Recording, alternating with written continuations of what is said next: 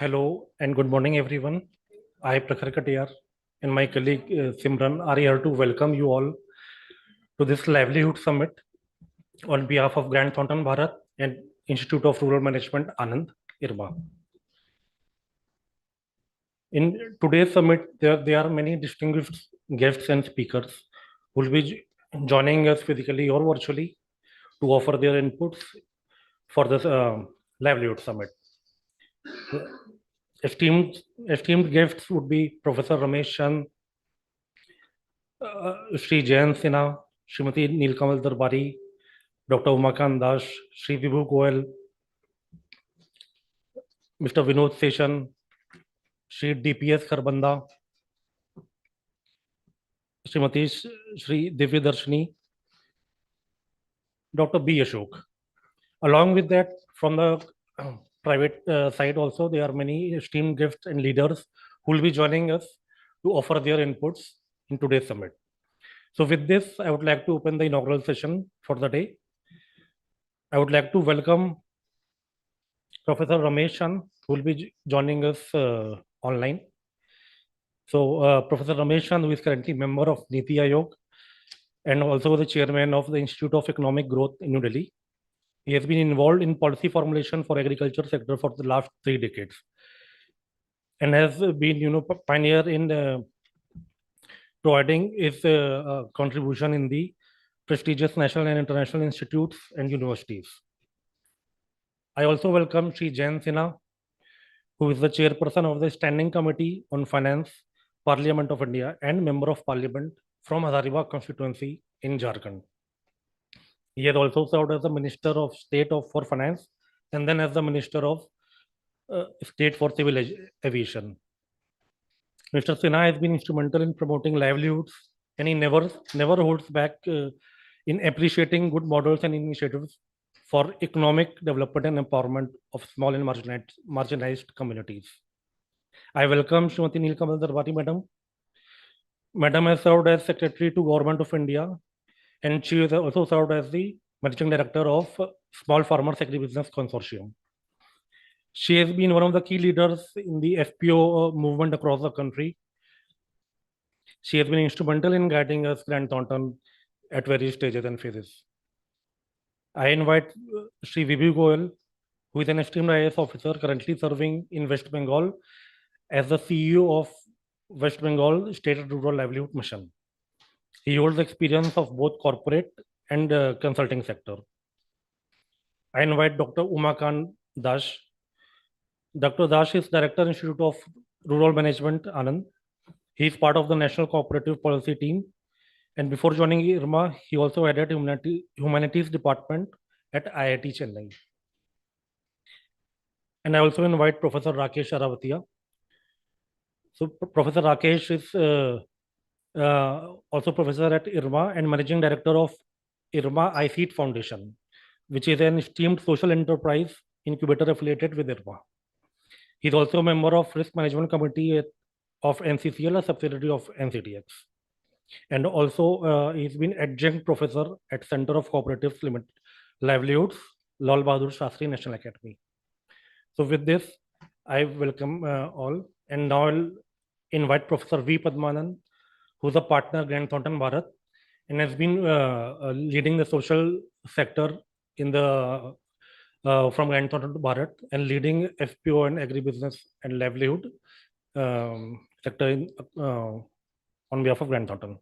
So I invite Professor V. Padmanand now to set the context and introduce the theme of the Livelihood Summit today.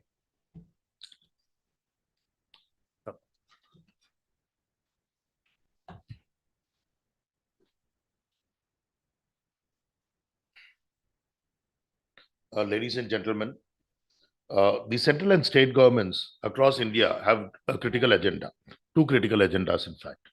One is of sustainably increasing income of farmers, and the second one is with regard to the economic empowerment of women. It is in this context that we have this Livelihood Summit today, where we'll be addressing these necessary initiatives, culling out best practices in the context of interventions across India at the state level, and also those sponsored and supported at the central level. So we'll be targeting basically the focus being on successful models again, on cooperative-led initiatives, cooperation through farmer-producer companies and through other forms of cooperative networks. In fact, India, as you are aware, has more than 9 crore women mobilized into SHGs, which is the largest SHG network in the world. And many of these are now progressing to be producer organizations as an income generation and a sustainable livelihood initiative from mere financial inclusion, largely financial inclusion focused interventions. Similarly, we have 14 crore farmers, and already maybe more than 1 crore farmers are networked into FPCs. Also led by Neil Kamalji's pioneering initiatives several years ago under the 10,000 FPO program. Since then, also, we have been focusing on developing tools and techniques for ensuring that we get outcomes rather than stick to mere outputs. Outcomes meaning not just various tools and techniques to promote FPOs, right from registration to modus operandi of various initiatives to develop an FPO, that kind of thing, but also in terms of ensuring that these interventions actually lead to sustainable income increases amongst farmers. Now, in fact, Team GT has been working with more than 1.5 million farmers, more than 500,000 of them being women farmers across India. So we happen to be very humbly the largest player in the ecosystem, in the Indian ecosystem. And in this context, our learnings, our successes and failure models, which are failures, have helped us evolve models, which we also brought out in the form of a pioneering volume with Neil Kamalji, Rakeshji, and me and Kunalji from Grant Thornton. So what we are planning, we are hoping is that our pioneering volume, today we'll also be releasing it, the volume released by Professor Ramesh Chand. We hope that this volume, which will also be available in Hindi version very soon, will also be able to capacity build the farmers as well as the women farmers and others in the ecosystem. And what we find is, based on our interventions across the country, over 20 states in the cooperative or the FPO mode, is that we have found that capacity building is the most important thing that is the need of the hour. Direct benefit transfers, MSPs to increase farmer incomes, these are only what we feel very humbly are largely unsustainable interventions, as any economist would say. So we are looking at means by which we can teach farmers and potential women entrepreneurs how to fish rather than giving them fish every other year, which is a huge burden on the taxpayer and could also stymie the potential growth of the Indian economy. Now we have 5 major themes today in the summit also, following the book release, which will be freely available to all. The 5 major themes include one on best practices in terms of the overall best practices involved in the intervention in the field. This will include best practices in terms of, say, 15 major interventions that GT typically undertakes in the form of such networks, with networks, right from procurement to crop advisory to common facility to direct market connect to custom hiring facilities, including drones, a range of interventions, all backed by Credit Connect. Similarly, we'll also be the next theme in continuation to the broad contextual setting best practices theme would be on the enabling policy environment. So many states you'd find would not even have an input policy for procurement by POs, without mentioning names. Many states do not have an MSP policy. We'd also have MSP leaders today presenting for FPOs. But some other states are very aggressive in terms of an MSP policy for facilitating FPOs to be conduits in the procurement programs of the state government or central government. Similarly, we also have asset mapping and transfer of assets by the district collector and by the state government to producer organization in many states, which is proving to be a boon to producer organization to operate go downs, to operate retail outlets, etc., and common facilities. The third significant session would be on sustainable revenue generating options. Many FPOs, we still refer to them as infant FPOs. Infant matlab 4 saal ho gaya, 5 saal ho gaya, but still at the teething stage with revenues of maybe 10 lakhs or 20 lakhs. How do we take them to a few crores worth of revenue? How do we ensure that they sustainably serve as platforms for dissemination of a range of services to the rural sector and to contribute to rural livelihoods in a sustainable fashion? Is what we'll be discussing out in terms of best practice again. The fourth session would be on SHGs to FPOs, POs largely. It could be including the non-farm sector. The focus being more on the farm sector today would be largely because of the fact that, between 80 to 90 or even more percentage of the rural economy is dependent on the farm sector rather than on the artisan sector. So SHGs to POs also, in fact, Team GT has already contributed towards almost 150,000 SHGs being evolved into POs and supported by related POs, which we'll be focusing on the models. And we find very great results in terms of the pace of implementation, in terms of governance issues in this model, where we have women SHGs being progressing into viable and sustainable income generating producer organizations. The fifth session would be on partnerships and convergence. Now, GT's experience has seen that the critical part of any intervention in this context would be viable business plans. So there are about 10 types of business plans that are required to promote any cooperative or a cooperative network in terms of producer organization. Like I mentioned, right from input to custom hiring services, to common facilities, to market connect, to seed production nurseries, storage facilities, credit to avoid distress sale, credit to complement aggregation marketing and input procurement, a range of initiatives. So how do we prepare these business plans? And to implement these business plans, we need a range of partnerships with the private sector. In fact, GT alone, we partner with maybe about 50 to 100 institutions, private sector business development services, to ensure effective implementation of business plans. Unless we have both this connect, it is our humble impression and experience that we would not get success in the field. Business plans and the necessary partnerships to implement the plans. The third major focus within this theme alone also would be on convergence. Again, in most of our programs, at least about 30 schemes of the state and central governments are converged with the FPOs. So this is something which is very critical. So we don't need an 80 lakh or 1 crore budget to promote FPOs, as in the case of World Bank, ADB, other organizations also. It could be significantly, partly, slightly, or even significantly lesser if the convergence can be facilitated by the field level professionals working on FPO promotion. So thank you all for your time and contribution. We have some of the best experts in the field, foundations, CEO heads, CEOs of foundations, government leaders from across the country. Thank you all. Hope we will be bringing out a good knowledge document and a policy document, which will be beneficial and help us contribute towards developing a vibrant and inclusive Bharat. Thank you.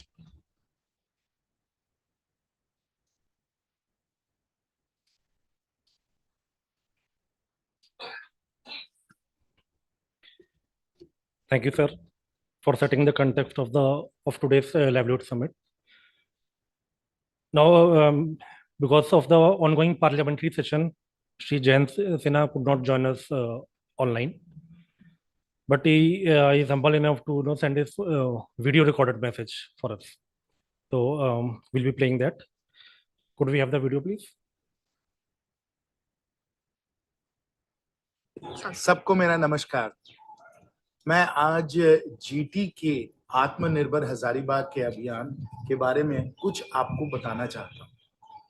करीब 4 वर्षों पहले gets foundation के साथ मेरी बातचीत हुई थी कि ग्रामीण क्षेत्र में अगर लोगों की कमाई को हम लोगों को बढ़ावा देना है, अगर लाइवलीहुड जनरेशन में हम लोगों को कुछ क्रांतिकारी और इनोवेटिव कदम लेने हैं, तो हम लोग उसको किस प्रकार से लें। तब हम लोगों ने सोचा कि आत्मनिर्भरता की ओर हम लोगों को बढ़ना चाहिए और जो हमारे ग्रामीण वासी हैं, किसान भाई और बहन हैं, कारीगर हैं, इनको हमको नए साधन देने चाहिए जिसके द्वारा ये अपने कमाई में बढ़ावा दे सके। तब ग्रांड थॉर्नटन को ये कॉन्ट्रैक्ट दिया गया और इस अभियान को हम लोग पिछले 4 वर्षों से चला रहे हैं। ये जो अभियान आत्मनिर्भर हजारीबाग का रहा है और अब उसको विस्तार करके और भी कई जिलों में ले जाया गया है, मैं समझता हूँ कि ये बहुत ही सफल हुआ है और एकदम innovative, out of the box इसका काम हुआ है। जो आत्मनिर्भर हजारीबाग का अभियान चला है, इसके 3 मुख्य स्तंभ हैं जिसके द्वारा हम लोगों ने बहुत ही परिणाम अपने किसान भाइयों और बहनों को, कारीगरों को हम लोग दे पाए। पहला स्तंभ तो ये है कि हम लोगों ने कोऑपरेटिव्स बनाए। कोऑपरेटिव्स के लिए बहुत सारे आजकल साधन मिल रहे हैं केंद्र सरकार के द्वारा, और जब कोऑपरेटिव्स बनाते हैं तो इन साधनों का हम लोग बहुत ही सदुपयोग कर सकते हैं। तो पहला जो है काम वो है कि हम लोगों ने कोऑपरेटिव्स बनाए। दूसरा जो मुख्य काम हुआ है कि कोऑपरेटिव्स को जो कई सारी योजनाएं चल रही हैं उनका हम लोगों ने लाभ दिलवाया। आज केंद्र सरकार और राज्य सरकार के भी द्वारा आजीविका के लिए, लाइवलीहुड जनरेशन के लिए, कोऑपरेटिव्स के लिए बहुत सारे साधन चल रहे हैं। उनका सदुपयोग करना, उनको सब कोऑपरेटिव्स को देना, किसानों को देना, कारीगर को देना, इसके लिए जो टेक्निकल असिस्टेंस, इसके लिए जो सहयोग की जरूरत है, ये भी जीटी ने बहुत ही अच्छी तरीके से किया। और जो तीसरा काम वह है कि प्राइवेट सेक्टर के साथ लिंकेज कैसे बनाना है। यहाँ भी जीटी का योगदान बहुत ही सफल रहा है, बहुत ही अच्छा रहा है। मार्केट लिंकेजेस बने हैं और जो कोऑपरेटिव्स के द्वारा उत्पादन हुआ है उसको हम लोग मार्केट तक पहुंचाए हैं और उसके लिए अच्छे अच्छे हम लोगों को भाव मिले हैं और इसके द्वारा आमदनी सबकी बढ़ी है।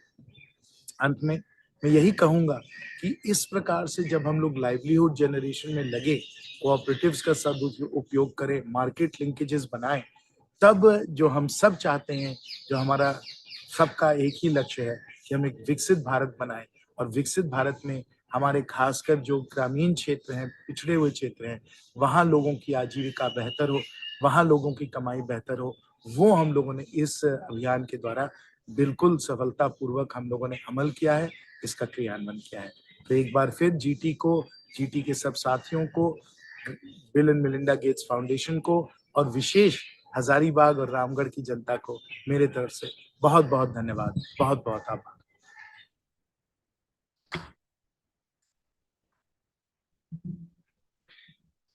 Thank you, sir. Yeah, he's always been kind in his words. So now I would like to request Madam Nilkamal Darbari to offer her distinguished address to the summit. Madam.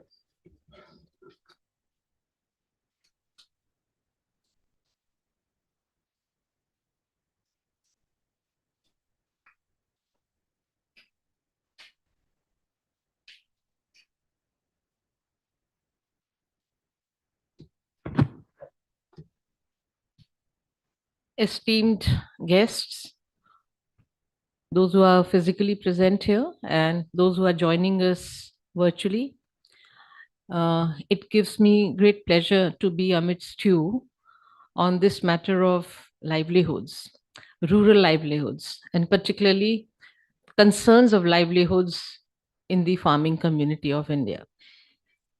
14 crore farmer households, multiply by 5, that's 75 crore people who are dependent on agriculture in one way or the other in India. That's 50% of our population. Now, if we are to talk about prosperity and better quality of life for Indians, for the country, there is no way we can ignore such a vast chunk of our population.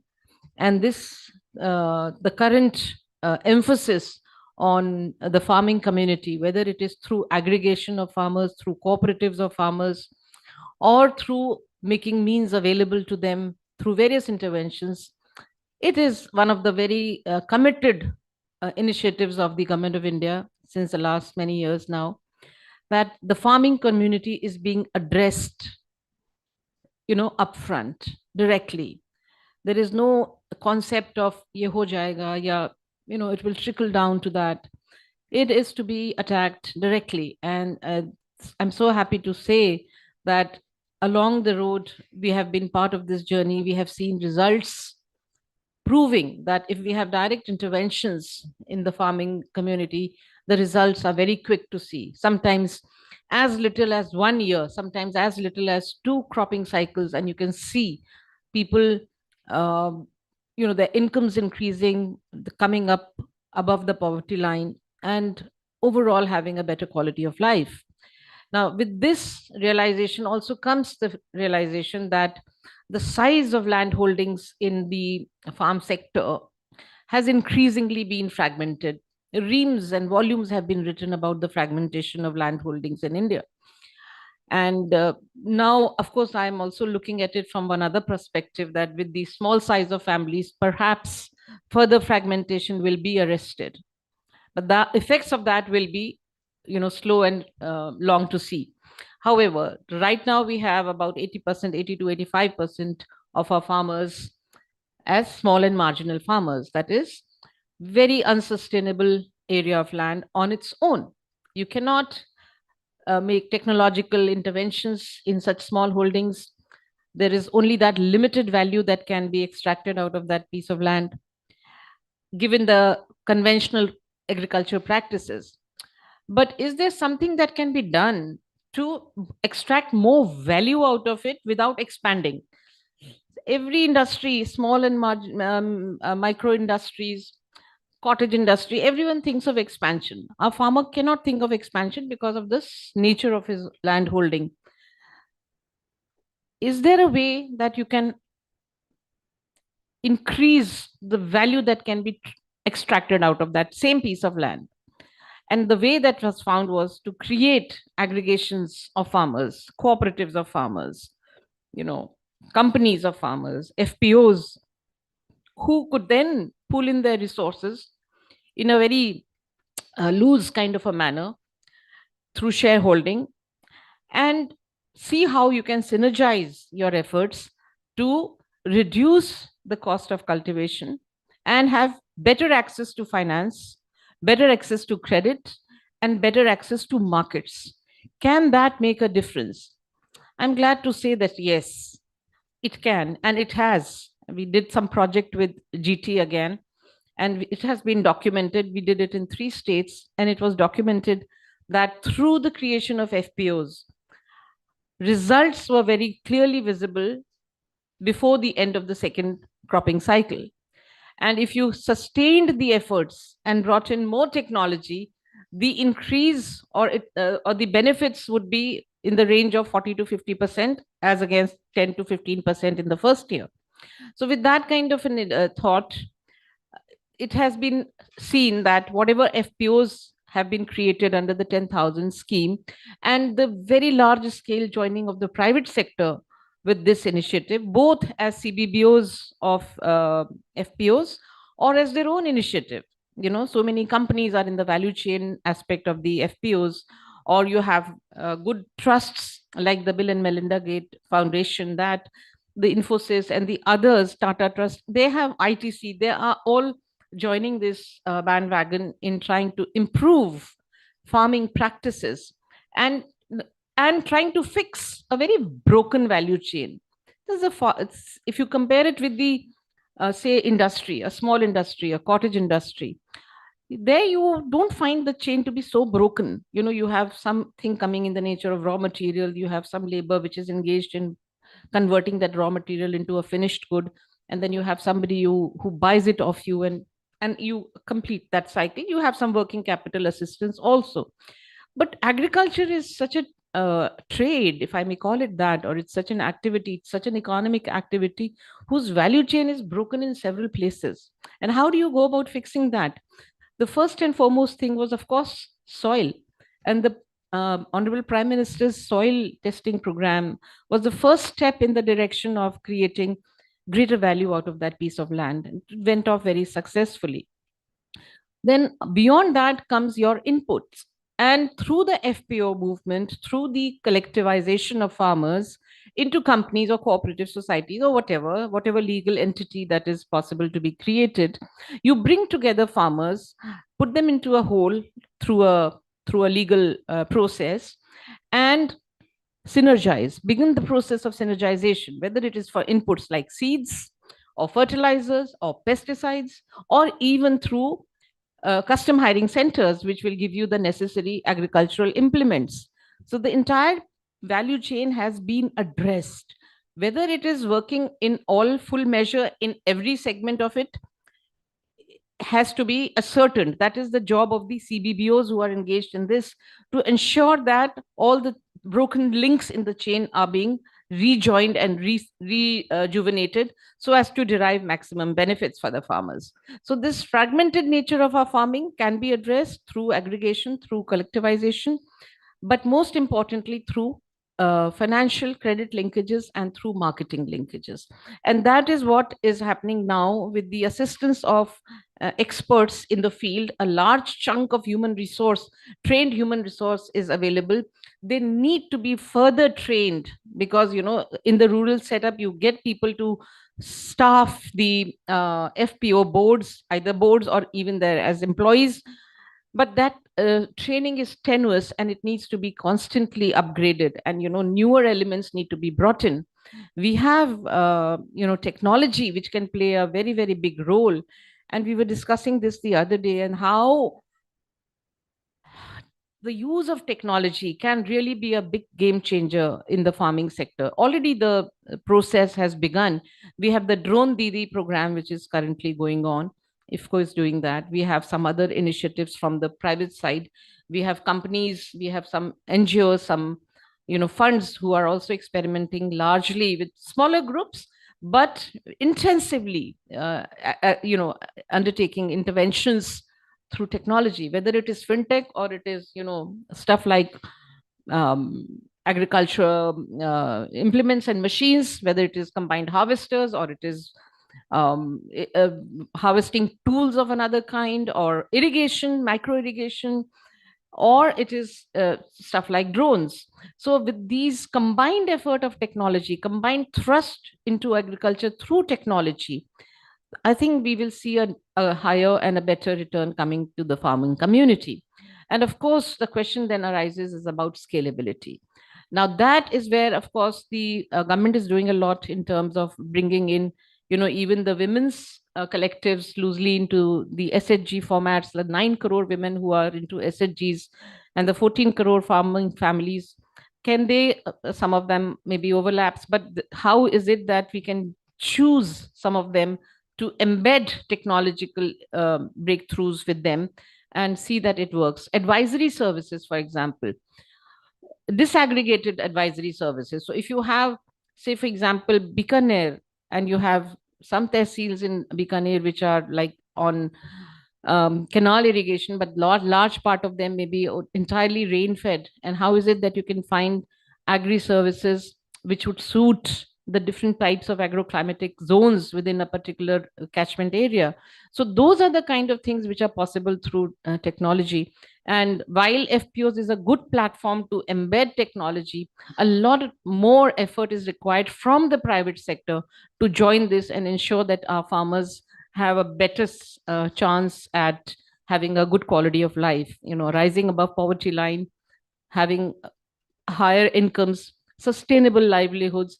And one more thing before I wind up, many of the farming communities' children do not want to continue with the farming, primarily because it is physical labor and highly labor intensive, and also because the lure of the city. And yes, why not? Everybody deserves to have better access.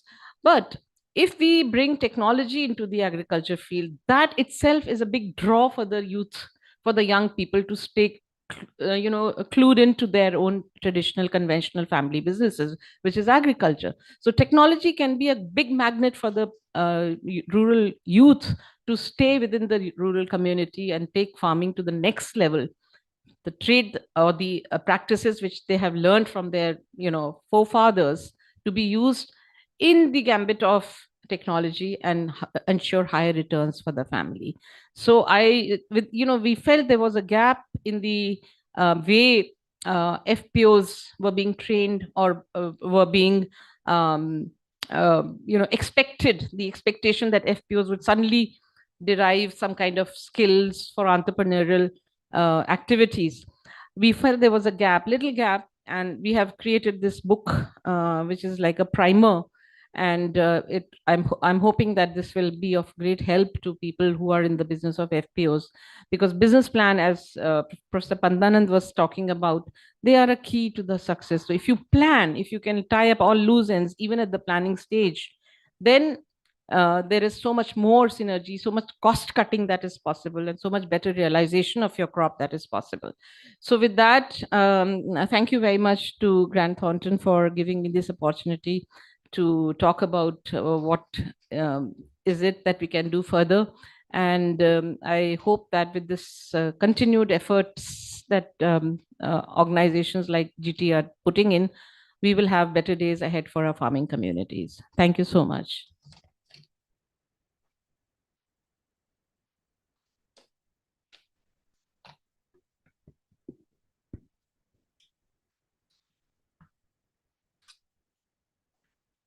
Thank you, ma'am, for your inputs.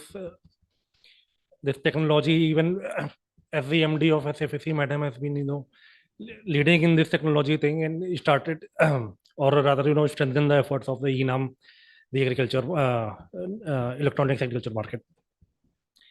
Now, I would like to invite Professor Ramesh Chand to offer his. No, sir. So I would like to invite Professor Ramesh Chand to offer his inaugural address. He'll be joining us online.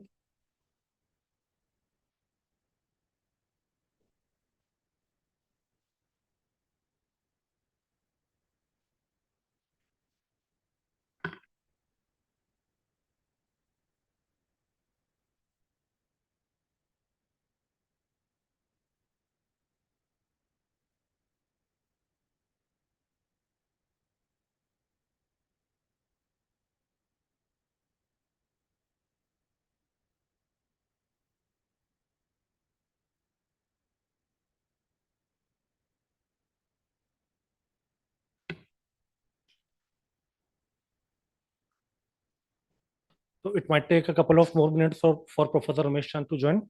So I would like to invite Dr. Umakant Das, Director, Institute of Rural Management, Anand, to offer his special address. Over to you, sir. Good morning, and at the outset, I would like to thank Grant Thornton for giving this opportunity.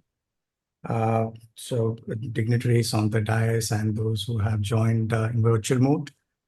I must congratulate GT for bringing, say, stakeholders, policymakers, and other organizations to a common platform to discuss and deliberate issues related to the theme livelihood. And this kind of summits are definitely more important and relevant in the current context. And particularly the book which is going to be released today, the Entrepreneurial Farmer, a manual for empowering farmer producers organizations, is going to be a kind of not just a manual, but will be used by organizations who are directly into it. And well, for us, for academic institutions like us, it is going to be definitely a reference manual, which will be used for conducting training programs and for, say, even teaching different various courses related to livelihood. As an academic institute, of course, we have been working with organizations and institutions which are directly and indirectly related with the livelihood missions and conducting various training programs to upskill so that it is going to benefit the end users. And as an institute, we are associated with almost all the state government and central government in undertaking training programs and research programs, assessment studies, particularly in the welfare schemes. So coming back to this, actually, this today's event is more meaningful in the sense of doubling the income of the farmers and discussing about how the people at the ground are going to be empowered, and particularly the women empowerment.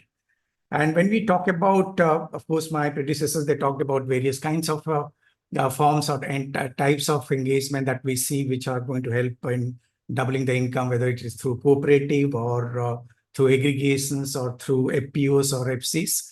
One of the major challenges that we see in this current market scenario is how are we going to ensure the entire value chain is being protected so that the FPOs and cooperatives are going to take advantage of both the backward and forward integration, because the major challenge is the lack of economic of scale. So once they are aggregated and they get the advantage of economic of scale and get the better prices, I think automatically the income is going to be much more than what they are currently getting. They will able to get the better bargaining power. So the deliberations, the 5 things which are going to be taken up today in 5 sessions will definitely bring more insight and issues and challenges that the sector and the FPOs in particular are facing, and will give solutions and suggestions which are going to be helpful for the stakeholders. I wish all the best to the GT and team. And I'm sure this particular summit is going to be a grand success. Thank you very much.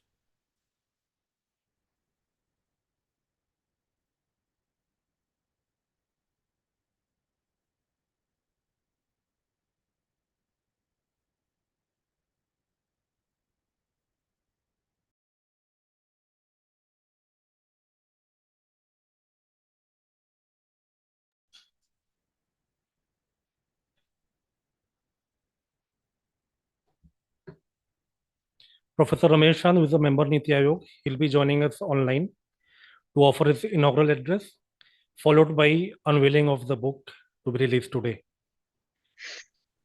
Sir, over to you. Thank you. Team Grant Thornton Bharat, Shri Padmanand ji, Madam Neelkamar Darwari ji, Mr. Kunal Sood, Director IRMA, Dr. Dash, senior official from state government. I find that some secretary level officers are also joining this meeting. Other participants who are there online and who are joining physically today's important summit, the focus of which is on livelihood. And this event is also, this platform is also being used to launch a report prepared by team from Grant Thornton Bharat and IRMA. I feel that both the theme of this publication, which has been prepared and which will be released today, as well as the theme selected for this workshop, are extremely important for our country, and they fit very well in the goal of Viksit Bharat, where the emphasis is not only on growth of economy, the emphasis is also on inclusive development, prosperity of all. And we also know that nearly half of our population of India depend on agriculture as their principal source of earning. And also we know that poverty is concentrated in rural area and among the rural labor household, among small farmers. Therefore, if we want to achieve the goal of Viksit Bharat, which include the prosperity of all, we need to pay attention to this group. We need to pay attention to their livelihood. In our country, close to 90% of farm holding are of less than 2 hectares. Little more than 2/3 are of less than 1 hectare. Studies show that these small farmer, marginal farmer are very productive. They are so productive that their productivity is much higher than what is the productivity of medium size holding or large size holding. So they fit very well into this concept of small is beautiful. But they also come in the category of that small is beautiful, but small is weak. So these 90% farmers, though whatever they could do on their own, they are doing it, but they have a serious handicap in terms of scale. And they can do nothing to change the scale on their own. For that, we require some institutional mechanism. I feel that the main goal of starting this institution of farmer producer company is to empower these farmers to overcome the constraints that comes from scale disadvantage And that you see in everything, not only in input market, not only in output market, but also if you think slightly deep, you will find that scale disadvantage is applicable in Indian agriculture at all levels. Let me give one example. We know that the main source of increase in productivity, increase in income of farmer is to give them new knowledge, scientific knowledge, to give them training about use of modern input, market intelligence, etc., etc. But if we want to give them this training by going to individual farmer, you will find that reach of any extension agency will be very, very weak. But if these farmers come under one umbrella in a group of 100, in a group of 200, in a group of 300, then reach of extension, dissemination of technology and knowledge become very, very easy. So like this, I find that there are example in all areas that how we can empower our farmer, how we can address these challenges which they are facing in terms of adopting new technology, in terms of new knowledge, in terms of buying input, in terms of getting better price in all those areas. In fact, with the mechanism like farmer producer company, I have visited some successful farmer producer company. I found that the farmer who were selling their produce, say within 10-15 kilometer radius of their farm, now have a global reach. The grapes produced by many farmers in Maharashtra now fetch a price which is available for exports. So again, in terms of inputs, there are so many issues, whether farmer will be able to get right kind of input, whether they will be able to get right quality of inputs. So this institution of farmer producer company relieve smallholders or all kind of farmer who are their members of these kind of worries. Rather, they ensure that they get a better deal, they get better quality, and they have to.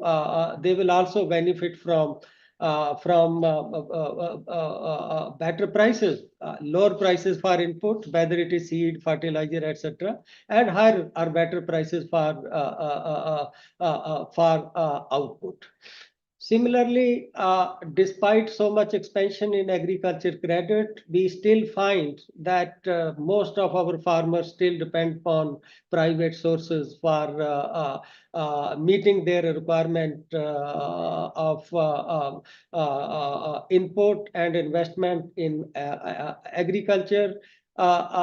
This again, FPC provide a mechanism for linking all holders with the institutional agencies so that they can take advantage of interest subvention rather than paying interest rate of 25%, 30%.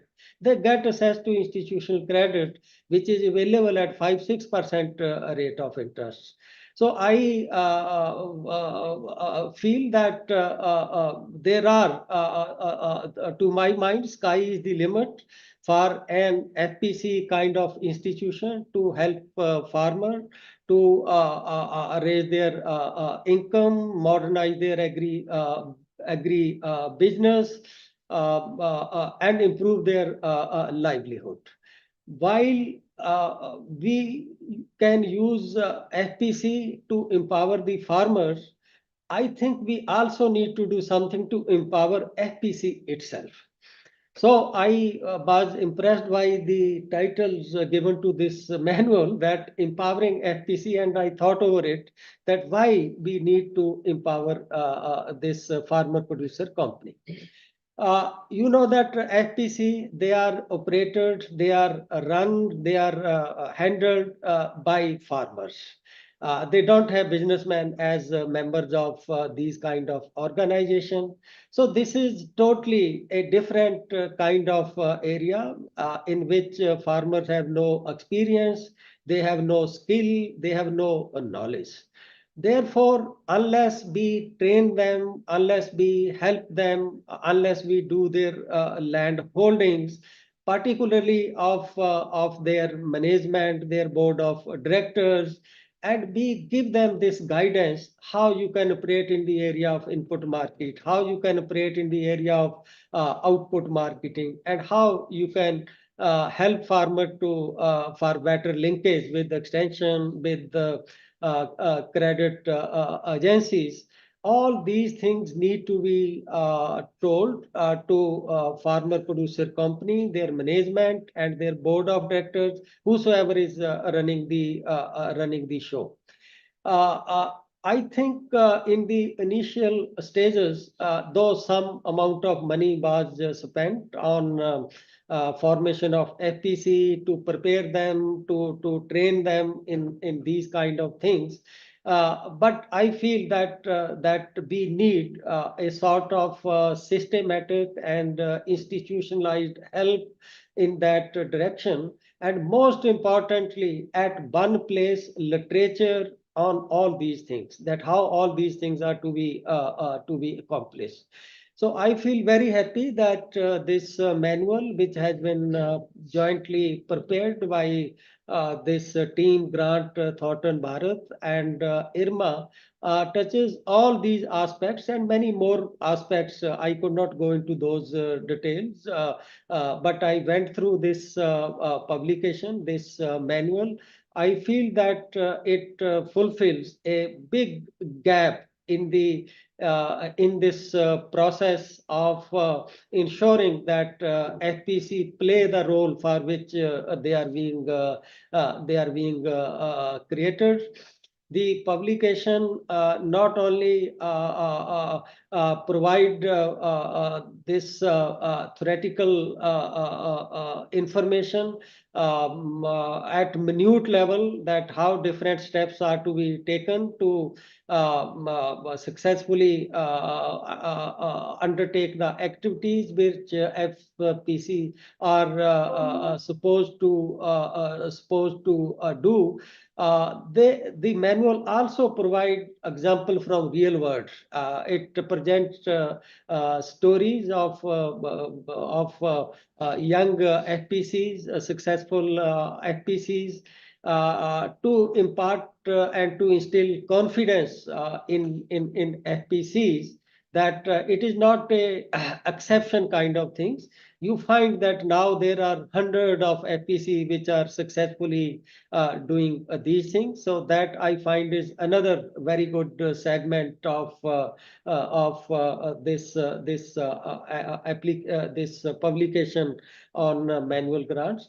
So after looking at this content of this publication, a very rich content of this application, and pragmatism which has been included in this, I could see the advantage of coming together of someone working in government, someone working in private sector, and someone working in educational institution, that when these three hands join together, they can really produce something very, very valuable. And this is what is visible to me in this publication, that Madam Neel Kamal Darwari, who earlier worked in the Ministry of Agriculture in SFAC, and she was dealing with the FPC issues. So she brings government perspective. She brings all those aspects of what kind of government schemes are there from which FPC can benefit. Sometimes this knowledge is completely missing.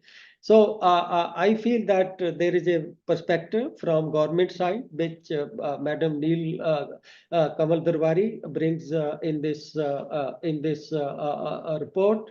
Then a role of private sector, especially private sector which looks into business principle, looks into business empowerment, that FPC, if they have to be a business oriented entity, what kind of aspect they should be looking into. So I really find that both Padmanand ji and Mr. Kunal Sood, they provide the perspective from private sector side.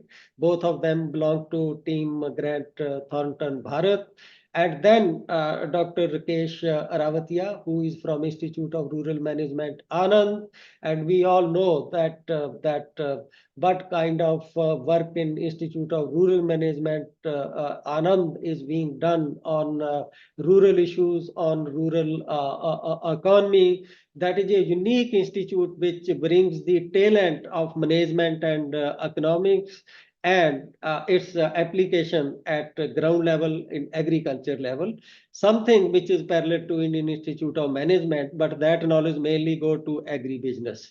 So I feel that there is a academic perspective from IRMA side, government perspective, and private sector perspective in this report, and that is what make it very pragmatic.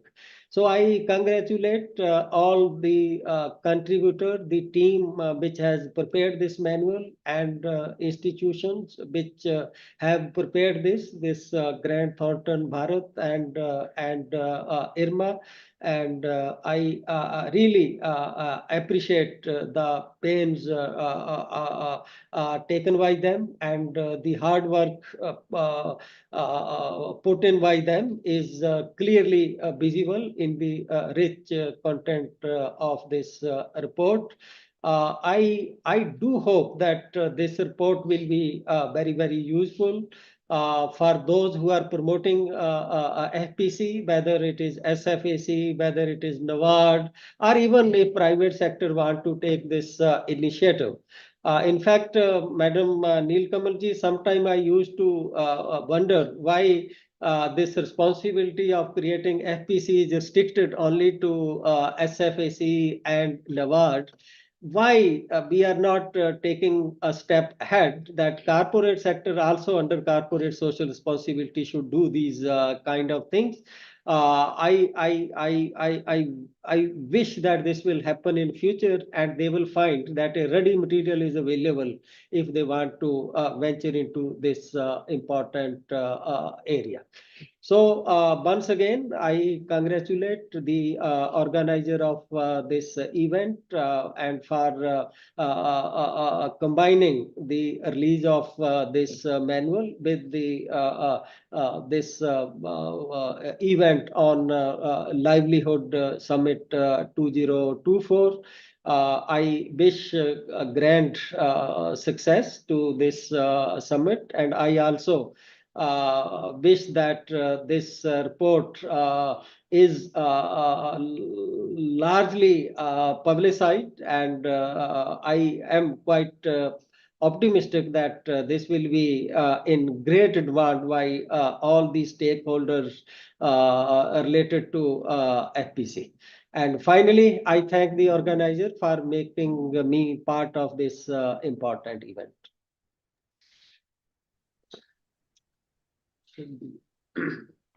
Thank you, sir. Now I would like you to release the book, and I request the authors, Darbari Madam, Professor V. Padmanand, Shri Kunal Sood, Professor Rakesh, and Shri Vishesh Chandiok ji, to receive the book from Professor Ramesh Sharma.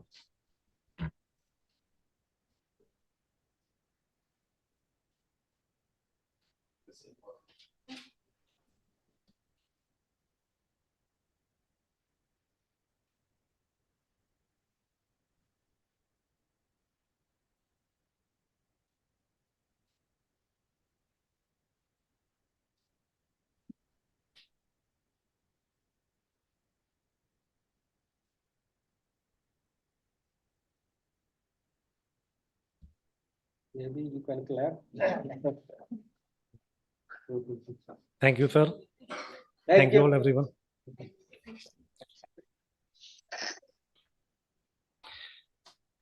So thank you, Professor Ramesh Chan, for releasing the book and offering your inaugural address. I would quickly like to welcome Shri Vibhu Goyal, who is the IAS and CEO of West Bengal State Rural Livelihood Mission, to offer his special address to the summit. Sir. Good morning, all of you. I hope I am audible. Yes, sir. Esteemed guest and dear colleagues, first and foremost, many thank you for inviting me and to be a part of this Livelihood Summit, which has been conducted by IRMA as the organizer and Grant Thornton Bharat as the knowledge partner. I would also like to thank Professor Padmanand, partner of the Grant Thornton Bharat, and Chirag Jain and his team that you considered me for my brief address so that I could bring to the table my experiences from the state of West Bengal. I'm currently the state mission director and the CEO of West Bengal State Rural Livelihood Mission. At the mission, we have in the state of West Bengal more than 11 lakh 20,000 self-help groups who are a part of this SHG revolution in the state. We are talking about more than 1 crore and 18 lakh women who are a part of the revolution in the state. And I'm happy to tell that more than 2 lakh of these self-help groups have been added in the recent couple of years. Last year, we were able to generate a credit link of more than 21,000 crore. And this year, the state is targeting at more than 25,000 crore of credit link.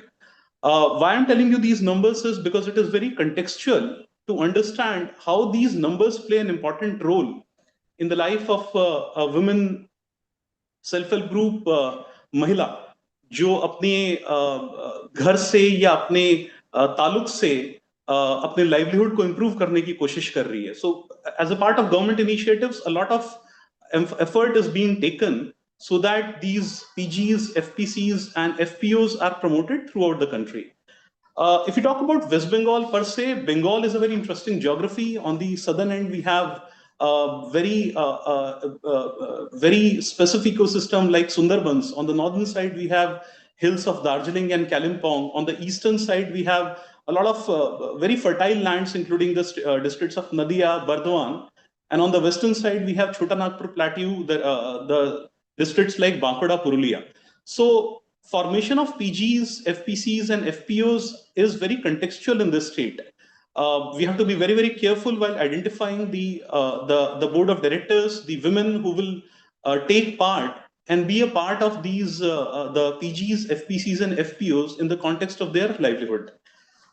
From the field point of view, I just like to share a couple of things which we are seeing in the field and which the state and the governments throughout are trying to develop. There are a lot of, while on the policy level, a lot of initiatives have been taken by the government of India and the state governments so that the PGs, FPCs, and FPOs are organized. They are able to be credit linked. They are able to market link so that they can sell their product, whether it is online, whether it is offline. But there are various challenges when we talk about these entities. Recently, we have made 22 FPOs who have been recently registered in the state. And personally speaking, when we go to the field and talk to our women entrepreneurs, the simple thing that they say is, sir, in Bengali, they say, sir, jebhave apni bolbe, jebhave government bolbe, ami ota kore debo. Means that whatever sir government say, we will be able to do. No question asked, sir. You just ensure that we get the right sort of training, we get the right sort of market link, and credit link from the banks. Now, easier said than done. The challenge is, I would say that as far as PGs are concerned, until unless the banks have a focused, so to say, mandate given to them by their HQ, the bank account still is an issue in rural India. Governments are trying their level best. A lot of processes have been simplified, but still the average time taken in understanding that how these bank books will be, passbooks will be updated, how these documents will be scanned, how the chartered accountants will be linked to them, it still takes some time. The producer certificates by ADA, sometimes it is a concern. The land records sometimes are not available in the name of these self-help group members. KYC mismatches are there. So some of the administrative issues are there. However, having said that, a lot of initiatives are being taken by banks, the governments, that these FPOs, FPCs are organized into a proper systematic procedure. As far as the other statistics are concerned, I wouldn't bog you down with the statistics, but the only point I want to make is that if you are able to market link, which I already mentioned, the produce of the potential produced by these women, and we have to also understand that a primary time of a woman is spent in household activities also. So choosing of these women who will be able to give a proportionate time in their households and also involved in the economic activities which they are taking part in a large number. This requires a lot of juggling between the time management of the women so that they can be able to dedicate their time in formation of these groups and the organizations. I would like to thank Grant Thornton Bharat. Again, I would like to specify that when Professor Padmanand told me that his publication, The Entrepreneurial Farmer, a manual for empowering farmer producer organization is coming, we got very excited. And he was kind enough to send me a copy of that, which I'm trying to understand. But from a practitioner point of view, I'm still taking some time. It is a difficult publication to understand by a journalist like me. But I'll get back to him for any suggestions or any challenges. I also congratulate the other authors. Incidentally, one of them is a senior from my college days. So it's very good to see Professor Aravati doing phenomenal work as far as social sector is concerned. My wishes remain with Grant Thornton Bharat and the wonderful work they are doing with the state of West Bengal, because they are already working in 6 states. In West Bengal, they are supporting us in various PGs and FPCs. And I expect their team to do more good as we go together and learn together from all of us. Thank you very much for inviting me, and I wish this the Livelihood Summit a grand success. Namaskar. Thank you, sir. Thank you for your inputs. Now I would like to welcome Sri Vishesh Chandiok, who is the CEO of Grant Thornton Bharat. With his leadership, Grant Thornton, we at Grant Thornton are aligned with the national priorities, also showcasing in the name, which we changed from Grant Thornton India to Grant Thornton Bharat. I welcome Sri Vishesh Chandiok to offer his special address. Sir. Thank you very much.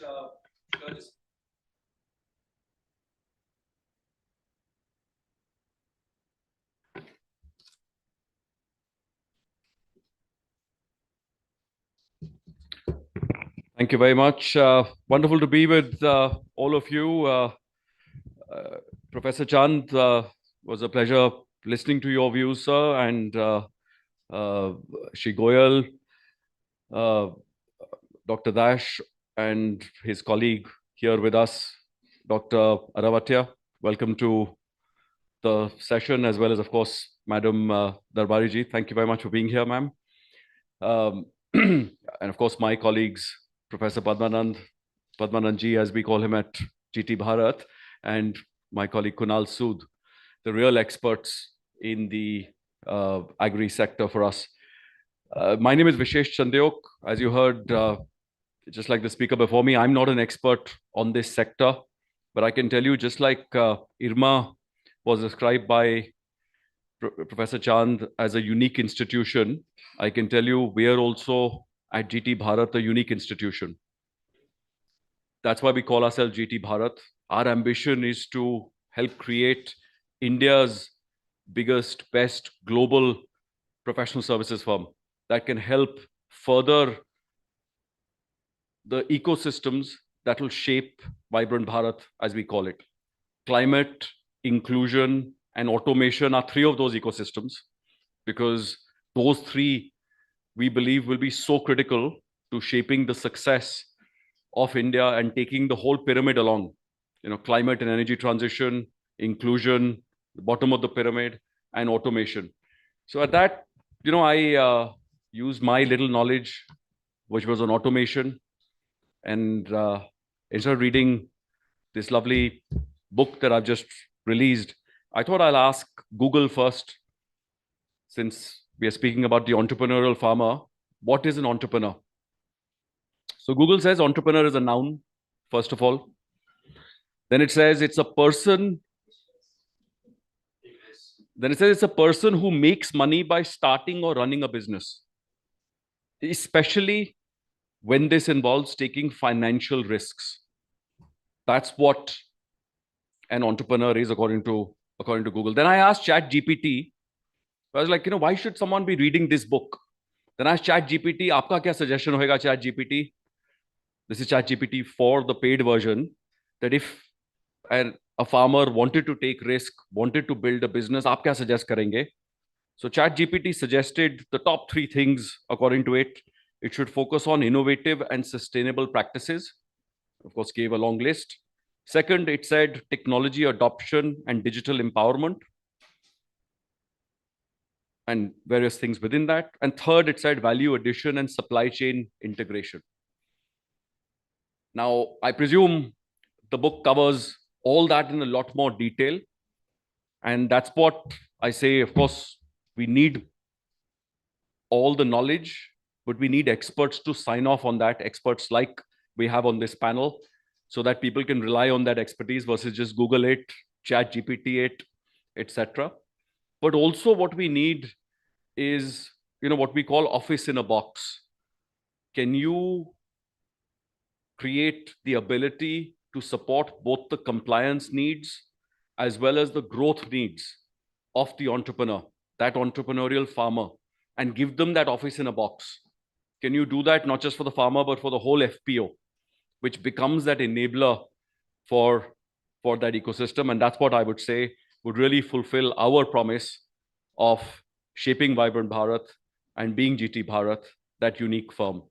I'm absolutely delighted at this initiative, and thank you very much for having me, and to all of you for making time as experts.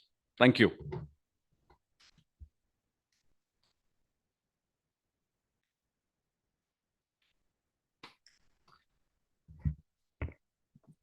Thank you, sir. Thank you for your inputs. So with this, we would like to conclude our inaugural session. I would like to invite Shri Mohammad Zaidi, Associate Director, to offer vote of thanks.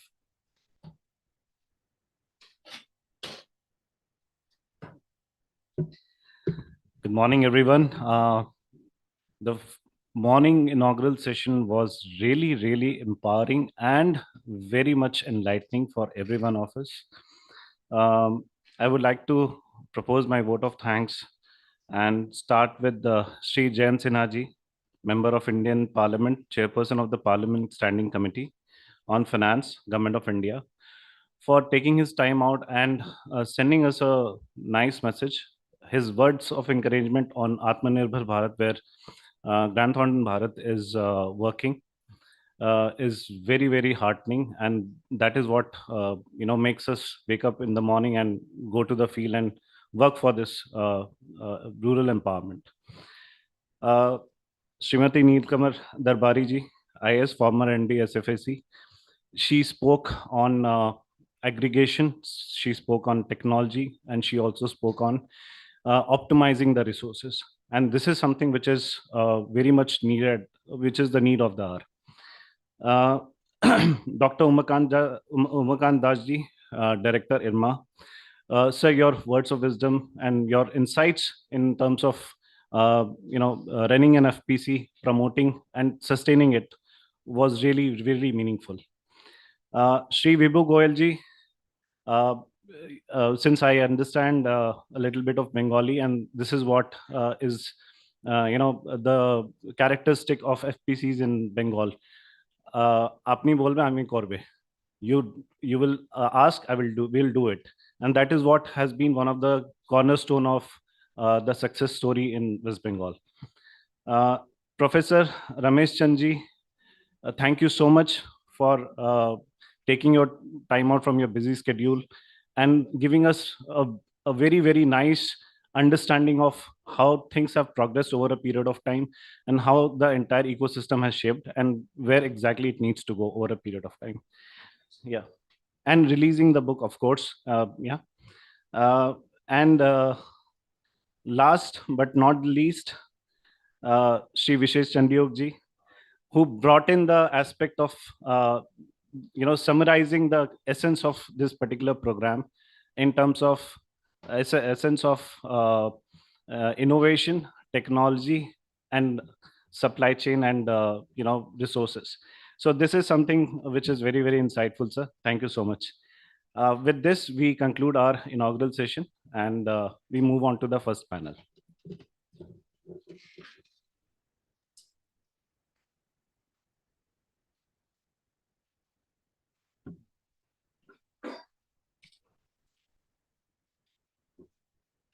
Now we'll be having a short tea break, and then we'll move towards the panel one discussion.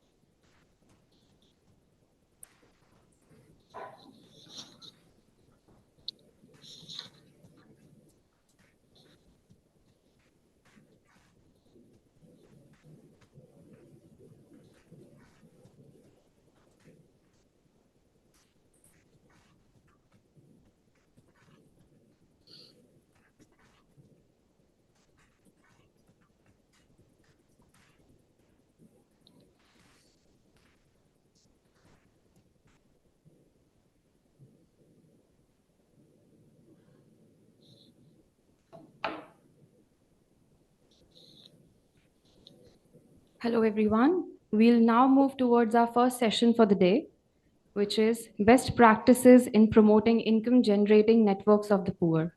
Please join me in welcoming the moderator of our session, Professor V. Padmanand, partner Grant Thornton, Bharat. Now, please join me for inviting the speakers for the session. Shri Satyaki Rastogi, CGM, SIDBI, Professor Rakesh Aravatia, IRMA, Srimati Sarita Behel, Director, Bayer Foundation, Shri Dr.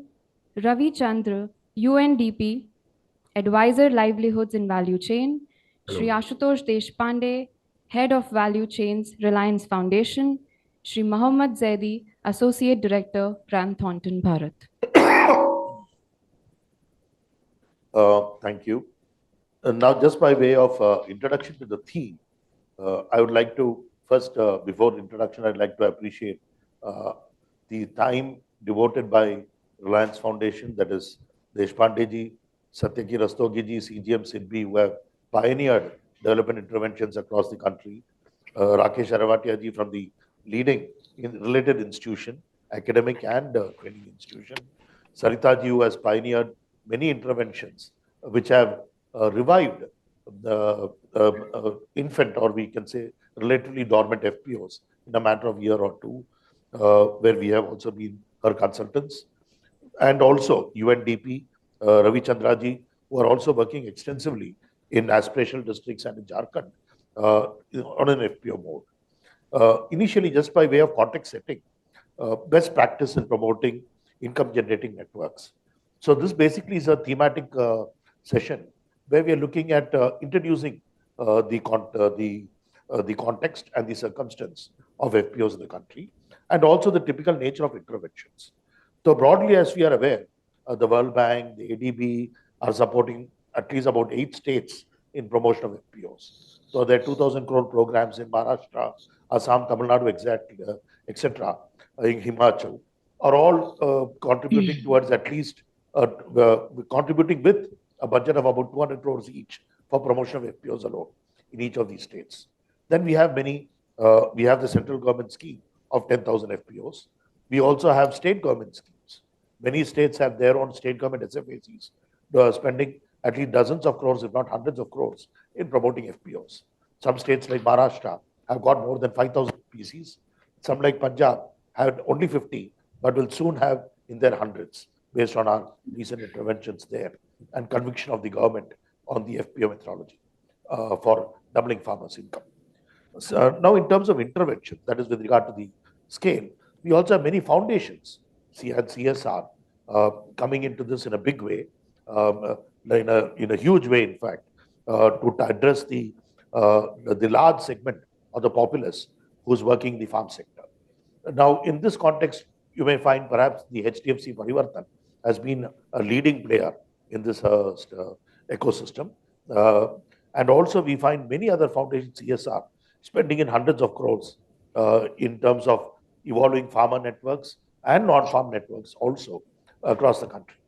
Now, what we find is a critical constraint, our experience, is that there is, and Madam Neel Kamalji would also vouch for it, is that the absence of good implementing institutions or facilitator institutions, whatever we call them, in the field to guide and promote FPOs. That is a critical gap in terms of institutions who can help farmers evolve 10 or 15 types of business plans, the necessary partnerships, convergence with schemes of the government of India and state government. ये सब कर नहीं पाएंगे तो फिर formation होती है, promotion नहीं होता है. So this is a major concern. Then another major concern is regard to what does an FPO do. So this particular manual, which is the third in our series, we got out the first about 8 years ago when we kickstarted the World Bank MACP program in Maharashtra, where 400 FPOs were involved about 8 years ago, 8 to 9 years ago. And this is the third in the series of volumes after a 5-year gap. So here we brought out, it took us more than a year to publish this manual. Due to various reasons, there were some delays. What we find is we are presenting various business plans. So business plans with regard to crop advisory, business plans with regard to input procurement. Just these two interventions we have found would lead to positive outcomes of about 20 to even 30%. The second major intervention is with regard to, say, custom hiring facilities, including drones, meaning a 5,000 rupee income increase per acre, including the increase in yield in many commodities. So 20 to 30% from quality inputs and crop advisory, quality animal husbandry inputs and animal husbandry advisory, including through telemedicine services. Custom hiring, including drones, tractor, rotavator, harvester, and drones, and also direct market connect, which also contributes to about 5 to 10% increase in income. So you find a critical in terms of 20 to 30% from crop and production related intervention, Mechanization and technology related intervention, 5 to 10%. Our experience, direct market connect, corporates or even small players or retailers or own retail, 5 to 10% increase in incomes per acre. Second one is the next major intervention being in terms of storage and common facility centers for value addition. So this would be, our experience has been between 5 to about 20% increase in income, depending on the extent of value addition and the storage component. Then crop diversification, varietal change, which may lead to even 15 to 80% increase in income. Additional income through mushroom cultivation, vermicompost, handloom, that kind of thing, woodworking, artisan work, contribute to 20 to 50% income increase. And ultimately, all these matched by Credit Connect, starting off with 5 lakhs, the first 2 months of initiation of an FPO, going up to even 50 lakhs to 1 crore in a period of 2 years. And all this backed by partnerships and convergence. We work with about 100 partners in each of our interventions, where we work with foundations, with the World Bank or the ADB or state governments. 50 to 100 partners in each project. These are input players, these are output players, these are technology players, NBFCs, banks, etc. A range of initiatives. So in this context, our best practice has been that unless we do these integrated interventions, covering all the value chain streams, which provides income to a farmer, we will not really move towards actually contribute towards doubling farmer income. So this we have learned and we are implementing more successfully across India. I'm just coming back from Punjab, where Honorable Agri Minister and hopefully next the Honorable CM has kick-started a dissemination meet where we have contributed towards more than 40-50% income increase for about 10,000 women farmers in the last 1 year alone through all these interventions. So we hope to make it into lakhs of farmers in Punjab through such dissemination events.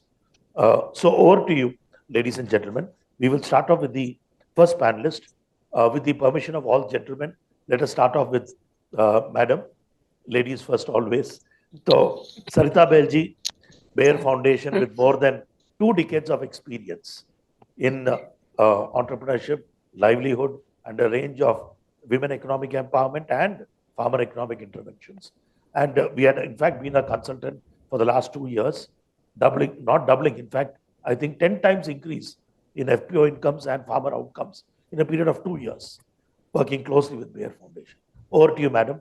3 minutes on your best practices and experiences. Thank you for the kind words, and thank you, GT Bharat, for inviting me for this very, very important and critical conversation with stakeholders in the ecosystem. This reminds me of gold. When I see gold and I see it glittering, but not everything that glitters is gold, and not everything that flashes endures. So like gold that glitters, there may be someone who has a strong personality which dazzles everyone in the room. But what happens when that glitter wanes? Have you thought about it? Like what stays behind? What is that persona like? What is there substance and merit in what that person says? And like gold, is this person malleable, pure, stable, and of value to others? You will find that gold in women. What I'm sharing with you today, ladies and gentlemen, is a story of women. Women who are smallholder farmers, women who belong to aspirational districts, and women who can inspire all of us. And I don't need to say this to you. You all know that, out of the 766 districts that we have in India, 112 are aspirational districts. And, close to 40% of these districts belong to the eastern part of the country. But despite their significant population and development needs, these districts have received only less than 2% of the total mapped CSR contributions. So somewhere in 2020, we decided that, based on our mission, Health for All, Hunger for None, we will look at building very strong, impactful programs across aspirational districts where there are low indices of prosperity, lack of access, lack of transport network. I remember traveling for hours. At one place, it was like 6 hours at a stretch and just kacha road and nothing else, and very, very difficult. So you can imagine the kind of hardships farmers or communities face when they stay in aspirational districts. And we believe that, the path to transformational India is through the change in aspirational districts and only by empowering women, which is why I'm so delighted to be part of this conversation, because it focuses on just this very fact, which is very close to my heart, and that is women. What we have found working with women, and this was a surprise to me also. We are working across 7 states, 12 aspirational districts, 40 FPOs, and with GT we are in Osmanabad with 10 FPOs. Somewhere it's the women who are taking charge and bringing about a change. And let me give you an example. In Osmanabad itself, there is one FPO which is run by women. And of course, it was a defunct and dormant FPO. And our whole objective was nobody's paying attention to them. Everybody is looking at setting up new FPOs, getting the government subsidy. But hey, what happens to these FPOs which were formed and nobody looks at them? So we decided, let's take a look at them. And when we started working with women, to our surprise, we found them to be far more active, far more enterprising, far more innovative, and taking initiatives compared to men. So I was like, puzzled. I mean, what is it? Why is there so much of a differentiation? And what really stood out for me as I kept talking to these women, as I kept traveling and meeting them, that these women, it's in their nature to nurture. It is in their nature to manage time, manage budgets. It is part of their DNA to prioritize. And that is exactly what they were doing in this FPOs. They were looking at managing their household work, their field work, and then looking at the FPO and saying, we want to take hold of this and take charge of this, right? Men, we found, are very focused on big targets. Let's have 1 crore target to earn. But women, I found they were happy with small targets, but quick decisions and easy to implement action points. And I think their being a part of already established self-help groups helped them to network and bring more and more women within their fold. So I remember this FPO, when it started, this dormant inactive FPO, there were only 300 women, but today now, 300 members, but today there are more than 15,000 small shareholders. 48% of them are women, more than 7,000, right? And the FPO run by women has more than 1,500 members. What I want to, strikes me, ladies and gentlemen, is the comparison when I do with what's like with being a woman in a corporate and being a woman in the farm and in the village. I find women in the village to be far more resilient, far more focused, driven, very clear about their own. Forget the education piece. I don't think we need to compare the education, but I find the other aspects that they bring on the table. Look at the networking. I speak in a lot of forums where they look at how do we help mid-career women progress. And the one point that comes up, women are bad in networking. I would say, please go and visit villages. Please talk to the women, see how they network, learn from them. The support system that they create is phenomenal. And that is what takes them everywhere. I want to end by saying that when you work with women, you just don't bring inclusion, you create magic. And I think with GT and with our other partners, that is what we have done. When we bring in this innovative practice of reviving a defunct FPO and we put women on the top, or we involve more and more women, we are able to achieve much more. We all had targets of 1 crore per FPO by March 2024. And I'm very pleased to share with all of you that we are on the path to achieve that. And I'm happy to share more information as we go along. Thank you so much. Thank you, madam. We will now move on to Satyaki Rastogi, CGM SIDBI. SIDBI, in fact, I remember 20 years ago when I was in other avatars, UN and EDI, etc. SIDBI was the major sponsor of all development activities in India, the Program and Development Department. So many things that we have learned has been through SIDBI interventions. So we had something called cluster development for the MSME sector, which we have copied and replicated now for the agri sector, nothing else. Tools, various tools and techniques. So SIDBI, I should say, has been a pioneer for development interventions across India. And recently also, under their CARE program, under many of our livelihood initiatives, we have been working in the non-farm sector. Like, for example, we had Jayant Sinhaji, where under the BMGF project, in a period of 3 years, we could increase income of artisans as well as farmers by about 50%. So this includes Sorai art being introduced as a brand, woodworking, garment clusters through raw material banks, through common facility centers, through technology upgrading, through PMEGP support, various initiatives, Credit Connect, designs, our designers working with them extensively. So non-farm is also a critical segment, though not in terms of a scale of the farm, but a critical initiative if you're looking at local economic development and rural development per se. So over to you, Satyaki ji, on your inputs with regarding to best practices in this segment. Thank you, Padmanji. I was about to start by a caveat by saying that I will be speaking from the perspective of micro and nano enterprises, but you already put that into, started with that. And secondly, we were not doing the promotional and the developmental role. I think we continue to do that and continue to do that more vociferously.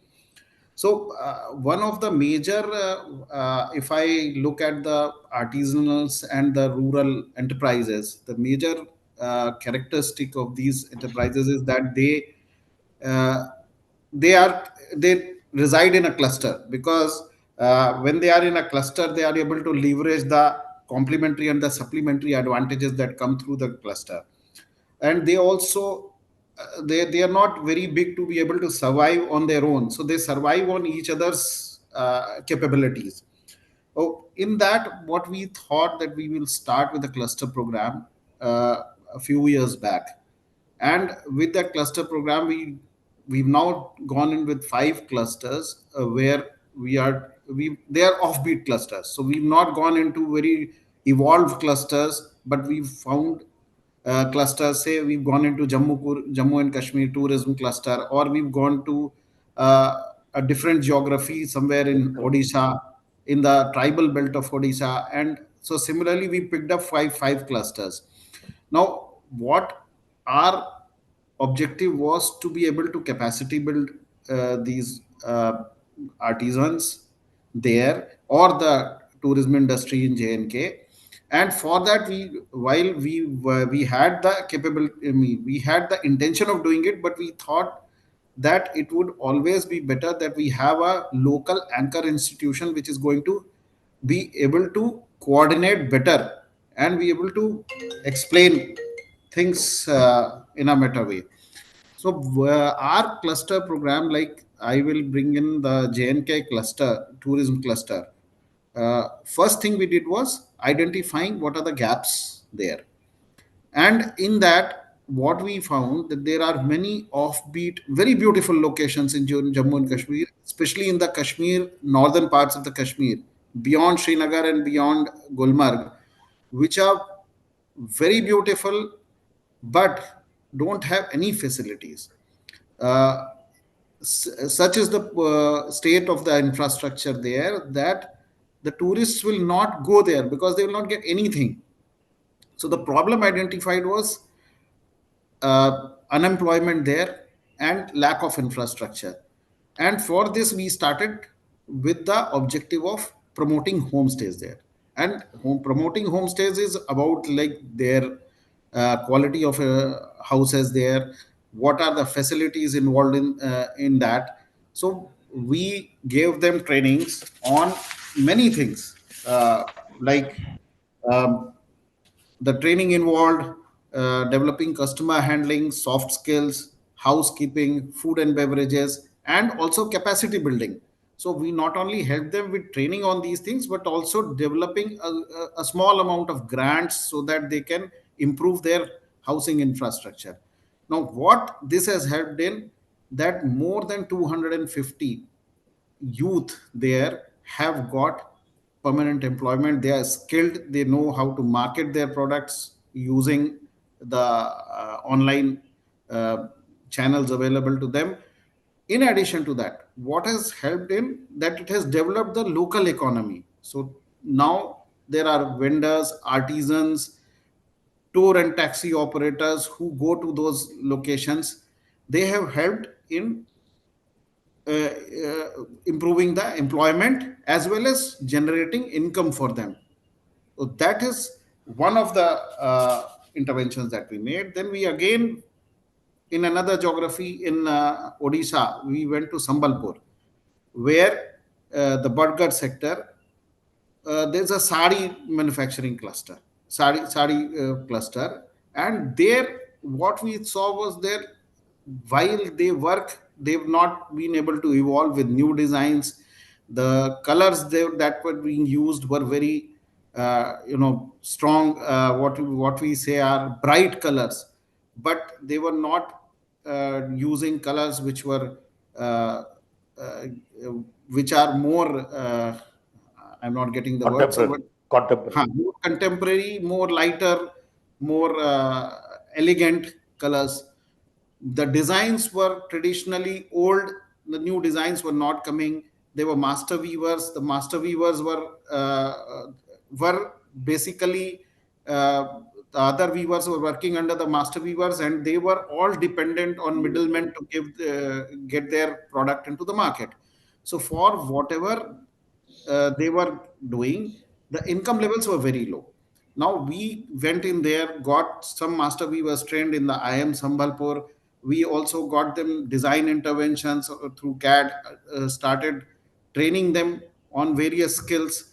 Today, the income levels, what we've seen, have gone up considerably. People who were earning 2,000 to 3,000 per month have now started earning 7,000, 8,000 rupees to 10,000 rupees per month. So it's a threefold, fourfold jump in 1 year. And as Sarita ji said, they are majorly women. And if you go and talk to those women, you will find that they are really more enterprising than any of the urban women that we will find. And they pick up the thread so fast. So, what I'm just trying to say is that any intervention to increase rural income has to be very thoughtful, innovative, and done with lot of background work for them to be able to, because you have to customize it to their needs. Uh, at this moment, I think that is what we are doing now. We are trying to increase this to 20 more clusters. Obviously, all will not be artisanal clusters, all will not be very small clusters, some will be slightly more evolved clusters, but still the focus would remain on rural, poor, and women. Thank you very much, Satyaki. Beautifully put.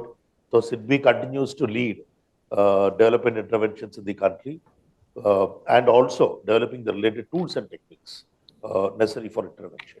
We will now move on to Dr. Ravi Chandra from UNDP on their lessons and learnings and suggestions for ecosystem stakeholder. Thank you, Padmaji. Am I audible? Very clear.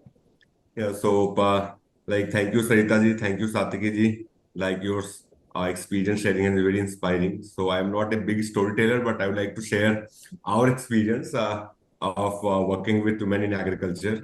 So basically, like 7-8 years ago, when I joined UNDP and was interested with the challenge of building the value chain part of the intervention. So the basic problem was that there are so many aspects to work at, so which aspect to focus on. So as most of us will be aware that women work everywhere in agriculture, in labor, in sowing, in harvesting, in weeding, every activity, but mostly they are missing at the decision-making role when we want to convert the crop into the price or the value realization. So basically, as a UNDP, like after a lot of deliberations and discussions, we would like to focus on enhancing gender equality in agriculture and basically gender mainstreaming in agriculture. And the idea was that how can we build the capacity and agency in women so that they can take the market decisions. So definitely there's a strong resistance from males also, because that has been mostly male domain, the market part of the agriculture. And how do we enter that territory? It was very contentious, even in the mental mindset of within our discussion that how do we bring women into the market in APMC and they can negotiate prices with the traders and the wholesalers and the other stakeholders. So we took a capacity building approach. So, but definitely we bring a lot of stakeholders. So we work with Mavi. We worked with their institutions, CMRC, that is Community Managed Resource Center. And basically we started a very small training program. Our belief was that unless we involve the market, the training program will not be relevant. So we brought Future Group. Their intervention was very much strong, and they were very cooperative in like training the women. So basically on the qualitating, etc. And how do we train the women to determine the price of a commodity? Say it's soybean, so it's tool, so it anything. So basically all those grading training activity was being provided to the women, and we called a woman sourcing manager. And we basically supported in designing the procurement center, what should be the business plan for the procurement center, the capacity building. The market linkage was taken care by Future Group. So they basically bought the market at the towards soybean, etc., at the market prices. And this gave us it was a very small pilot, but it gave us the confidence that women can manage the procurement center. The state is supportive in this initiative because it was a Mavim supported project also. And we then scaled it with MSRLM also in the Maharashtra itself. So basically the idea was that how do we bring managerial capacities in the community and basically in the women, and how do we generate those managerial ability to take the managerial decisions that every business enterprise challenges or feels are challenges. Because every business enterprise need managers and they need to have managerial acumen to take the major business decisions. So that was the challenge basically we took, and we tried to like downstream or mainstream or take the managerial education to the grassroots. That was a challenge. And the idea was that how can we do it with the support and the rigor of academic institutions. So in one of the experiment we partner with Manage. In one of the experiment we have partnered with IRMA also. And that experimentation basically, when the certificate carries the logo of a reputed academic institution, it is given to women. It is very inspiring and liberating also, and it carries value, and these women can move up in the ladder also if they want. But basically the idea was that any institution, unless the community, which is the member of the institution, owns that institution and have the feeling, like in IRMA, we are being shown Manthan picture. In the last, Nasruddin Shah says that it's Apno society che. So unless the member says that it's their own society, the ownership, the business acumen, the profit loss, the pain of loss, the happiness of profit is not felt by the member. And mostly in our development sector, what is happening is that we hire a technical partner, like UNDP also, government also, everybody does. And those technical partner put people like us in the rural domain who are interested in working in the rural area. And 3-4 years, the FPO gives a very good result because there is a professional expertise, there is a professional network, all the market players are brought in. And then once the professional support leaves, the FPO generally collapse, and then next cycle, 5-10 years again, it starts. So we wanted to avoid that error, like how to avoid this actually. So the basic idea is that unless we impart the managerial training to the select women who are in the community itself and have a lifelong interest and financial incentive to work for the FPO and to grow that FPO so that they can earn their livelihood and their significant income is coming from that community institution, that will be the one way forward that we thought, okay, let's try it out. So designed a 6-month mini MBA program kind of thing in one of the experiment with Manage. And we trained around 100 women from the 16 FPO in Maharashtra, in Telangana, from like Adilabad, from Gondia, from Mawal, in different regions. And this 100 women, after undergoing the 6-month mini MBA course, it was a like field training, 3-4 days of workshop and 25 days of field training with the respective FPO. So those course curriculum, and then they will assessed and tested by Manage based on their design. And then out of 188 passed, and they were employed by the 16 FPO. And many of the FPO are doing 2 crore, 3 crore, 4 crore business, but we are not going into the numbers part. But the idea is that what we are trying to do, that we need managers and the country needs managers, and the managers has to be supported at the price or supplied at the price which the community can afford. We cannot say that we'll pay higher prices because everybody has aspirations, the professional will move on.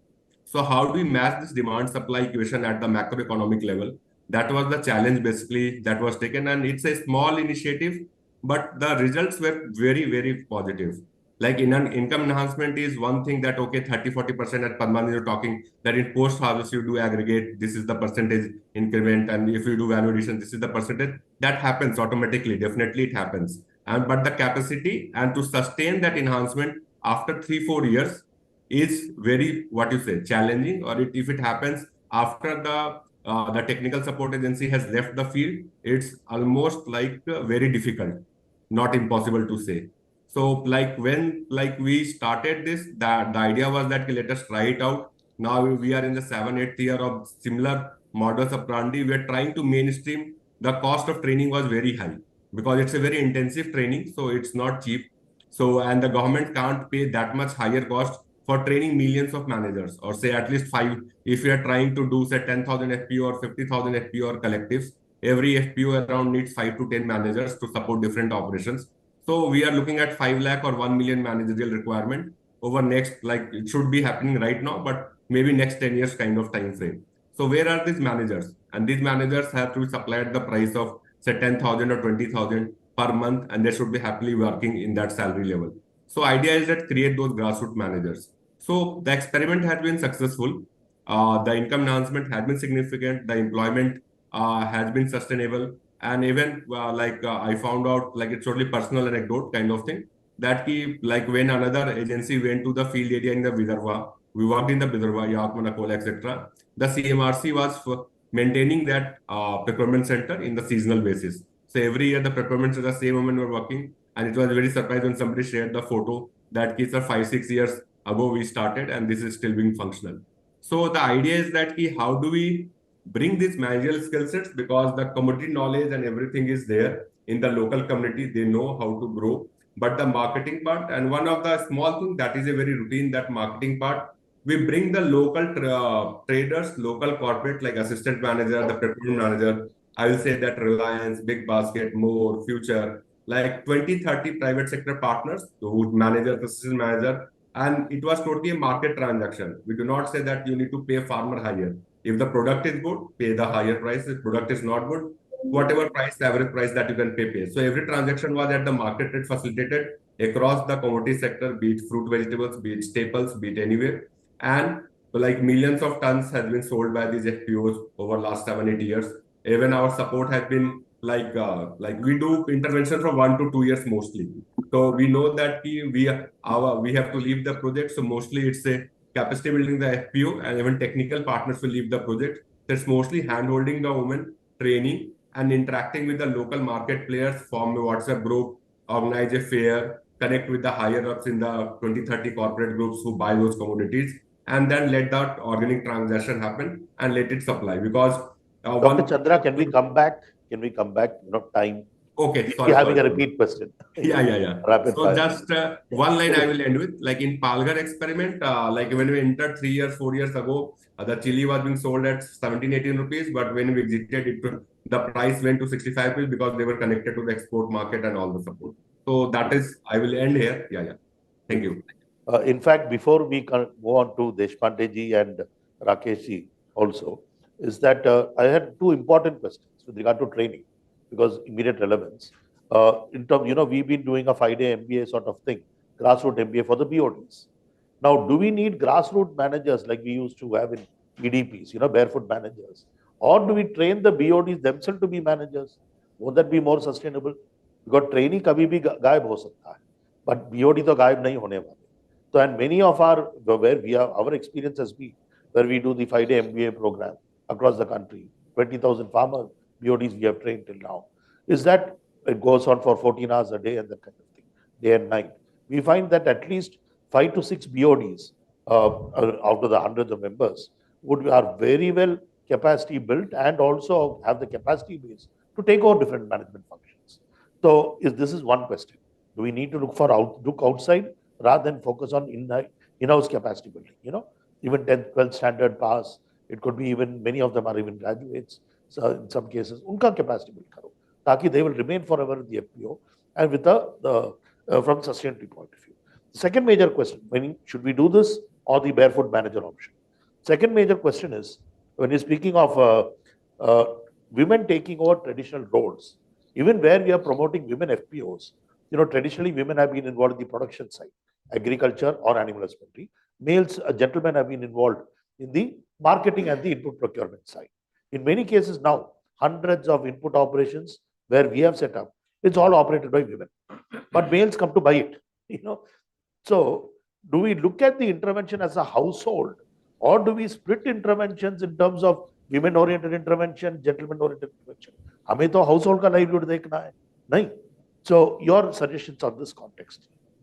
Just two questions, a rapid answers if possible. I mean, if feasible. This is to Dr. Chandra. Okay, sorry, I thought like this is just a quick question. Yeah, so two things. sorry, Dr. Chandra, sorry, can I do? Mr. Padmanand, I need, I have a hard stop at 12. Oh, please. I need to log Then off. we will, we will come back to you. I'm Dr. sorry to Chandra. interrupt, Dr. Chandra. Yeah, absolutely fine. So let's come to Ashutosh Ji now. Ashutosh Ji leading one of the largest foundations and one of the hugest development practitioners across the country. Over to you, Ashutosh.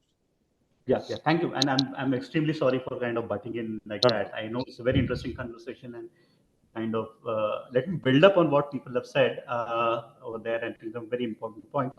First of all, let me First of all, let me congratulate GT Bharat for this wonderful publication that you've come out with. I think it's about time that we identify farmer as an entrepreneur. And that's kind of been a very central idea to what Reliance Foundation has been working. They've been working with FPOs for the last 13, 14 years, since 2010. And today we work with almost 100 FPOs across 8 states and 24 districts.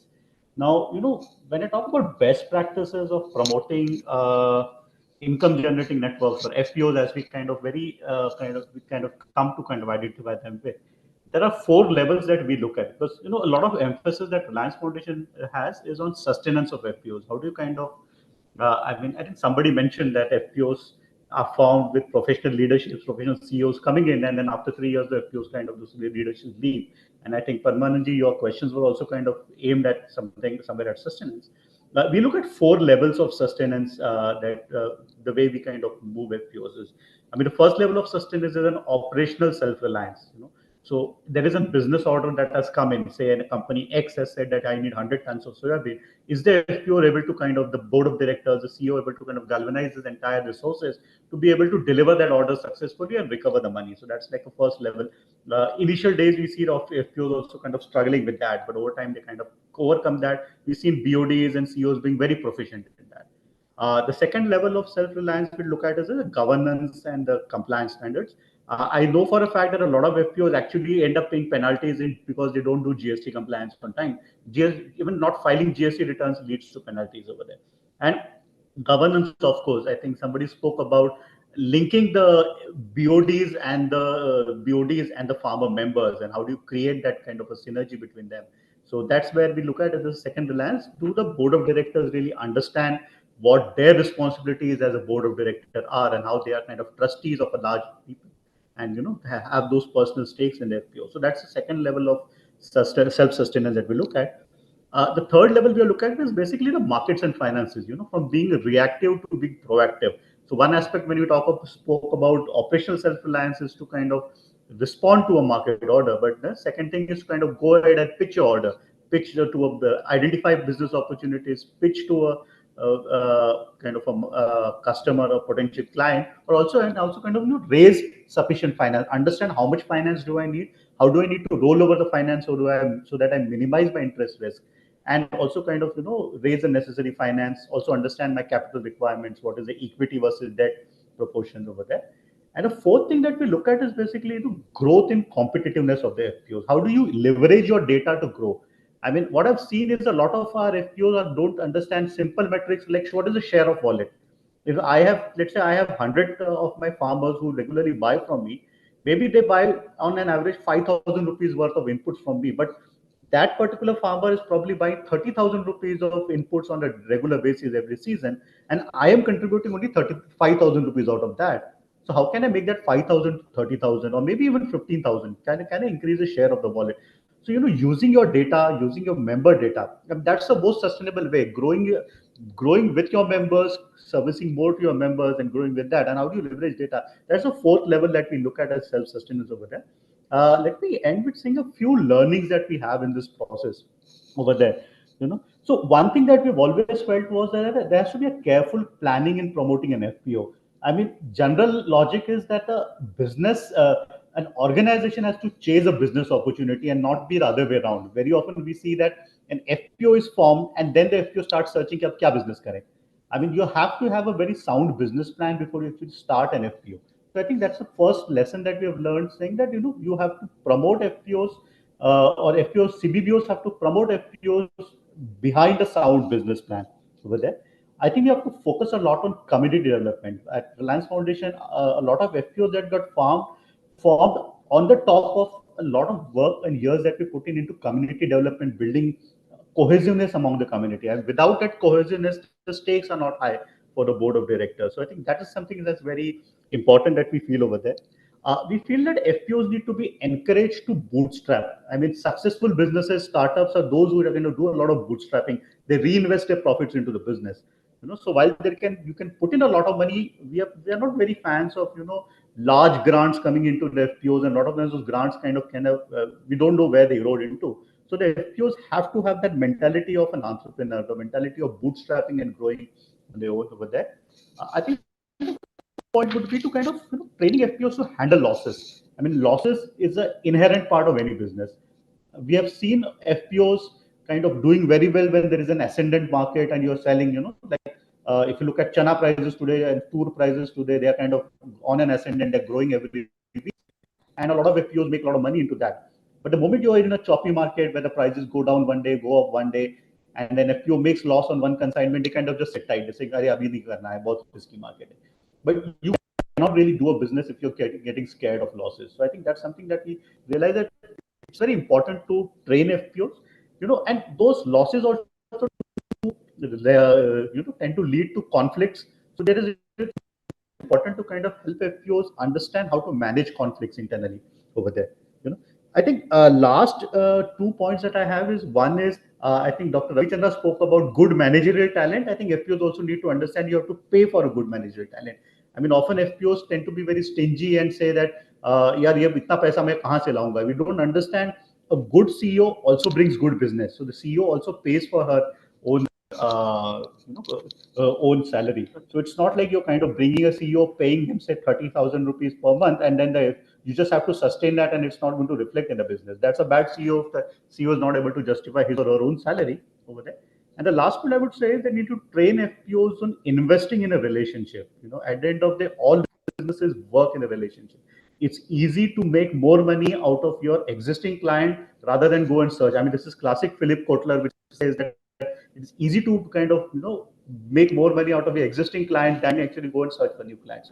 So that's broadly what our learnings has been over there. I'm very happy that this kind of a conversation is happening today, and we're looking at it from a very enterprise perspective. And I wish GT all the best for this endeavor over there. I have one small question, one more minute of your time before we lose out on you. Is that because of your wide experience, what do you think is a thumb rule with regard to a turnover of a young FPO to be sustainable? But अब 4-5 लाख का profit मिलेगा, turnover 1 crore, तो उनका statutory legal compliances, minimum manager accountant या दुकानदार BSc agree का जो input shop operator है, उनका सैलरी मीट करने के लिए चलेगा. What is there a thumb rule that you have? 1 crore है तो ये चलता रहेगा, कम है तो मर जाएगी. No, so I will not put a figure to that. See, I mean, Parvanji, any business will start with first saying that, can I cover my costs? And can I make some profit? Yeah, but that's not sufficient over there. I mean, see, when I spoke about competitiveness, that's what one of the issues is, that FPOs tend to focus only on covering the cost. Now, if you kind of target for the moon, you will fall short over there. So if your moon itself is saying that I'm going to cover my cost, you'll probably fall short of that. The idea basically is to say that how can I actually maximize my margins? What are the activities I should go into?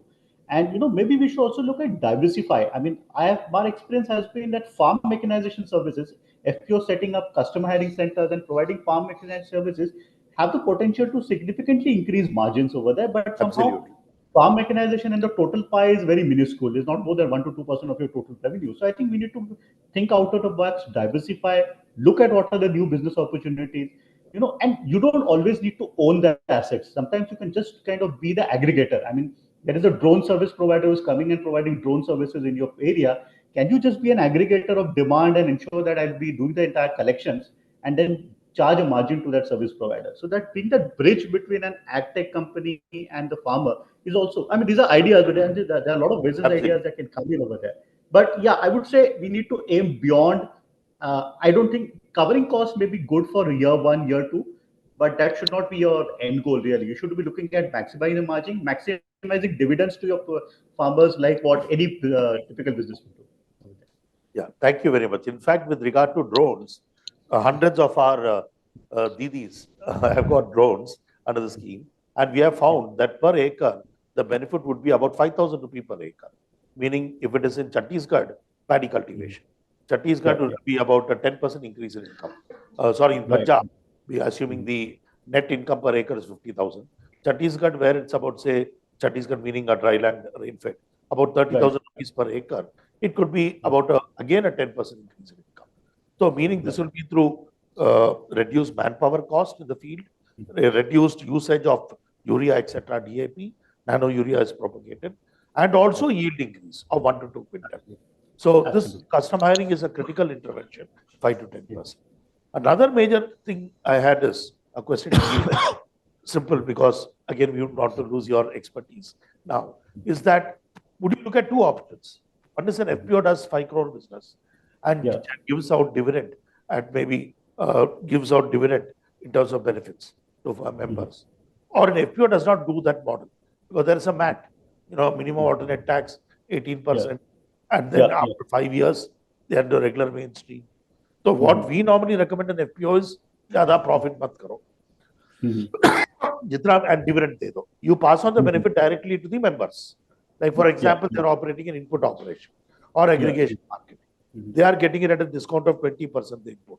They can give it to their members at 15% discount, keep only 5% for expenses. Or they can give 10% discount and then declare dividend. We suggest that dividend mat karo, direct benefit pass on karo. What will you recommend? Or does it differ case to case? No, I think, see, I think there's no black and white answer to that, see, because the FPO also has to build its corpus at the end of the day. I mean, you cannot be, if you start, so yeah, one, it's a social organization also, so it has to be kind of giving out, passing on benefits to its farmers, but FPO also has to use corpus, has corpus to kind of build up for their long term. So I think it always has to be a balance for that. And you have to kind of look at what are the best ways you can do that. Can you actually convert some of the payouts to your farmers as an equity over there? So instead of kind of giving them a direct cash payout, can you kind of part of that convert that into an equity, and that which kind of means that you have funds available with you over there. So it's not a black and white answer, but I think yes, it's important to have a balance between giving out money to your farmers, optimize taxes. I won't say you go around taxes. You have to optimize taxes like any good business activity would do. And third, you also have to kind of look at how do you kind of deliver those benefits to your farmers. Thank you very much. We'll move on to our co-author and Professor Aravatia. So Rakesh ji has been. Thank you all, and I'll thank you all. Thank you. So Rakesh ji has been leading training interventions also in the FPO space, which is a critical gap. And we have also found capacity building and training is the most critical gap by which you ensure that the farmer or the artisan is taught to fish. Very simple. And this barefoot manager, somehow, I am personally against this kind of thing. Manager exists, someone gives him 5,000 more, he disappears. So sustainability ke mutabik, BOD ko hi groom karo is something that we have learned will be the best way out. And we have found it to be very successful. Women entrepreneurs that we groom, even 8th standard pass ladies, even 12th standard failed gentlemen, they turned out to be very good entrepreneurs, because they know the subject. It is only basic management tools, business management and assessment tools, and cash flow management tools and networking tools that need to be given. This is taught through training and on-the-job training in 2 fasals, 3 fasals, that kind of thing. So, one is your overall impressions on best practices, Rakesh ji, and also your impression with regard to best practice with regard to training. Kis type ka module chahiye? Kisko de? Please. Okay, so I will just first start with the question. I mean, the point that you put about that women BODs can run the organization. Now, I would start with the North Star in this particular segment, which is cooperatives and collectives, which is Amul. And I will compare it with another example which works in a different model. So Amul has become a 72,000 crore organization. It has got a turnover of 72,000 crore, which is owned by the farmers. One of the reasons why Amul has been successful is because it has been run professionally by professional managers. Now, it has taken it 50 years to reach where it is, and it is run professionally through managers which they get from institutions like IRMA. One of the reasons why Amul has been able to grow at CAGR of more than 18% over a very long period of time, even though it is such a large organization, is because it is done professionally. Now, what they've been able to do is they've been able to participate completely on the value chain. In fact, they completely own the value chain. When the milk is produced by the farmer and when it is sold by Amul. And every benefit, every rupee that is earned on the whole value chain goes to the farmer. Out of the 72,000 crores, 80% of it goes to the farmer. Now, the point I'm trying to make is, the benefit to the farmers can go when you professionalize the value chain, when you bring in professionalism. Now, I do understand when you have an FPO, which is at a small scale, you will want the BODs to run it. And the other example, parallel example of the same thing would be our Sahyadri Farms. Sahyadri Farms is run and owned by the directors. So Mr. Sinde is basically one of the directors in the organization. Now, the point I'm trying to make is both the models do work. Absolutely. Okay, and we have to find ways by which whatever suits should be taken up. Yeah. And that is where we do need our board of directors and the people from the ground level to own the organizations. Owning up the organization is very critical. Yeah. Second thing, building the people at the ground level to take it up is very, very critical. Again, the training part becomes very critical in that sense. And that is where I think what GT has been doing in terms of training the people, bringing in leadership, bringing in the belief, connecting them to the value chain is a very, very critical thing. Absolutely. So one, we have to work towards training these people at the ground level. At the same time, we have also got to look at providing professional managers to organizations which have been able to scale up. So I'll give an example. There was a FPO in Madhya Pradesh. This FPO had a turnover of around 1 crore, and that was done organically by the farmers. They were able to take it to a level of 1 CR, and then they recruited an IRMAN, a candidate from our institution, and within a span of 1.5 years, the turnover crossed 7 crores. Very. So the point I'm trying to make is, after a certain level, we have 50 IRMANs with us now. Your students, 50 or is it 100? Anyway, yeah, please. So we do need professional managers to at a certain level of scale, after a certain level of size, to come in and run the organizations. Which also means we don't need one IRMA, but we need many more IRMAs in this country. Absolutely. We have been looking at setting up IMs, but I don't know why we are not looking at setting up institutions like IRMA and manage or your other such institutions. Absolutely. Because that is what can pull up the economy. See, we are looking at $5 trillion economy at this point in time. And if this $5 trillion economy does not percolate to our farmers and to the people at the ground level, I think there is something that needs to be looked at. Absolutely. And that is possible if the value chain is owned by the farmers, as ma'am was saying. It has to be owned by the farmers. And the ownership will come in if we contribute in a better way.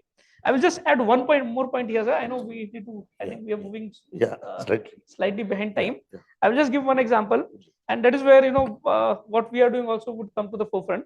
There's a cooperative in Uttarakhand called as Umang Cooperative. Now this is run by women in Uttarakhand, and they have products like they make some very nice woolen products, and then they have very nice products which come from that local areas. For example, they dry the kiwis. They dry the products that are there in that area and make pickles and a lot of other things. They have a turnover of 1 crore. Yeah. One of our enterprises said that we can work with these guys and they have a potential of 10 crore turnover. Okay, and they build their whole business model around working with the cooperatives. So an entrepreneur comes in and he takes care of the market linkages. Okay. Now the ideal situation would be that a cooperative or an FPO should be able to manage their market linkages. But it is not something which will happen in every case. That is where we need to bring in such entrepreneurs who are willing to work with the cooperative ecosystem and build the revenues for them. And we are supporting more than 40 such enterprises at IRMA IC Foundation who are willing to work with livelihood enterprises, cooperatives, collectives, micro nano entrepreneurs, and women. Absolutely. And that is what I also believe that. So what I believe is that there's no single solution to the problems that we have. We'll have to look at a multi-pronged approach. We have to find ways which suit the area and places that we work in. And wherever you see, I mean, you're working with so many cooperatives. Sarita ma'am is working with so many cooperatives. Ravi Chandraji is trying to do a lot of things with in terms of training and livelihoods. Wherever you see, we would be more than happy to work with. I think thank you. Yeah, thank you. Beautiful. It was, Professor. Now, before we missed out on Zairiji has been with us for quite some time. Zairiji had been critical in evolving a BMGF-led master plan for promoting women, artisans, farm sector and non-farm sector intervention, which is now being implemented across India. So what is difference in that methodology?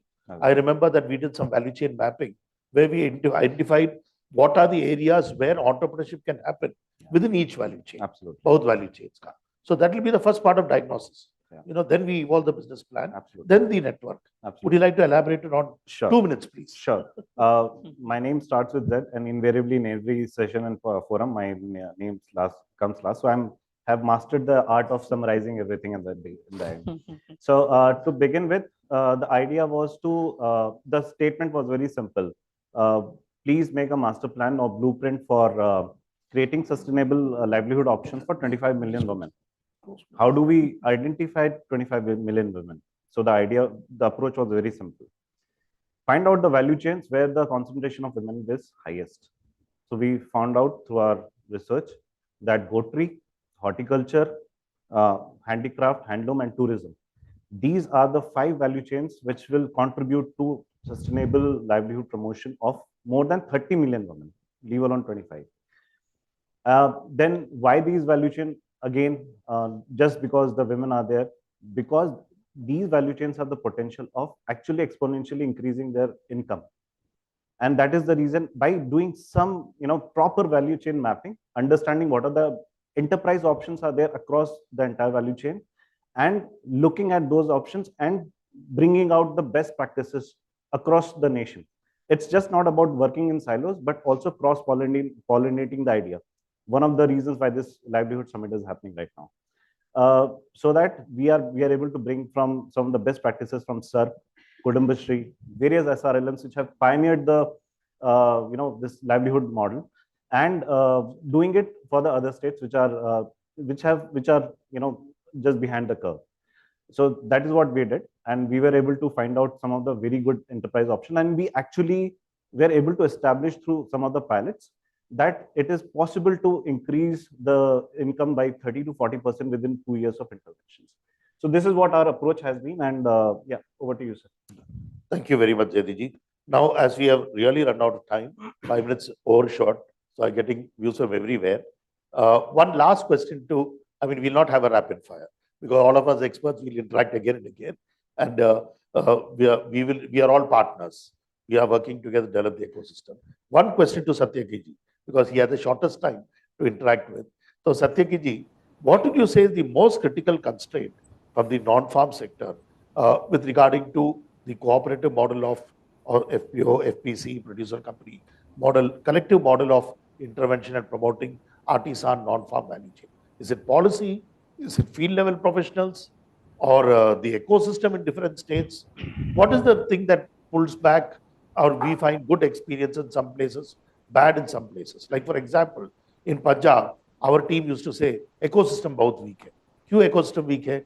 कि वहाँ पे SHG ही है 1-2 लाख, वहाँ पे FPO है 50, बाकी का देखो हजारों में है बाकी state. So that was an excuse, but we are getting the best results there. कुछ जगह पे जाइए छत्तीसगढ़ में और झारखंड, बोलेंगे सिंगल फेड रेन फार्मिंग है नॉन फार्म क्लस्टर में, तो ओनली सिंगल हार्वेस्ट ही है, तो ecosystem is very weak, meaning the natural resource ecosystem. कुछ जगह पे हजारीबाग में जाइए, बोलेंगे education levels are very weak, whatever thing. What do you think is the single most, or is it a blend mix of constraints?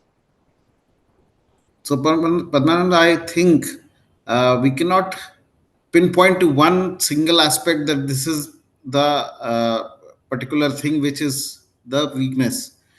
So going by different states, different geographies, there will be some factor which will be prominent, some factor which will not be prominent. So if you look at maybe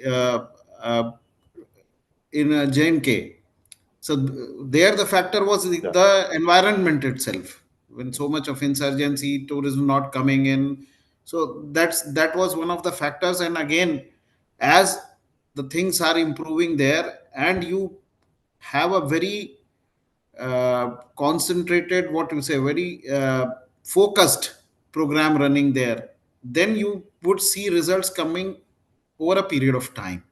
Absolutely. But I feel there is no remedy for no single remedy for everywhere. So you will have to have pick up Absolutely. places, and then you will have to Absolutely. find what is that. Some of the states, the policy level interventions are very poor. Absolutely. Some places you will find that the bureaucracy is non-responsive Yes. or less responsive compared to other states where the bureaucracy is more responsive. So Absolutely. it varies from places to places. I can't pinpoint one big thing, but one thing that I feel, that to improve the income, when we are talking about livelihood and improvement of income across the board, we have to look at how to bring down the cost of borrowing from these for these people. Yes. That is something which will have a direct impact on their income, because that's something that their expenditure is coming down, and it is a very low hanging fruit according to me. But for this entire ecosystem, including the government and the people who are into this livelihood thing, will have to look at how to bring it down considerably. Thank you very much, Ji. In fact, I remember SIDBI had evolved an MCGF model with us long back, Mutual Credit Guarantee Fund. We are trying to implement it with SIDBI CGMs. Hope we can do it in the near future too. Thank you very much, all of you, ladies and gentlemen. We invite you to please continue requesting your team to also attend. Basically, Satyajit जी ने ये दिखाया, ये बताया कि हमारा team का कोई excuse नहीं है कि हम असम में, हम कश्मीर में, रिजल्ट तो बढ़िया होना ही चाहिए, नहीं? बिल्कुल, रिजल्ट So बढ़िया thank you होना very much. Thank you, Ji. Okay, thanks everybody. Thank you. Bye bye. Thank you. I'd like to thank you all for joining the session and for sharing the valuable insights. And now,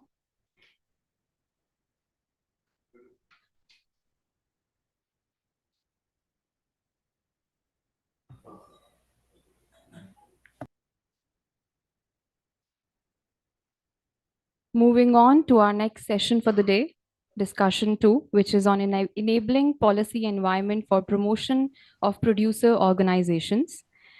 Please welcome the moderator for the session, Shri Chirag Jain, partner Grant Thornton Bharat, the chairperson for the session, Shri DPS Kharbanda, IAS, Government of Punjab. And now the panelists for the session, Shri Binod Anand, member, Prime Minister's MSP Committee and Executive President, World Cooperation Economic Forum, Shri Arun Pandhi, Director, Tata Trust, Shri Gaurav Saini, Global Chief Human Resource Officer, Vadvani Foundation, Shri Pradipta Sahu from Mother Dairy, Shri Sagar BT, Manager, Grant Thornton Bharat. Thank you. Thank you. Am I audible to my Yes, you are. esteemed panelists? Yes, that's great. So it's a great panel, and first of all, very good afternoon to everyone, and especially to our chairperson, Shri Kharbanda sir. Sir, are you there?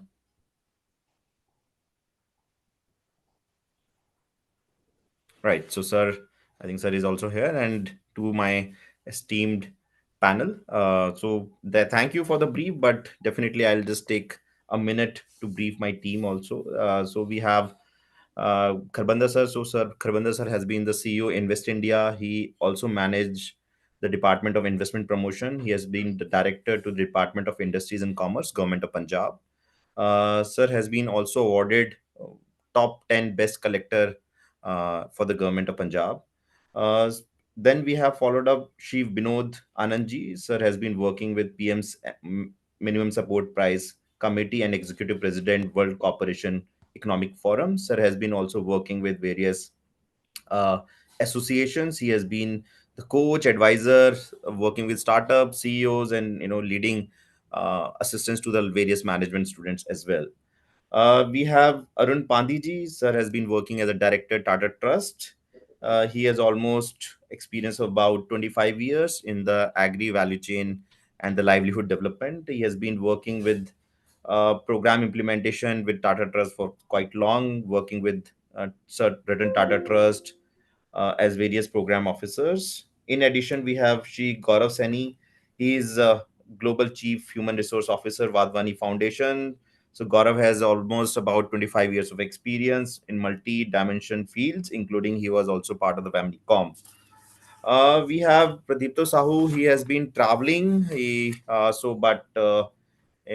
join for some time. He is a alumnus of IIM Ahmedabad and working as a senior director with Mother Dairy.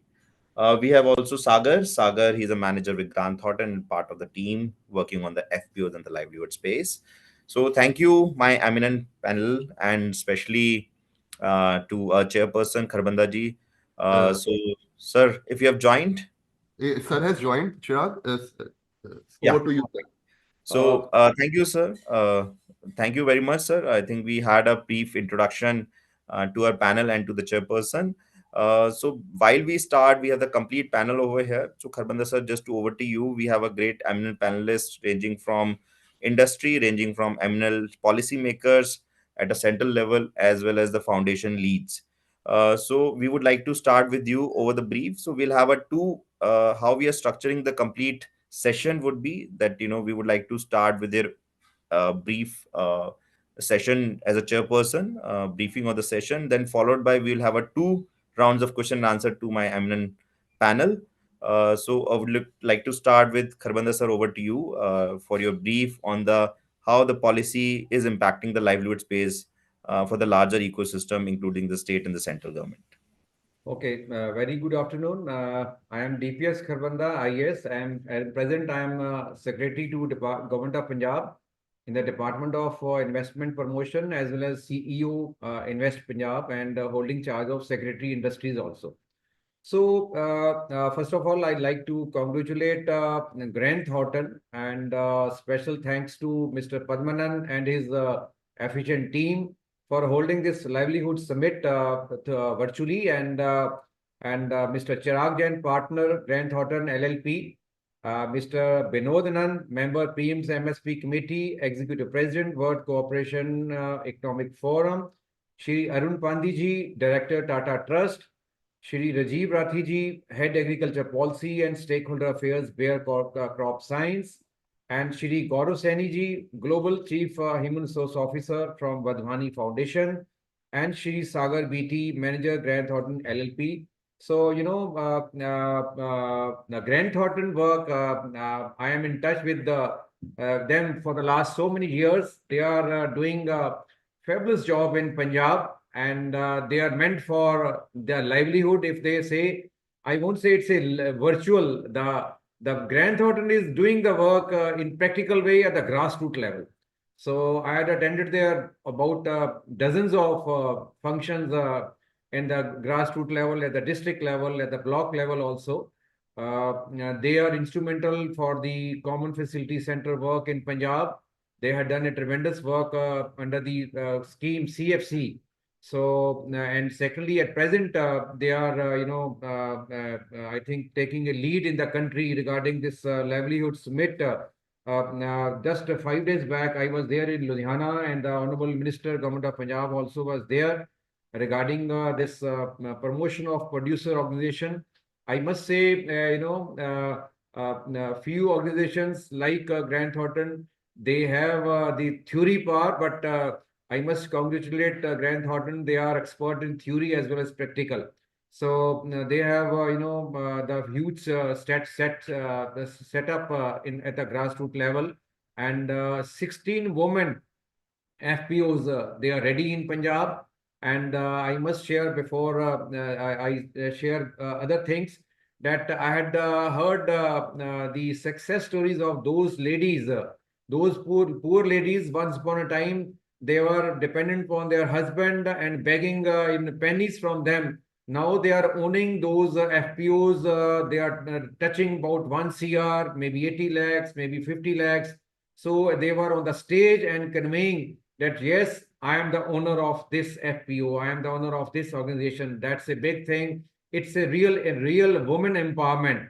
We may be talking big in the drawing rooms that woman empowerment should be there, but the woman empowerment is the real economic empowerment when we make our women, our sisters, our mother, they should be at level with their male counterparts. Like in a family, if we are 6%, all should earn. That's the real economic empowerment. That's the real way how India's economy can grow. It's not like एक बंदा कमाए और छह खाएं. So छह के छह ही कमाएं, or in the real sense, they are helping how to have a crop input. And I had seen met those ladies. They know now how to play drone. If 1 year back they were not knowing the spelling of drone. Hota kya hai? They were thinking drone as a plane. Now they know how to drive drone, and how drone can help in pesticide spray, insecticide spray, how it can increase the yield of crop. And in Punjab, earlier it was from paddy and this wheat. The yield was 28,000 for paddy and 22,000 for wheat. It was 50,000 per annum per acre. And now with the help of GT Bharat and the FPOs, the ladies which have done a tremendous work, it has touched 50 to 80,000 per acre. So that's about a 20-30% increase of yield.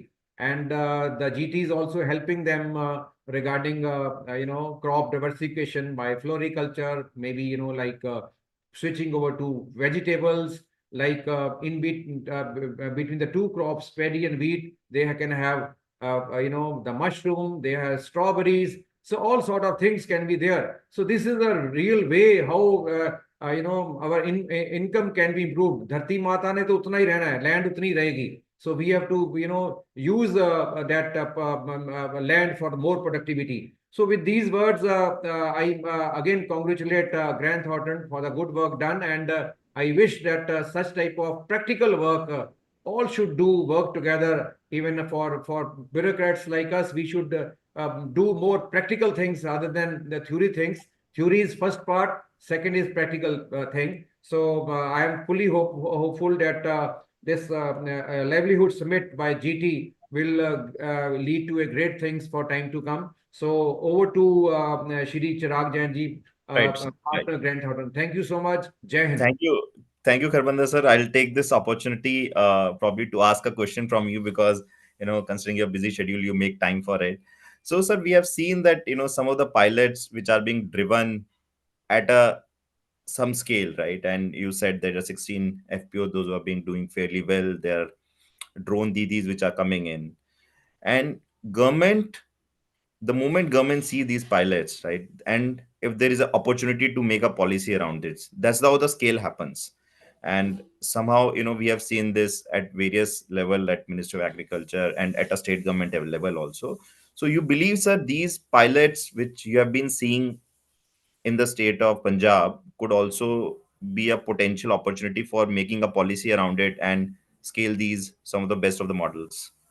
Definitely, like generally, first is theory part, then practical, and then but we have other way around, like Grant Thornton, with the intervention of Grant Thornton and the local government agencies, they had done a tremendous good work, and like definitely they can lead to a good policies regarding the FPOs, the producer organizations. This is the need of our for Punjab and country as a whole, I will say.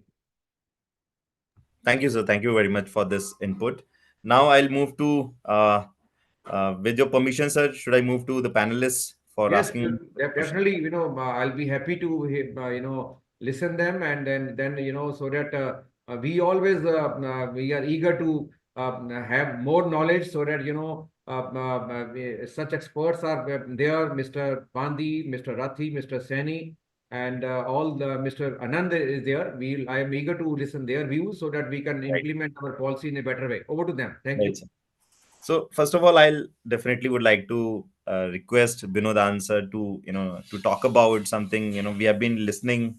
The minimum support price committee plays a very important role in terms of really direct benefiting the farmers by increasing the prices for some of the commodities which government of India thinks that they need to be really drive in terms of their production. And we have seen this the moment it happens with couple of oil seeds, couple of pulses, there is a significant increase in the area the moment the MSP increases. However, there are still certain areas which needs to be worked out, and government of India has been really working it well. So your thoughts around this, sir, how this has a direct impact, because it's a direct impact on the policy and livelihood generation for the farmers, the beneficiaries, how you feel that, sir, the MSP plays an important role in the ecosystem? Sir, you are on mute, sir. Yeah, am I audible? Many thanks, Chirag, for giving me an opportunity to speak my mind on such an important topic. And a lot of congratulations to Grant Thornton Bharat for taking this timely initiative on making a farmers the gaps to identify of why a farmers cannot be an entrepreneur.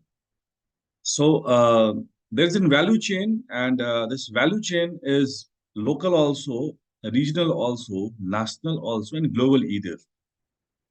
So the farmer is lost somewhere. There are various stakeholders, and there has been so many mistakes since we have taken birth as a nation, and we are still struggling to get out what to give to the farmers.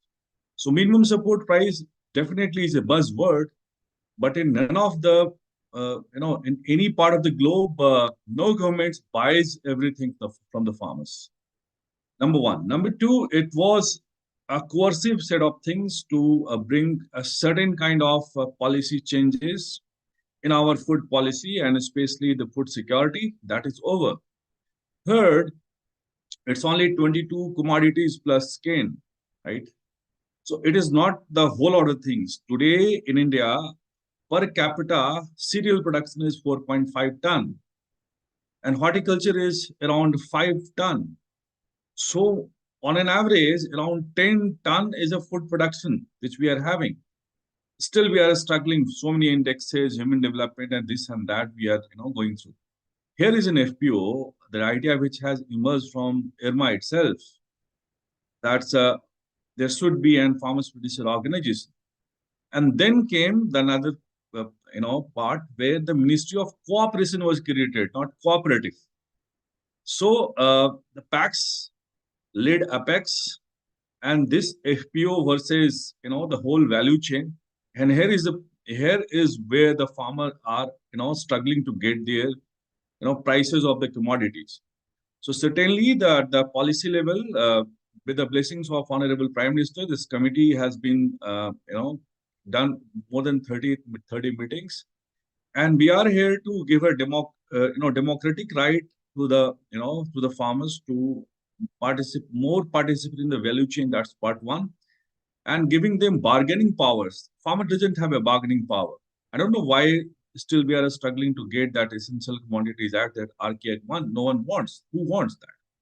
So a farmer from Punjab cannot get to the Haryana with their product, but a trader can have. Trader can go here and there. There are mandis, and we don't want packs to get as in a mini mandi, right? So many things are coming up, so many policy changes are coming up. You will see the reverberations. I would not go in detail due to the lack of the time, but I will just speak on a few front, considering the kind of CBBOs ecosystem what we do have, and why the FPO things are not taking up the way it should be, and why the cooperatives have given a different dimension altogether. We had recently created a World Cooperation Economic Forum.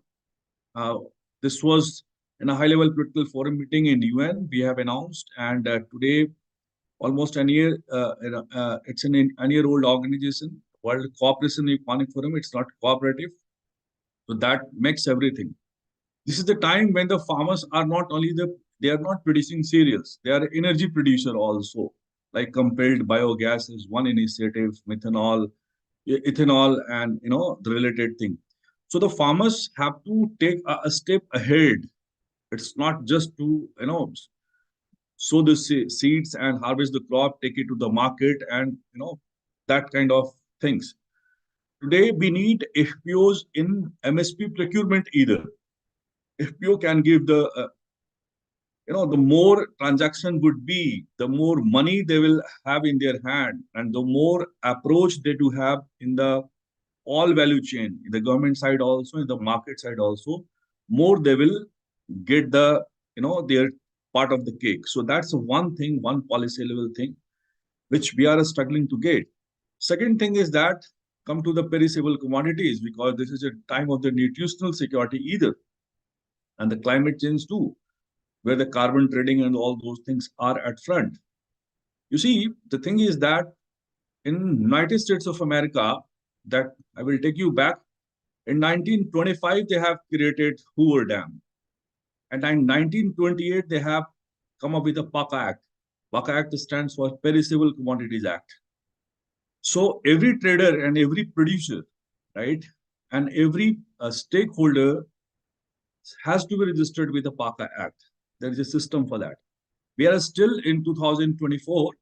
We are not even thinking on those lines. So that's the second thing. There should be a perishable commodities value chain.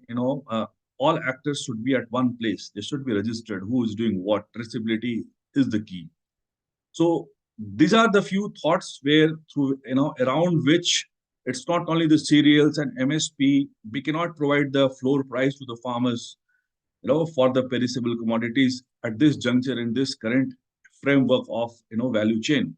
So a cooperation economic framework has emerged. In the coming time, we are going to have around 3 lakhs warehouses. Almost every PAX will have a warehouses, and there could be agroecological zones, silos either. And these warehouses would not be just an yellow wall and neely chat. It will be a smart warehouse connected with a blockchain technology and e-tokenized warehouse system where every grain would be perishable. Last but not the least, who stops us to help the farmers in crop planning? टमाटर कोई 2 दिन में तो उगता नहीं है. It takes 3 months time. So whom we are making fool that all of a sudden in a mandi tomato and onion comes in 5 days or 7 days. I think we are making full of the policies. Why cannot be a traceable system that how much tomato has been grown, what kind of seeds they are growing, how the homogenization would be. I think Mother Dairy has done in Jharkhand very recently, and various experiments are going on. So we can have 10 NAFED like organization. There should be we can provide the cafeteria approach for farmers to get their MSP, minimum support price, and beyond that, a market has to support these FPOs. In the whole export market, in the whole global value chain, where the farmers exist, we need to ask in this livelihood summit and find out some solutions to go ahead. Thank you, Chirag. These are my initial remarks. Very, very useful thoughts, sir, about the crop planning and also generating power out of the same land and the kind of productivity we had. Now, I'll request Pradipta ji to probably talk about, because we have been listening that market plays a very important role, and Mother Dairy is one of the key marketer, right? They have been doing a lot of productive partnership with FPOs, right? Because we worked on Jharkhand as a region, and we saw that how the transformation of a region can happen by bringing the moment you link with the private sector, and the FPOs become self-sustainable because of the market they have in there. And I would request each panel to keep it 2 minutes short so that we can have one more round of discussion considering the time framework. So over to you, Pradipta sir, how Mother Dairy is shaping the ecosystem in Jharkhand through your plants. Please, sir. Yeah, thanks, Chirag, and good afternoon to all my co-panelists and the audience, both online and offline. Okay, rightly said by Mr. Binod, the two economies or two value chains that are emerging now. I want to draw a corollary. One is the food ecosystem, another is the energy ecosystem. Of late, energy has become relevant and it has got stronger correlation with the food. Because the bioenergy ecosystem that we are talking about, the same source of farming system, and that's the feedstock provider. If I look back before I come in, because the point that I want to get across with the whole audience, why can't we, this is a thought nationally, which one should ponder over. why can't we make a robust ecosystem like the way we have done for energy, where 80% of the stuff is coming from importing countries, only 20% of late with the addition of biofuel, that mix is changing. So the point that I'm making, if we have got upstream, downstream, the whole ecosystem seamlessly done. And if you remember, there are companies which are at the front end side, OMCs, oil marketing companies.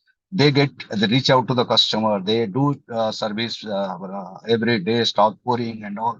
That's a very seamless system.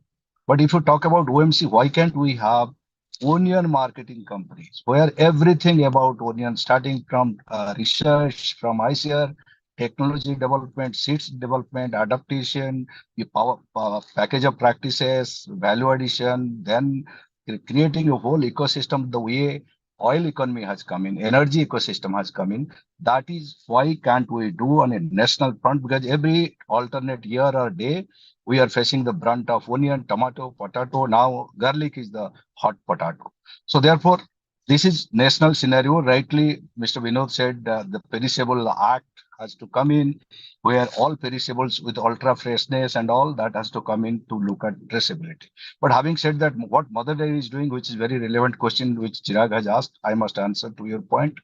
Mother Dairy has done the way the thought and philosophy of energy ecosystem has put in place in a place which is dominated by tribal people, which Chirag has seen. We also gave a consultancy to Chirag people, Grant Thornton, Parmanandji, everybody were involved.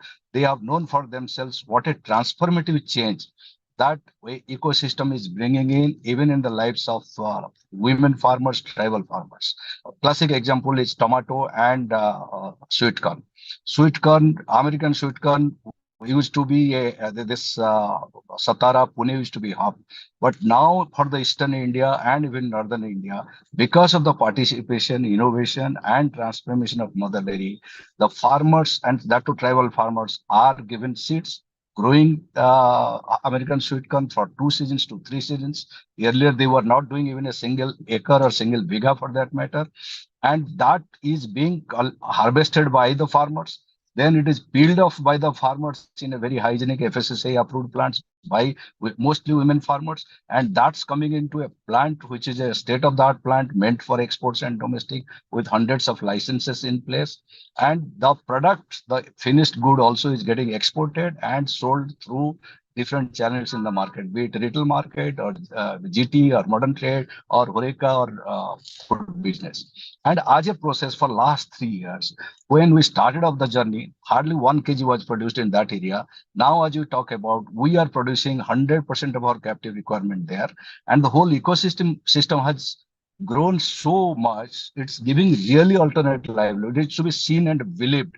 So much coverage has happened through the local media and all, but nationally it has not come to that limelight. Only Mr. Vinod is giving some reference. So he has to go and see for himself in the places like Kunti and Ranchi in and around how things have changed. Similarly, tomato from Hazaribagh. Earlier, only Desi tomato was grown. Now, so all I'm saying, if you put up a plant, get into 360 degrees for supply chain, both for fresh and processing and export, that will provide sustainable economic livelihood model. And Ranchi is a classic example. Thank you, Pradipta sir. Just a follow up on that to you back. So, what have you seen the impact in their livelihood, basis their income? Because I've seen that in a lot of income enhancement in terms of percentage. Just a quick thoughts. See, one thing most important is the risk is secure. Now they are going guilt free without any risk aversion to take up crop in big time commercial scale, because they know here is a plant, here is a Mother Dairy with the track record of buying back and giving back money and taking the payment right. That risk assurance which Mother Dairy has given, and over the years, for last 4 or 5 years, that has made this ecosystem more robust. Second, in terms of the net income of the farmers, each and every farmer who has got associated with APOs or with our own Safal Growers Association, they have seen multiple fold increase of the net income. We have cost optimization we have done. maximization of production and price also. We do not have MSP sort of thing, but we have ensured farmer makes money, and that is the sustainable livelihood model. Yeah. Absolutely. Thank you, sir. Thank you very much. Very useful points. How we can make onion marketing companies and how the transformation through a private linkage and the productive partnership linkages can happen, probably for increasing the livelihood space. Now, I would request Gaurav, Sunny, and especially to the point that Vadvani Foundation, they have been, one of the key pioneers in terms of bringing artificial intelligence into the space of philanthropic, a lot of contribution. So Gaurav, and you have seen the journey, right? You have been part of the Vadvani for long, and how you believe that this FPO framework and the policy framework is really impacting, especially the AI and the tech tools, impacting the livelihood space for the beneficiaries and for youth and women as a large. One correction here, Chirag. So I've been just 3 months old in Vadvani Foundation. So, but I'll deviate the discussion. Maybe I have just 3, 4, 5 minutes and give maybe a perspective to this discussion. I'm not that well equipped in terms of knowledge whether other panelists are in this field of farmer producing organizations and other cooperative mechanism. Obviously, our North Stars are mother dairies of the world and Amul and all those coffee boards and the tea boards and all the stuff. So I come from a farmer background. So I come from that story thing which is there. My village is my father is an advocate. He was the first person who came from his family. So we belong to a Zamindar family. And my village is the last village from UP border and starts the Haryana border. Okay. So when I was very young studying, I belong to a town called Saharanpur and it is away from there about 40 kilometers away. When I used to study, there used to be like all, I don't know what to call in English, that there used to be like a dry riverbed, and then after that the village used to come. So even the route to the village was not there. Means there's no accessibility to access the village as well. And we used to go towards like to the riverbed, and riverbed has a lot of sand thing and all the stuff. I mean, like the two-wheelers were supposed to like kind of skid there and all the stuff and stuck. So I'm talking about that time in 94, 95 when I was doing my 12th. Now what I see that is we still have 100 bighas of land, which my father takes care of it. And I can tell you a perspective there as well. We have some mango orchards and sugarcane and wheat and rice crop, which is coming up, What is the basic problem? The basic problem which lies in the is the awareness which is there at the ground level. We have lots of policies. We have a lot of things which we can do. The basic awareness is lacking. So that is one part I think the policy holders and the makers and everybody has to do. Till today, I cannot see any technological advancement in my village when the traditional farming is being done. Only the technological advancement has come that they started by if they are plowing the field, they now doing with the bullock this thing, jisko hal bolte the hum pehle. Now they're doing with the tractors. That's the only thing the technological advancement I can see at the ground level. Believe me, you. Now the farmer family doesn't want anybody to come in farming. If the boy or a girl has done even the class 12th there, which we have so much of good education system that in my village there was no school. Now we have a school which is class 12th, which is run by our family.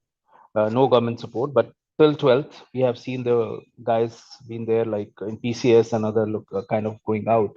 Nobody wants their kids to be in the agriculture field or agriculture thing.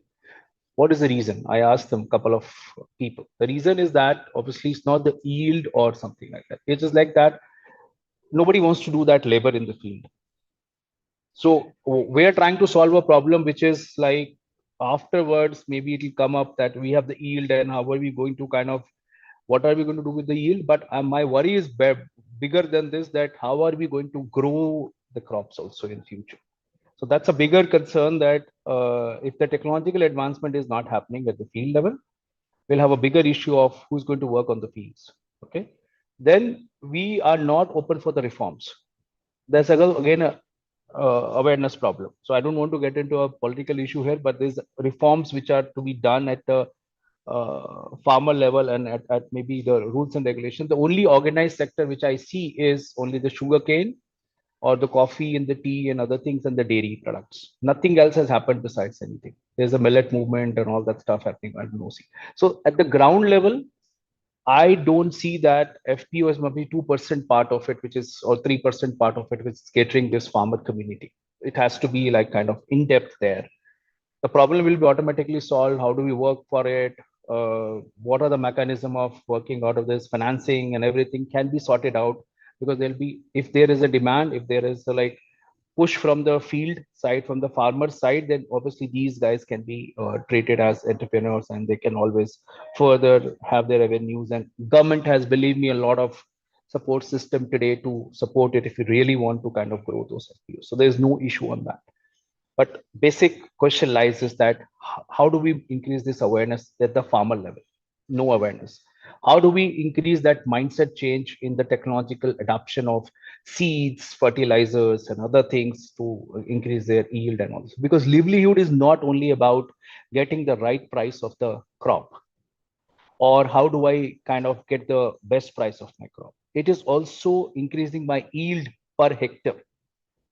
Okay, so am I using the right technology, right kind of fertilizers, right kind of seeds there, or am I just circulating same kind of seeds and everything, and my yield is there, and my, how do I, what kind of crop should I be growing there in my field? Where is it like relevant there? What kind of soil I have? So those kind of technology has not reached to the ground level at all.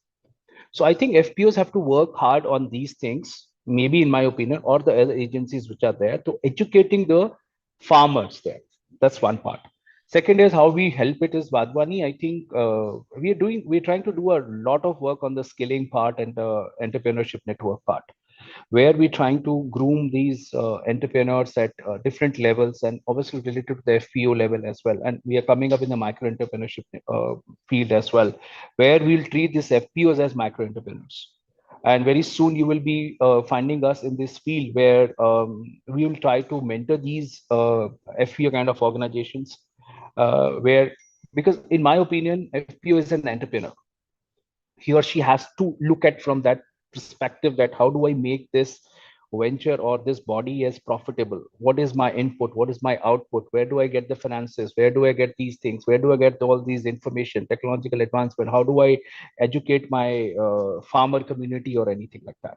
So, and same thing with the artisans as well. Where do I place my goods? Where is the best way of exhibiting it and all that stuff? So it is entrepreneur education, mentorship required at that level, which I think we are trying also. Maybe a best part, maybe in the next 2-3 months time, you will hear it from us that we are into this field. But there's a lot of awareness required at this level also of FPO level, that how they can treat themselves as entrepreneurs, not as like normal cooperative bodies, how they work, or maybe or some other bodies they've worked in the past. So in my kind of knowledge, there's a basic thing which we are not sorting it out. There's a basic problem which you're not sorting it out. No, absolutely. Yeah. So thank you. I think very candid thoughts, Gaurav, in terms of who will work on the farms. That would be the much larger problem rather than, there's a problem, man. I'm telling you that because in my family, I have 200 bigger land and nobody is farming today. Yeah. We are dependent on the casual workers. We are dependent on giving it on rent. So you can understand that 200 bighas of land in a small village where the population is 5,000 people. Okay. Or not 5,000, 5,000 of 3 villages, because we have sarpanch of 3 villages. So 5,000, 3 villages, 200 bighas is with us. And nobody, I'm sitting in Gurgaon and nobody is like utilizing it properly. So whatever we get, we're happy. Correct. Thank you, Gaurav, for this. And now I'll move to Arun Pandiji. But one last point here, because I have to exit after this. Go ahead. Last point is that if you see when I compare 94-95, the livelihood concept, and I come from a smartphone devices business organization before this, Nokia. you see the penetration of the basic things which has happened at the village level. So my same village who did not have maybe the route also to that, my father was instrumental in getting that for personal land from someone, government did not give it. But today you have the every household. So it used to be like a chapper, you took a lot like that, all those jo kacha makan hota hai, that used to be there. Every single house today, whether it is from inferior society or people who can scheduled caste, scheduled tribes or whatever, say everybody has the pakka makan in the village. Every house has at least two-wheeler. And I'm telling you the live example from my last 30 years of my brought up there, and I've been looking at those people. Every house has 2 or 3 smartphones, at least. At least I'm talking about. Whenever there's a wedding, it's hardly a wedding where you don't find that nobody is giving a motorbike or a car in the wedding to their daughters. Right? The weddings are happening as good as you can find it a middle class family in a urban area. Livelihood has taken a very wide jump from there, but can it be better? But because there are some families who have a small plots or small distinct areas, even the financing and everything has improved a lot. The Kisan cards and all the stuff, Krishi cards and all have taken a lot of mileage. It's so easy to get the loans. It's so easy to kind of repay it also and all that stuff happening. But we have to take care of the smaller farmers who are there like less than 10 bighas of land or 15 bighas of land. How do they kind of survive and increase their livelihood? That is one question for the policymakers to do that, rather than looking at the entire ecosystem of the farmers. I think it is more concentrated effort required for a farmer who is owning a land today at less than 10 bighas or 15 bighas. That is major thing of livelihood question mark there, not for the people who have more than 25 bighas of land. So maybe a major question here to set it up to the panel also, is there a focused effort required for a farmer who owns less than 10 bighas or 15 bighas of land? Absolutely. I think very important point, Gaurav, to make that. And I understand that you have a hard stop at 1. So thank you very much, Gaurav, for making a contribution towards this panel. Now I'll move to Shri Thank Arun you. Pandiji and Director Tata Trust. So I think that Tata Trust, we know that, how large an organization and, how much work you have been doing. But major important point for us to understand from you is that, you're working with the partners. You work with so many partners. You really shape the ecosystem, right? As any large foundation making a real impact on the livelihood thing. And so I just wanted to understand, or probably the panel, that how you make that ecosystem change and what are the areas the team and the organization and the partner works. Uh, Thank you so much, Chirag, for inviting us to be part of this your annual livelihood conference. Also, I thank all the other panelists for their valuable inputs. And I think the earlier discussion and right through from around 10 o'clock has been extremely valuable and informative. Just to add a few points to what has been added in your question, specifically out here, I think the Tata Trust, we have generally operated through various associate organizations in different states who actually are the direct interface with the communities. And creating these community institutions, be it farmer producer organizations, has been a central theme in terms of how we have been implementing. And the need, as I think GT team, I think you are, I would say, in many ways, the market leaders. What I have learned in terms of what you have said, it is not just the theory of how to strengthen these farmer producer organizations, but also walk them through the whole process from A to Z, from awareness generation to generating business activities, working on the value chain, backwards working on the supply chain. So the whole thing which you take them through the journey, I think that is a critical lesson for us. We have also worked on it considerably. And but nevertheless, I think what my takeaway from this is, and what I have learned is specifically your whole, and I would again emphasize where I think all of this, the wheels can, the danger of them coming off, and for us also has been very critical, is on this whole where GT plays a very critical role, is on the capacity building and institutional strengthening of the farmer producer organizations. Because without that, you can even generate a volume of business, but if your institution is not strong and not independently in terms of capable of taking decisions, in due course, your whole structure can unravel.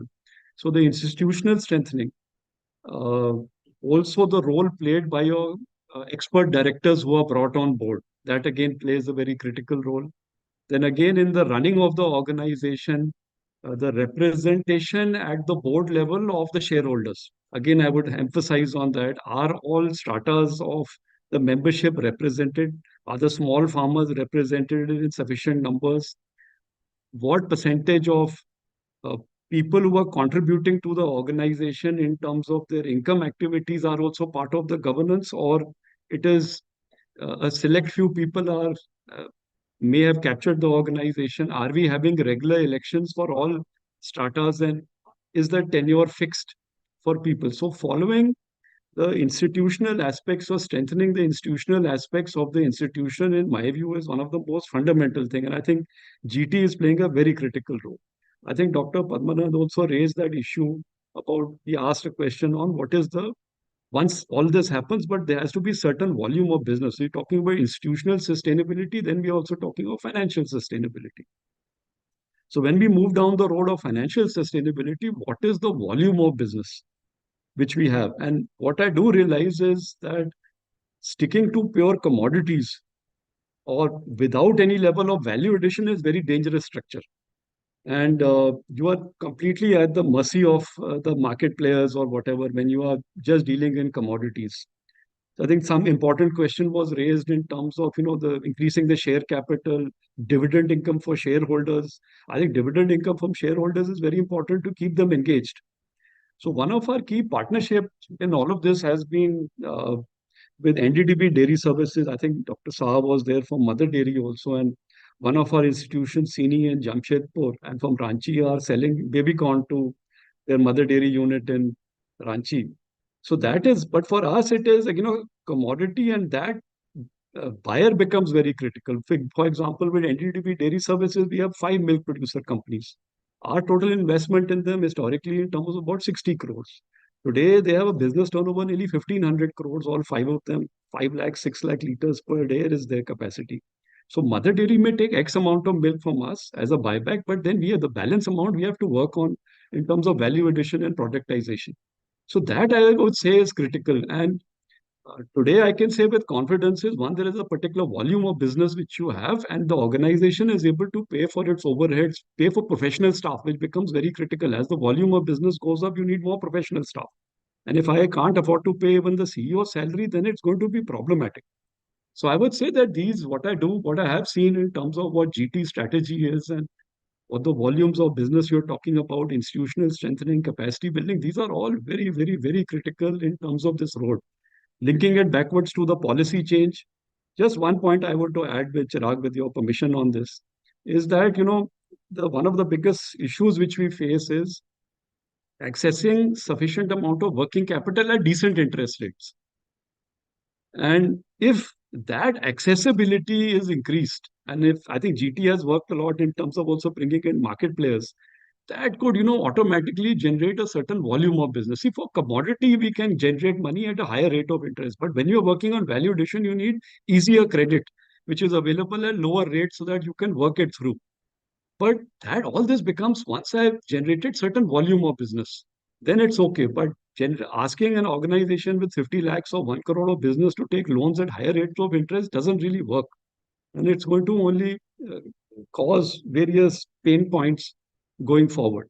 Again, I would say the hiring of professional staff becomes very critical. So you do need some capital somewhere which comes in, which provides that professional guidance to those organizations and empowering the directors of the company who can then be stakeholders. So it is not just the professional managers running through the expert directors, but the directors of the company who are the farmers' representatives also being critical part in the decision-making process. Now, all this, I think it's a process. There is no shortcut to it. It will take time. But you will have to, I would say, give it 3 years, 2 years, that kind of hand-holding support and a vision, which I think GT brings to the table in terms of what it would like these institutions to do. Once you bring all that on board, then we are moving in the right direction. But there is no, I would say, quick fix. It takes time. But the success breeds success. Once you have successful institutions, be it in pharma commodities, be it in milk, be it in examples given in baby corn or in garlic or whatever, then you can move forward. But without that value addition coming in, it has always been difficult in terms of pure commodities, looking at it in that way. So these are some suggestions. Back to you, Chirag. Very useful, Arun sir, and especially in terms of institutional building, then value addition, some of the areas in terms of awareness among the the beneficiaries is very, very important, which you have highlighted, and definitely working with the partner institution which are face of the beneficiaries. Now I would request my fellow colleague to also talk about Sagar, some of the areas, because he has been working on the FPO space for quite almost 8 to 10 years. So Sagar, I want you to understand from you that, what do you think are the current challenges of FPOs, and, what are the areas of policy advocacy can help them to really make this, transformation and improve their livelihood? Yeah, thank you, sir. Thank you, Chiragji, and thank you, GT, for giving the opportunity to speak about the FPO ecosystem, whatever the experience I got. What rightly said, for the last 5 years or 10 years, I was into the agri ecosystem, and for the last 5 years or 6 years, I'm working closely associated with the FPOs in different states. And in this panel, I heard a lot of experts are there from government, from trust, from foundation side, and from tech service side, and even from the market side. Regarding FPOs, there are a lot of challenges are there. I can say even from the initial stage, mobilization is one of the biggest challenge, because mobilization required a lot of support from the CBBO or RI or POPI, whatever we call from the government perspective. Lot of capacity building is required during the initial phase, like 1 to 2 months during the initial stage. After that, support from the government side, or whatever the support they are already giving, it's a good, but still they need to increase the support in terms of providing a lot of capacity building to the BODs. BODs are a major chunk in the FPO ecosystem. Selection of BOD is a very important. A lot of organizations are failing in selection of the BODs. They just going for the registration, and they end up with the registration itself. But GT has taken a lot of initiation, giving the capacity building in terms of national level, like what the summit or webinar conducting at the national level or state level, in a regional level. That is very, very important. Giving capacity building at the regional level is very important. And at the same time, after registration, the support, other supports like getting the license. Getting the license is a very important thing to start any business. If they're not getting any license, like input license or market license, again they will stop with the registration itself. And next is getting the credit linkage or market linkage is very important. We are speaking about the ENAM or ONDC or NCDX there are a lot of platforms are there to do the business, but how to do the business is a very important and challenging task, because a lot of states still they couldn't able to adopt the ENAM or other platform. So if government can think about in terms of adopting the ENAM, at least each district should have dedicated ENAM platform market. So then it will be easy to connect the FPO to the market player, because whatever the system already existing in the whole agri ecosystem, including lot of middlemen are there, traders are there, they couldn't able to give the space to the FPO to reach out to the direct players. So there a lot of FPCs are placing a problem, but if government can think about in terms of linking ENAMs in each state, that will be a very good initiative step. And for the last 5 years, there are only few FPOs. Now we can see a lot of FPOs are there in the India, but we should really to see the active FPO is very minimal. So government should think about to support to the active FPOs or reviving the interested FPO by giving support after 3 years also, because during 3 year stage, most of the small NGOs or small CBPOs, they will end up with a registration or their by doing small transaction. That may not sufficient to reach out to the larger farmers in the area. So the government can think to take a model, means in each district one FPO should be a model. In that way, government, central government or state government, if they really think to build up the models of the FPO in each district, then it will be a great move. Because to reach out to the larger farmers, at least nowadays all the FPOs are limited to the one village or 10 or 15 villages. If they could able to reach out to the block level or district level or next state level FPOs, then it will be a good move. And absolutely, in each state, there should be a separate FPO hub or FPO room or stewardship council or expert group to think about all the ecosystem, means including government, academician, private player, and foundations or trust kind of thing. Then all the player can sit in a one platform. It will be a brainstorming session they can do, and what kind of supports are required to the FPO, they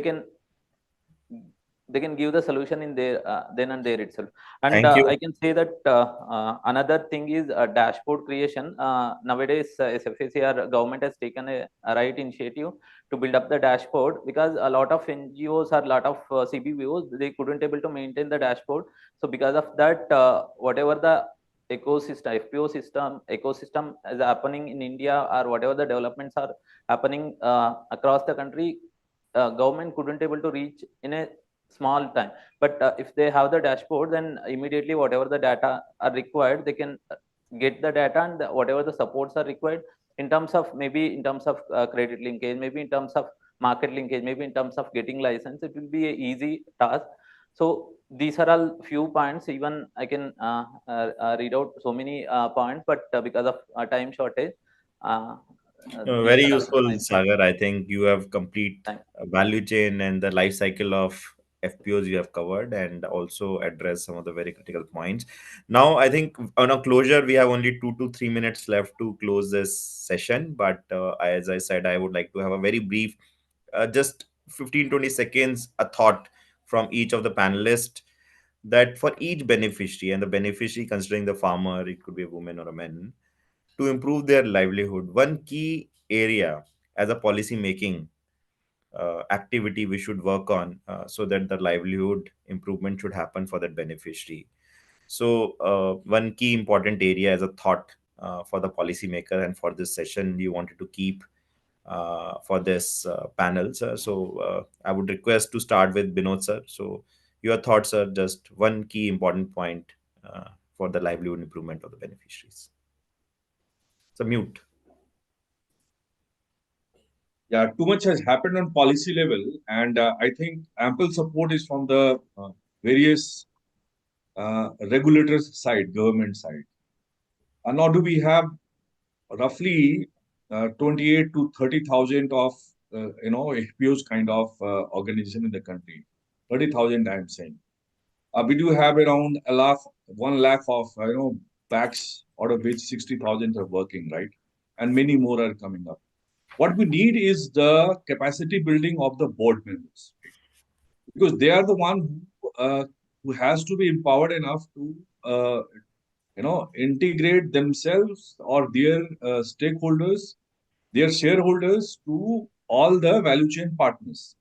So on a mission mode, if all of us can join together, can create a pedagogy, it cannot be of one nature. We do have agroclimatics, various agroclimatic things. So, and then human geographical issues are also there. So we can have could be 20 different pedagogy, could be 40 different pedagogy. But on a mission mode, if we will able to train the BODs, that is one. Second, if we can have some cohort sort of from some venture capitalist, who can not only bring the very good professional staff, but kind of, advisor or some equity they can take. and can create, say, 500 very good FPOs in one state and federate them, take their equity, and connect them with their product to the market. You know, get them participated in international grain council as such. So that kind of big things is required at this moment.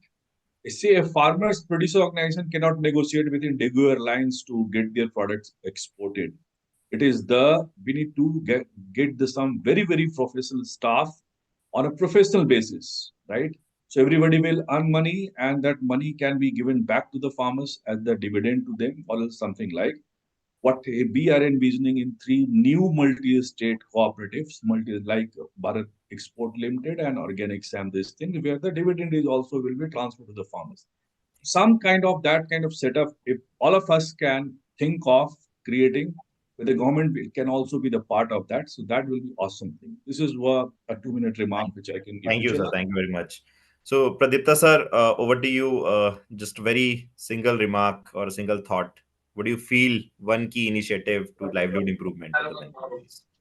I think it has been told by my co-panelist, Mr. Pandey. Value addition has to be an integral part.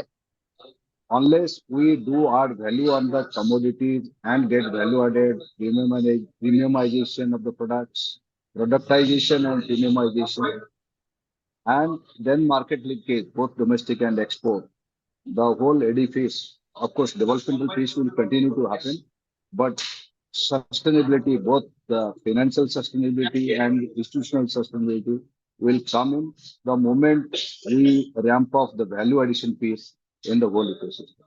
That's my take. Yeah. Very useful, sir. So over to you, Arun sir. I'll just add on to what Mr. Saha has said, and also Mr. Anand, that I think both the points they have raised, but I'll just again emphasize on the 2 points again. One is again on the institutional and capacity building, which is extremely critical for the directors, empowering them, because it's not easy. Asking them to suddenly become businessmen and managers and MBAs are not going to be easy. It requires a lot of capacity building. And the other point I will also emphasize on is where I think GT can play a critical role, and we need to think through some kind of a forum, is where we have at least more information available on access to credit at lower rates. Because that is one critical piece. I mean, if it is not in public domain. Once the institution is strengthened, it can do the due diligence and all of that we can do, and ensure that, they're credit worthy, the business plans are there proper. But with the current rates of interest, it becomes double-digit rates of interest. It becomes very difficult to do something which is more long-term in terms of just doing short-term credit or short-term commodity type trading kind of business. So something on that side at a policy level, or at least I'm sure there are many policies, but available and accessible to general FPOs in terms of information would go a long way. Thank you. Very useful, sir. And Sagar, last remarks from your side, and then we'll close the session. Thank you. Sir, related to policy changes, really in government, means central or state government, there are a lot of good initiative they already taken, but reaching out to the FPO is a difficult task, because whatever the stakeholders are involved in that, means in terms of government player, encouraging or doing capacity building activity to the government is very much important. Means in terms of example, if I want to say, all the line department officials are required a lot of capacity building in terms of getting the knowledge about the FPO and what all schemes are there. And related to the bank, because credit linkage is very much important to the FPO in terms of short-term or long-term credit. Doing the capacity building or training to the bank officials are another important thing, because a lot of schemes, say for example, PMFME is there, AF is there, credit guarantee scheme is there, CGTMS is there. These schemes are reaching only to the limited FPOs or limited MSME or startup. But if they are aware about the schemes and guidelines, then all the FPOs are in and around their area, they could directly support. So these capacity building is very important in terms of not only to the FPO BODs, it's to the entire ecosystem. Right. So Thank you. Thank you to all my fellow panelists, and I think this has been a great session. And at least for me, it's a great learning venture while being with you. And some of the thoughts I'm sure I've noted, and I'll also circulate those points to the panelists. And I'm sure we'll have a very thoughtful discussion, probably as a way forward, and a good document, policy making document. We can work it out on this. Thank you very much. Thank you, Pradipta sir, and thank you, Kharbanda sir, also for joining in. Thank you. Thank you. Thank you very Thanks, much. Chirag and team. Yeah. Okay. Thanks. I'd like to thank all the panel members for their valuable discussion and insights. Now, we are proceeding towards a short lunch break. There are upcoming sessions that are very informative, so please stay tuned. We'll reconvene at 2. Thank you.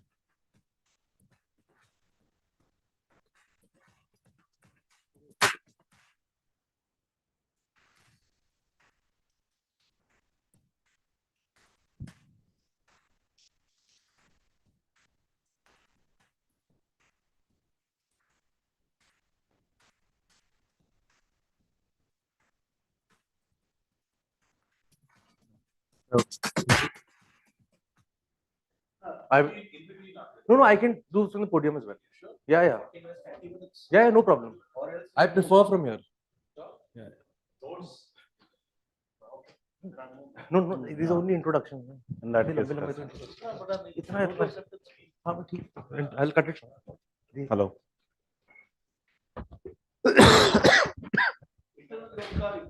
Yeah. I'll just introduce quickly and designation.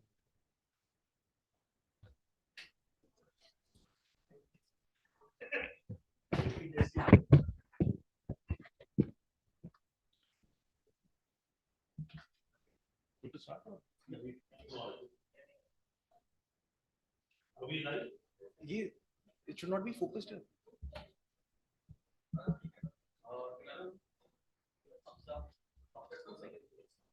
No, but it's the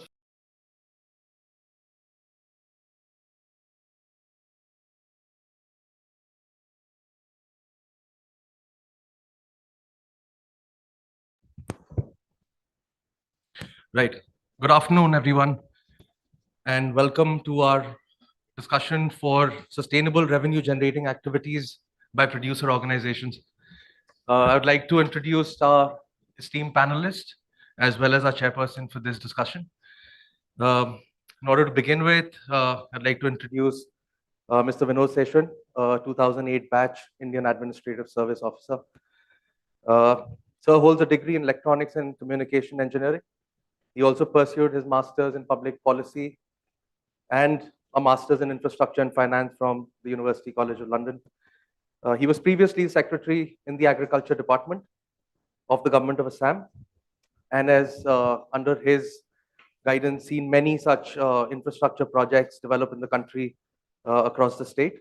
Currently, he's working as director in the exploration and production division at the Ministry of Petroleum and Natural Gas. Welcome, sir. Good to have you with us for this session today, and thank you for making the time. Thank you. We also have Ms. Shruti Kapoor, lead economic opportunities for young people at the UNICEF. Shruti leads the pillar on enabling economic opportunities for young people. This includes enabling jobs, entrepreneurship, and we would also like to cover the entrepreneurial bit apart from only revenue generating activities of producer organizations, given the focus of UNICEF as a convener, and we are happy to have you today. Shruti has 8+ years of experience in social impact and sustainability.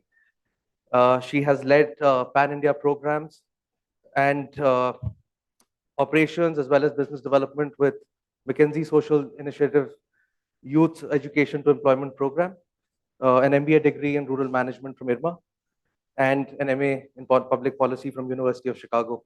Welcome, Shruti, and thank you for being here today with us. Third panelist we have today is Dr. Lopamudra Priyadarshini, an AVP, Head of Community Relationship and Sustainability at the Hindalco Foundation. A luminary shaped by the forces of passion, patience, and perseverance. He has a portfolio that spans continents and industries, is a certified corporate director, and a senior management professional with over 25 years of enriching experience. We are happy to have you today with us, Dr. Priyadarshini, and thank you for making the time. Alongside, I have my fellow colleagues and partners of Grant Thornton Bharat. We have Professor V. Padmanan. He's a partner who leads the social transformation practice at Grant Thornton with over 30 years of experience. And we have Prakhar Katyar, Senior Associate Director with the firm, and leads most of our livelihood implementation related work across the country. And we have Mohammed Zaidi, who is also playing a very important critical role in the entire Agri and Livelihood Initiative, where we today play and hold the forefront in terms of development and implementation. I am Tarun Baijnath, your moderator for today. I'm a partner with Grant Thornton. I lead the sustainable livelihoods and skill development vertical for the firm. And it's good to have you all here. Warm welcome. And I'm sure we will have a very enriching discussion, even if it's despite lunch, post lunch. So we begin with, and I would like to request Shruti, first we could start with you. And I would drift a little away from, the producer organization level work, more in terms of entrepreneurial opportunities. So in your view, what are those opportunities for younger generations in the rural segment? What more focus can be structured around policy advocacy for a more meaningful impact? You'd like to hear your views and the work that UNICEF has taken up in a very bold way in the country. Thank you so much for the warm welcome.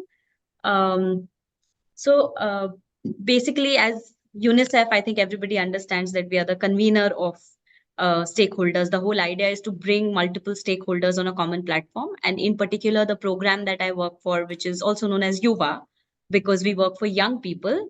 The whole idea is to create programs that align with the upcoming generation, because they are supposed to be the future workforce of the country.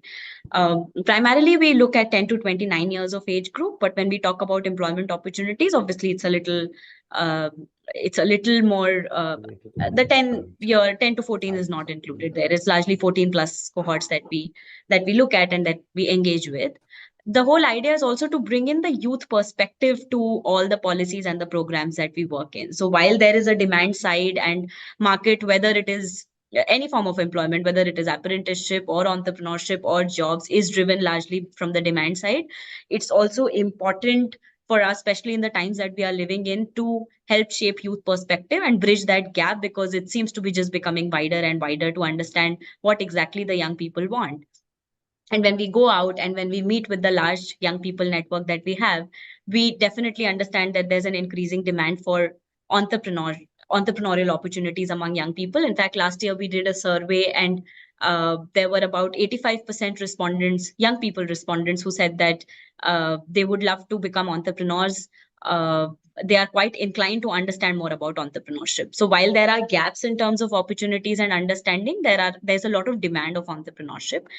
Now, in terms of the opportunities, now when we talk about the entrepreneurship related opportunities that young people have, there's a very clear-cut segmentation that we see, especially when we talk about young people in the rural segment versus the young people coming from more urban and semi-urban and peri-urban kind of areas. But again, we also see a very gray area, and that gray or overlap area is basically happening because of the intervention of technology. The technology has kind of changed the aspiration. So while till the time young people in the city who could afford a mobile phone and digital devices had access to these things, they had a certain sort of aspiration. But with the penetration of internet across everywhere, I think the aspirations of young people across the country are changing. A lot of young people in the rural areas are necessity entrepreneurs because they don't have a choice, and therefore they would want to enter into an entrepreneurial space. But the larger question for us to think through is that what happens to the aspiration? And that's where the role of technology becomes very important, that how we can give them an opportunity to work in the entrepreneurial space, but also help them feel connected to the world outside and not take it up as something which is the last resort. And that's the behavioral change that we want to bring in. As conveners of different organizations, we work with multiple stakeholders, including government, civil society organizations, NGOs, startups which have innovative solutions, as well as young people themselves, to understand these perspectives, pass it on to the different organizations, and make sure that while they are programming and while they are building programs and policies for young people, they take care of these narratives in mind, because only then young people will be able to relate to these kind of things. So yeah, definitely, I think the role of technology has become very important.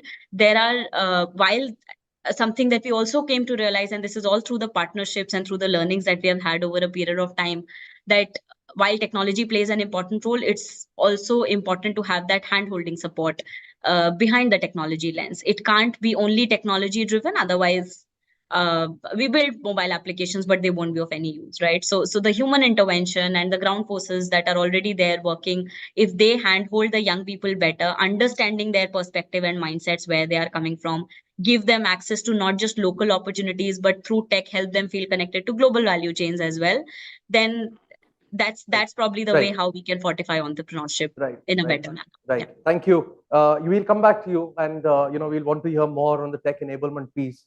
Especially with all the ONDC related progress that's happening in the country. We'll love to hear more on that and the global orientation. Thank you. And we can. My next question would be to Dr. Priyadarshini. Dr. Priyadarshini, Hindalco Foundation is doing a lot of extensive work. Could we have your views on the related work of the foundation? When we talk about the bottom of the pyramid in promoting sustainable livelihoods and the alignment between the community needs and the sustainable actions. If we could hear from you on that front, it'd be great for the audience, that's hearing and also to learn more. Very good afternoon to everyone, and thank you very much, GT Bharat, for organizing such a apt topic at this point of time. As far as Hindalco is concerned, Hindalco is working through their trust and foundation, and we belong to the CSR team of Hindalco. Lively, one of Aditya Birla Group under the able guidance of Sri Rajeshri Ji Birla. We work on 5 pillars of CSR. That is, one of the major pillar is the sustainable livelihood. When we talk about sustainable livelihood, what we are looking at is 2 kinds. One is farm-based livelihood and a non-farm-based livelihood. These kind of interventions generally happens in and around our units. For example, in Odisha, we have 5 plants, and in and around our 5 plants in the districts that we operate, in the blocks that we operate, we work in that. A lot of flagship programs that we work. I heard Shruti, and she was quite right that the entrepreneurship has. If we talk specifically to Odisha and to states like Gujarat and Maharashtra, entrepreneurship is something that is going further down in the rural part of the country. When we talk about farm-based livelihood, we work with the government schemes. What we have done is the programs that we have, we don't work in that, but the program that we define or we design is mostly we have partners, those who can actually convert the government schemes, bring those schemes to the grassroots level. For example, I'll give you a very apt example of Odisha. We are working, we have signed an MOU with Bharat Rural Livelihood Foundation. Ultimately, because Bharat Rural Livelihood Foundation has signed an MOU with Odisha Livelihood Mission for an APC cluster. So this way, what happens, there is an agency, BRLF, there is Government of Odisha, there is corporate like us. Together, we gave what we wanted from BRLF, that in our district, in our block, 7,500 in an aspirational district of Rayagada and 7,500 in the aspirational district of Kalahandi, where we are working.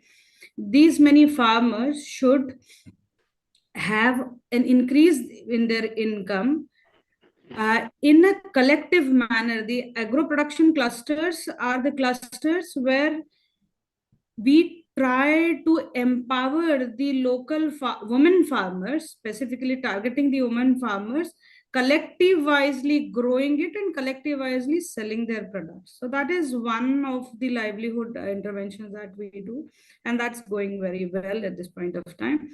Apart from that, as Shruti is saying, entrepreneurship, this is is something that India is with the footstep or with the mission of Government of India in Atmanirbhar Bharat.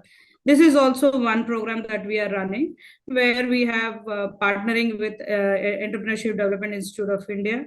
And it is a proper model that we are working, where service, manufacturing, and trading, 3 segments are there, where rural youth, both men and women, are involved in we handhold them with their own choice areas where we make the business plan. We may ensure that they get funds from MSME, PMEGP, and other relevant schemes that government do have. So, as Rudy rightly said, that all these can only be achievable if we partner with the government in their schemes and the CSOs and like-minded agencies, those who are working on ground. Right.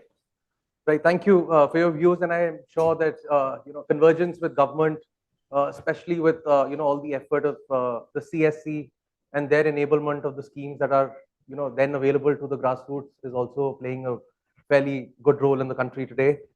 Thank you, and taking a cue from that, I would like to bring the next question to Professor Padmanand.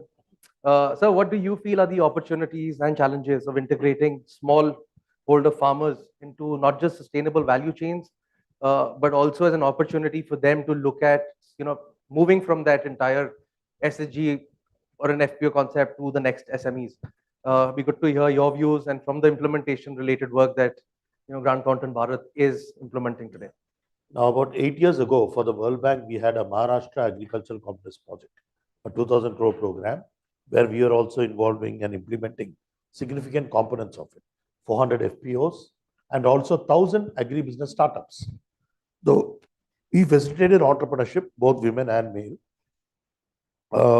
with an average of 30 lakh loan size, ticket size, within a period of 2 years. It was a national record. 1,000 agri entrepreneur startups, where we facilitated their business plan, credit connect, and mentoring services for 2 years, with 30 lakh as credit connect, institutional credit, in a period of 2 years. We brought out a manual also. It is a virtual toolkit. So there is a method by which we promote entrepreneurship. I was also professor at EDI Ahmedabad for 7 years. We have evolved a new model called integrated entrepreneurship development. But where do you select the candidate from? How do you select the candidate from? Should the banker be involved in the selection process? That is very critical. The second part after this is the technical training, management and technical training. For about 2 months, we have several books and manuals on it, which we have published, including the MSAP book, published at the highest level, released at by Dr. Dalwai and all the agri ministers at Vigyan Bhavan a few years ago. So this integrated model includes first right selection, right technical training and management training, and then followed by mentoring over a period of a year at least, along with Credit Connect. ये integrated model करके करेंगे, then only you get results, 90%, 100% results. If there is a gap anywhere, you will get the typical entrepreneurship development result of 20% success rate, 10% success rate. So it has to be planned from start to finish. कि पहले ही शुरुआत में ही decide होना चाहिए कि result आएगा. ऐसे करके कैंडिडेट को सेलेक्ट भी करना है, ट्रेनिंग भी देनी है, हैंड होल्डिंग भी देनी है, mentoring with partnerships. Second model we have done recently with our HDFC Parivartan led mega initiatives with the dynamic HDFC Parivartan team is that more than about, if I'm not mistaken, 7,000 women entrepreneurs have been developed in the last 1.5 years. So 7,000 women entrepreneurs, both individual as well as group entrepreneurs, in mushroom, vermicompost, in handlooms, in handicraft items, a range of products, food and agri products. So 7,000 in 1.5 years, again, is a national record, I should say. Women entrepreneurs, ye chota hai, not 30 lakh investment and all that, micro level, cottage level, 5,000 investments se lekar, that kind of thing, right from Assam to other regions. Another thing we have been working on in this entrepreneurship context, is under the leadership of Seshanji, when he has been project director of the 1,000 crore World Bank odd project, 1,000 crore odd World Bank project in Apat, Assam, where we are working for FPOs and also for clusters, industry, MSMEs and FPOs. So there, what we have found is a unique model. In India, when we say FPO promotion, maximum agri mein focus hoga, ya horti mein focus hoga, depending on the cropping season and harvest pattern. In some cases, GT, we started off with animal husbandry also, because that is a critical source of income. This, in Assam, we learned the need to focus on a third source of income when we speak of FPOs. That is non-farm sources. So not just off-farm, like poultry and things, non-farm. So hamara sab FPOs in Assam now, 30 to 40% of the increase in income which has happened is through handloom and handicraft. So the raw material bank also, input shop also, about 50% of the input shop operation is yarn. It's not in Dawai, Khad, Beej, Dawai. So this also we have evolved. So all these best practices we have documented various books and implemented across India. We'd like to share experiences further as we go on. Right. Thank you, sir, for your valuable input. I believe that is the approach. Not just one-off an activity can make changes or lead that to be income generating. I think that's only a part of it. What you mentioned in terms of if I put that correctly, is that if you look at impacting the interventions on their primary occupation, add that secondary source, also club that with the convergence opportunities available. I think that's what will lead us to the doubling of incomes, as we call it. Thank you for your inputs. Prakhar, I'll come to you next. How do you feel producer organizations, measure impact of their sustainable revenue income generating activities? So thanks, Tarunji. So basically, as mentioned by other speakers and Professor Padmanabhan and Tarunji also, we have been promoting and lot of farmer producer organizations, which are as a critical need of the hour, and most sustainable source of the revenue generating activities. But the only problem we feel or the challenge which we are seeing in the FPO ecosystem is the sustainability, which you just talked about. Majorly, we found out that lack of professionalism and lack of business-oriented activities have been the major issue, which are leading to non-sustenance of these FPOs. We taking example of the projects we are doing. Our first approach is FPO promotion. FPO promotion starts with the FPO formation, which is mere 1% of the step. It is which in general in the country takes a longer part of the project of registration of the FPO, means providing the awareness campaigns and then bringing the directors together and then starting the activities, which takes the larger part of the project. But in our case, with the first step with the awareness campaign, we start the business orientation to these BODs, to the members, that with the numbers, so that they should understand what is the FPO is about. It's not just about the concept, how actually they are seeing the numbers, which is in the vision in terms of getting their income doubled or at least increased. So that is being the critical essence of our success, we can say, because largely we have been seeing it mostly 70 to 80%. Our FPOs have been at the level which India is aspiring, which in Indian context they're aspiring to be. So capacity building, orientation, and the business plan approach, right, is the key to success. Sure. So professionalism, which typically would come through governance and accountability, and that's something that would sum up for the likes of our producer organizations to sustain over a period in time. Thanks, Prakhar. Zaidi, I'll come to you. You're doing considerable amount of work, with thought leaders like the Bill and Melinda Gates Foundation.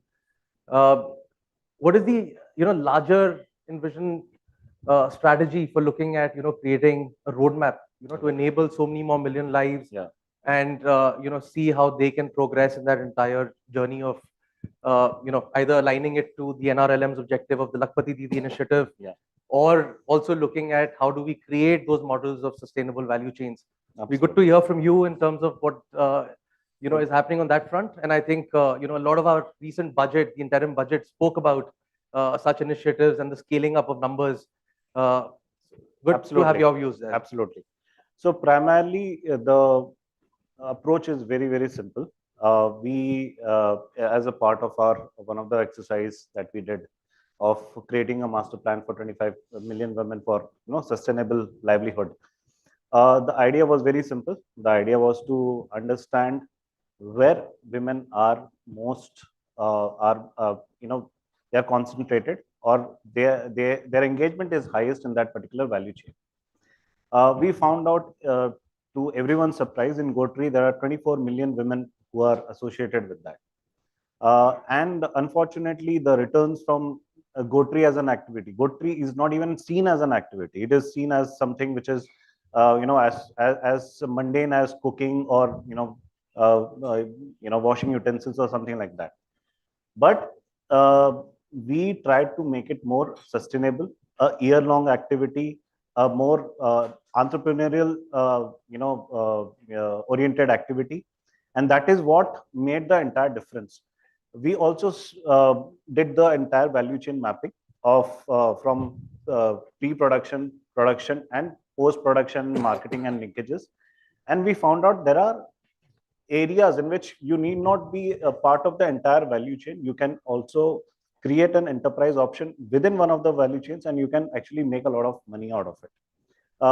Pashu Sakhis, ladies who can be trained in veterinary, sciences, something which very similar to nurses and all, and they can be deployed at at the site, and they can also make some money out of it also. In horticulture also, there have been the entire value chain that we did study, comprehensive study. We also found that initial preliminary packaging can be done at individual level, and that can be also on a fee basis, and at an aggregate level, secondary and tertiary food processing activity can also be taken up. So all these things was as a result of a very systematic mapping. Also studying the best practices. There are states who are ahead of the curve. They have been traditionally very good in terms of capacity building and livelihood promotion. We have studied the models of SERP. We have studied the model of Kudambashri and all other SRLMs. And we found out that there are a lot of things which can be upscaled. You need not reinvent the wheel. The wheel already exists. It just needs to be upscaled. So that is something which we have done. I mean, that is how we are going to even go ahead. Yeah. Right. No, thanks, Eddie, for that. I think, there are enough pilots that we have which have been successful. There is a lot from the ground that, a lot of professional firms and, supporting ecosystem has been able to achieve over a period of time. I think it is about, replicability as well as scale. And I think that's most important. I'm sure, with all the effort, those are going to be the typical areas of our intervention alongside, the national ecosystem that sustains it. Thanks for your valuable inputs there. Shruti, come back to you. Your views on a value chain based approach, just what Zaidi was mentioning now. Also creating, local opportunities for the blue collared economy. We've seen a lot of reverse migration during the pandemic. There is obviously now a way to look at creating more local jobs. It would also mean that there could be future pandemics, and we should be planned. We should plan well enough so that people do not lose jobs or incomes or livelihoods. When we see unforeseen circumstances. Good to hear your views and UNICEF's approach in terms of what they feel will be that sustainable model in the long run.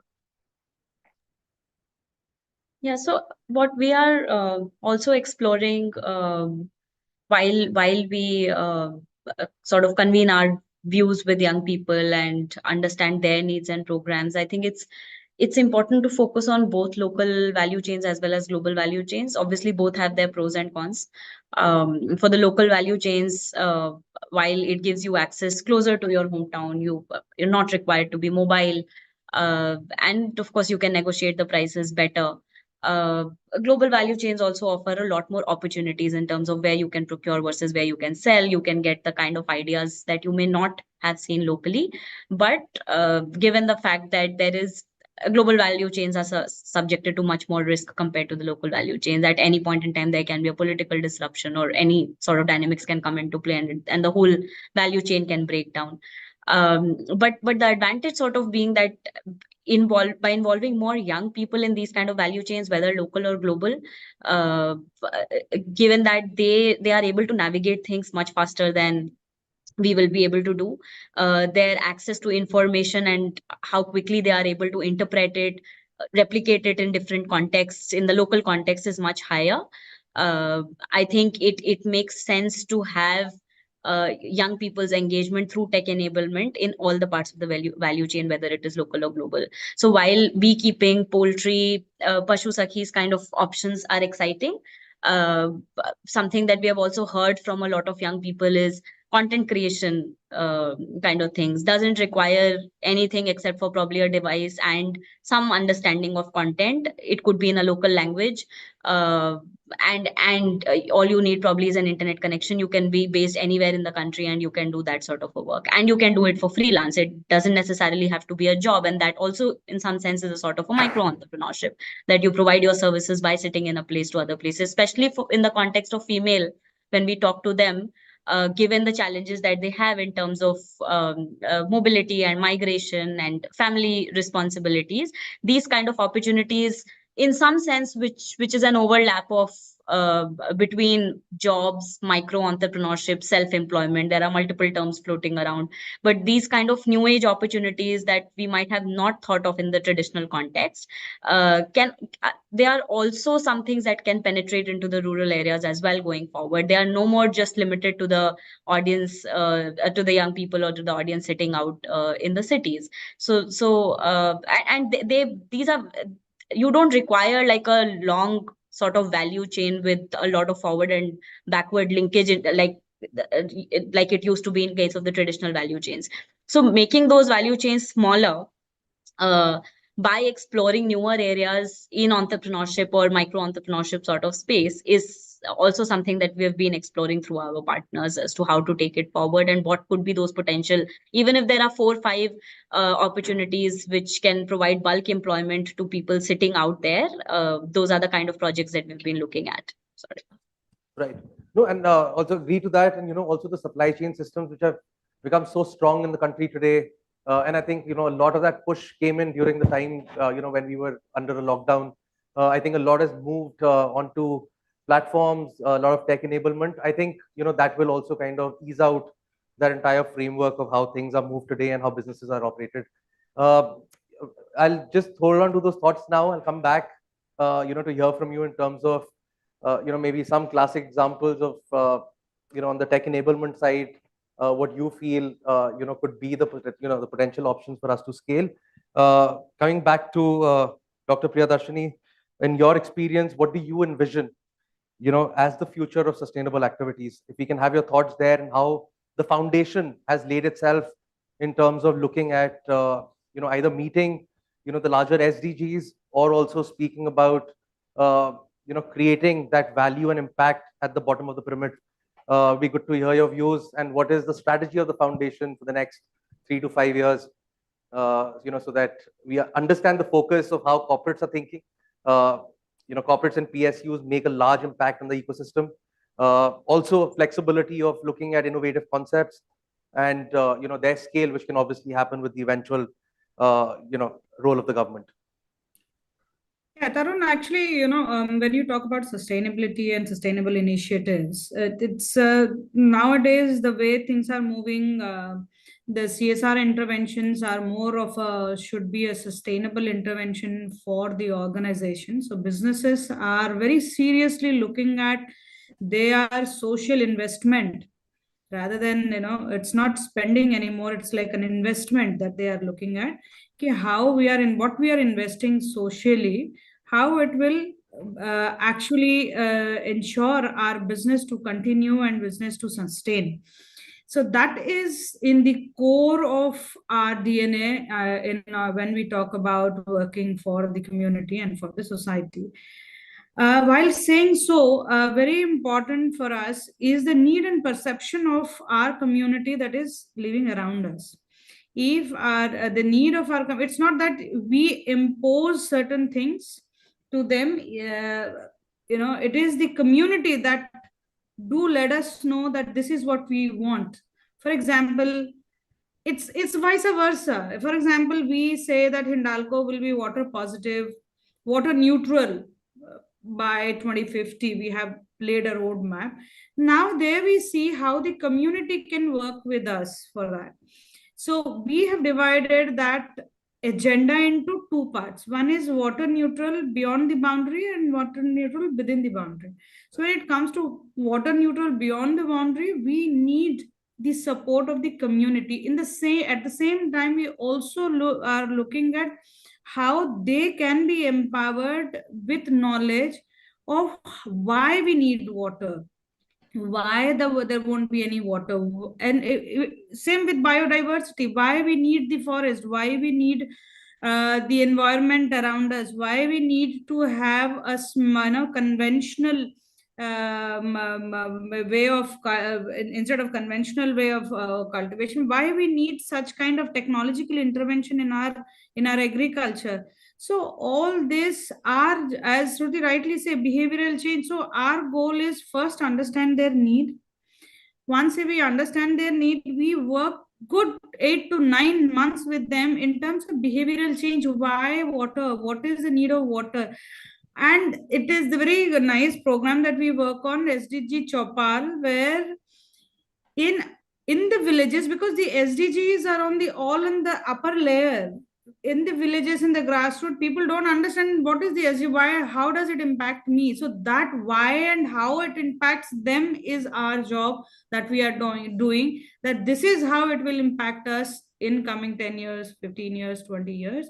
So foundation's job is to understand what are, what is the need of the community, how the sustainability aspect of the organization can be in line with the community, how we can invest, and how these community around us and this the people around us, and both together, how we can achieve these SDG goals in a higher level and business goals at the grassroots level.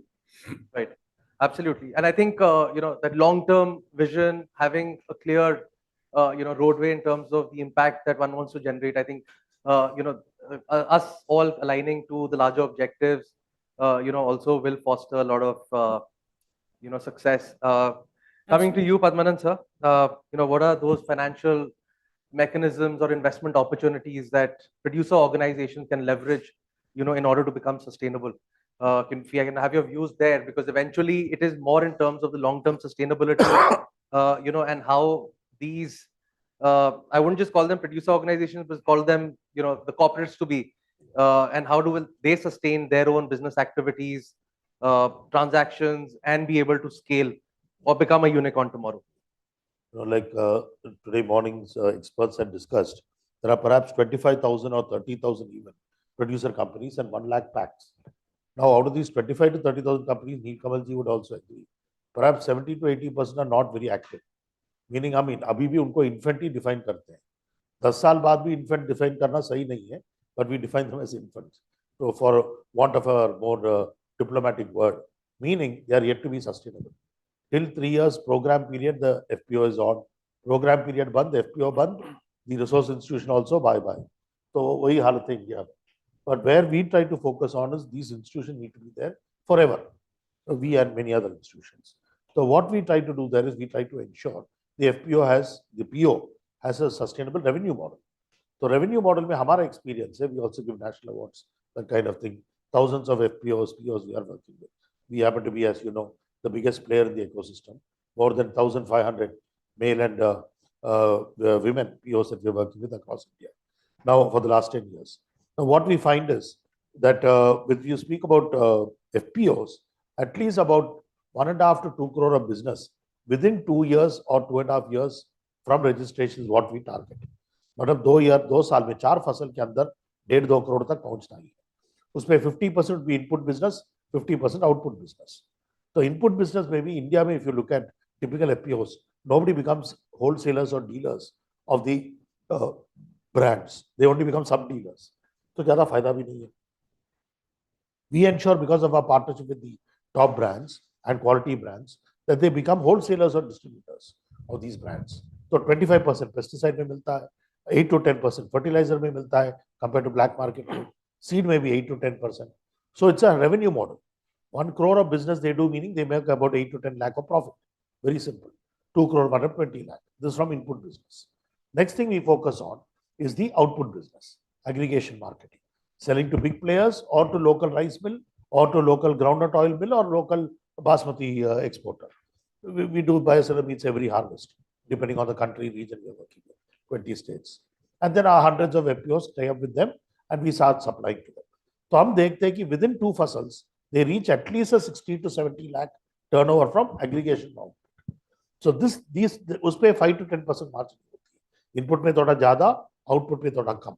But we target at least 1.5 crore business in most states in India. Northeast is slightly difficult, where aggregation thing may take more time. But the rest of India, we have a simple target. In Punjab se lekar Jharkhand tak. If you are not doing 1.5 crore business or 2 crore business in a period of 2 years, you are going to die. There is no, it is the whole project is doomed for failure from the beginning itself. This is our humble experience. So we put our teams on the job. We ensure they get revenues from these two streams. Similarly, there are other streams like custom hiring services, like Neil Kavadian mentioned. Drone से ही कमाई 3-4 लाख हो सकता है. Tractor से भी कमाई एक FPO को 3-4 लाख हो सकता है. Even though they provide the service at 30% lesser than market rate. So various such services, common facility, custom hiring, input, output, all these businesses cumulative करके 1.5 crore से 2 crore business नहीं है. A 2-year-old registered FPO after mobilization. So we consider we are failures in that region. The next major thing is when you look at intervention or FPO, we go one step beyond. In all the contracts we sign with foundation, we are perhaps the only partners who sign this, like up and me. So we sign off a 50% or even an 80% increase in income sometimes, minimum 40% increase in incomes. We sign on the contract. In India, very few people speak of outcomes. People are still only at the output stage. FPO का turnover इतना हुआ, कितना member का income बढ़ी 40%, कितना member का income 50,000 per acre से 70,000 हुआ, कोई पूछता नहीं है, किसी का पूछने का हिम्मत भी नहीं. Let us be frank. But where we do, we have fortunately matured to that level. The last 3 years, we sign off in the contract itna income increase. So that will include double the effort. So many of the benefit of an FPO will not be reflected in the turnover. Like for example, you provide input and crop advisory. Turnover में reflect नहीं होगा, but field में reflect होगी. कि 20% increase in yield, 20% increase in दूध, 20% increase in basmati rice production or in potato harvest. So this will not be reflecting turnover of FPO, but the extension services, which is the weakest in India due to various resources, is also strengthened. So we have to look at both. FPO turnover, a sustainable institution, platform for renting services, benefit to the farmer in terms of direct outcomes and impact also. Thank you. Right. Thank you. And I'm sure, there will be many such innovative concepts, models. I think the larger announcement today on, that entire piece of solar DDs and, also looking at bringing in innovative options to ensure that there is an income generating activity which will happen. Also looking at all that we've spoken now in terms of, how do you build that secondary source of income? I think those will be, especially with climate change, I think those will be areas of concern, and those will be the areas to build stronger as we move along. I'll want to bring in the last question, with the time that we have in hand, and I would leave that question to Prakhar as well as Shruti, to you. And Prakhar, you may answer it from a more credit access perspective, and Shruti, you may take that from a more digital technology enablement method.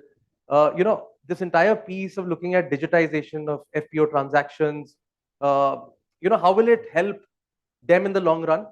Today we know the dearth of FPOs to scale activities is generally because they don't have access to finance. Typically in the first year, there would be nobody who even would want to fund them except for a couple of NBFCs. But looking at formal financing, what do you feel is the right approach? How are you implementing that so that tomorrow those producer organizations, their board and the members become creditworthy enough to ensure that they have the right set of finance available in terms of working capital, infrastructure needs, etc.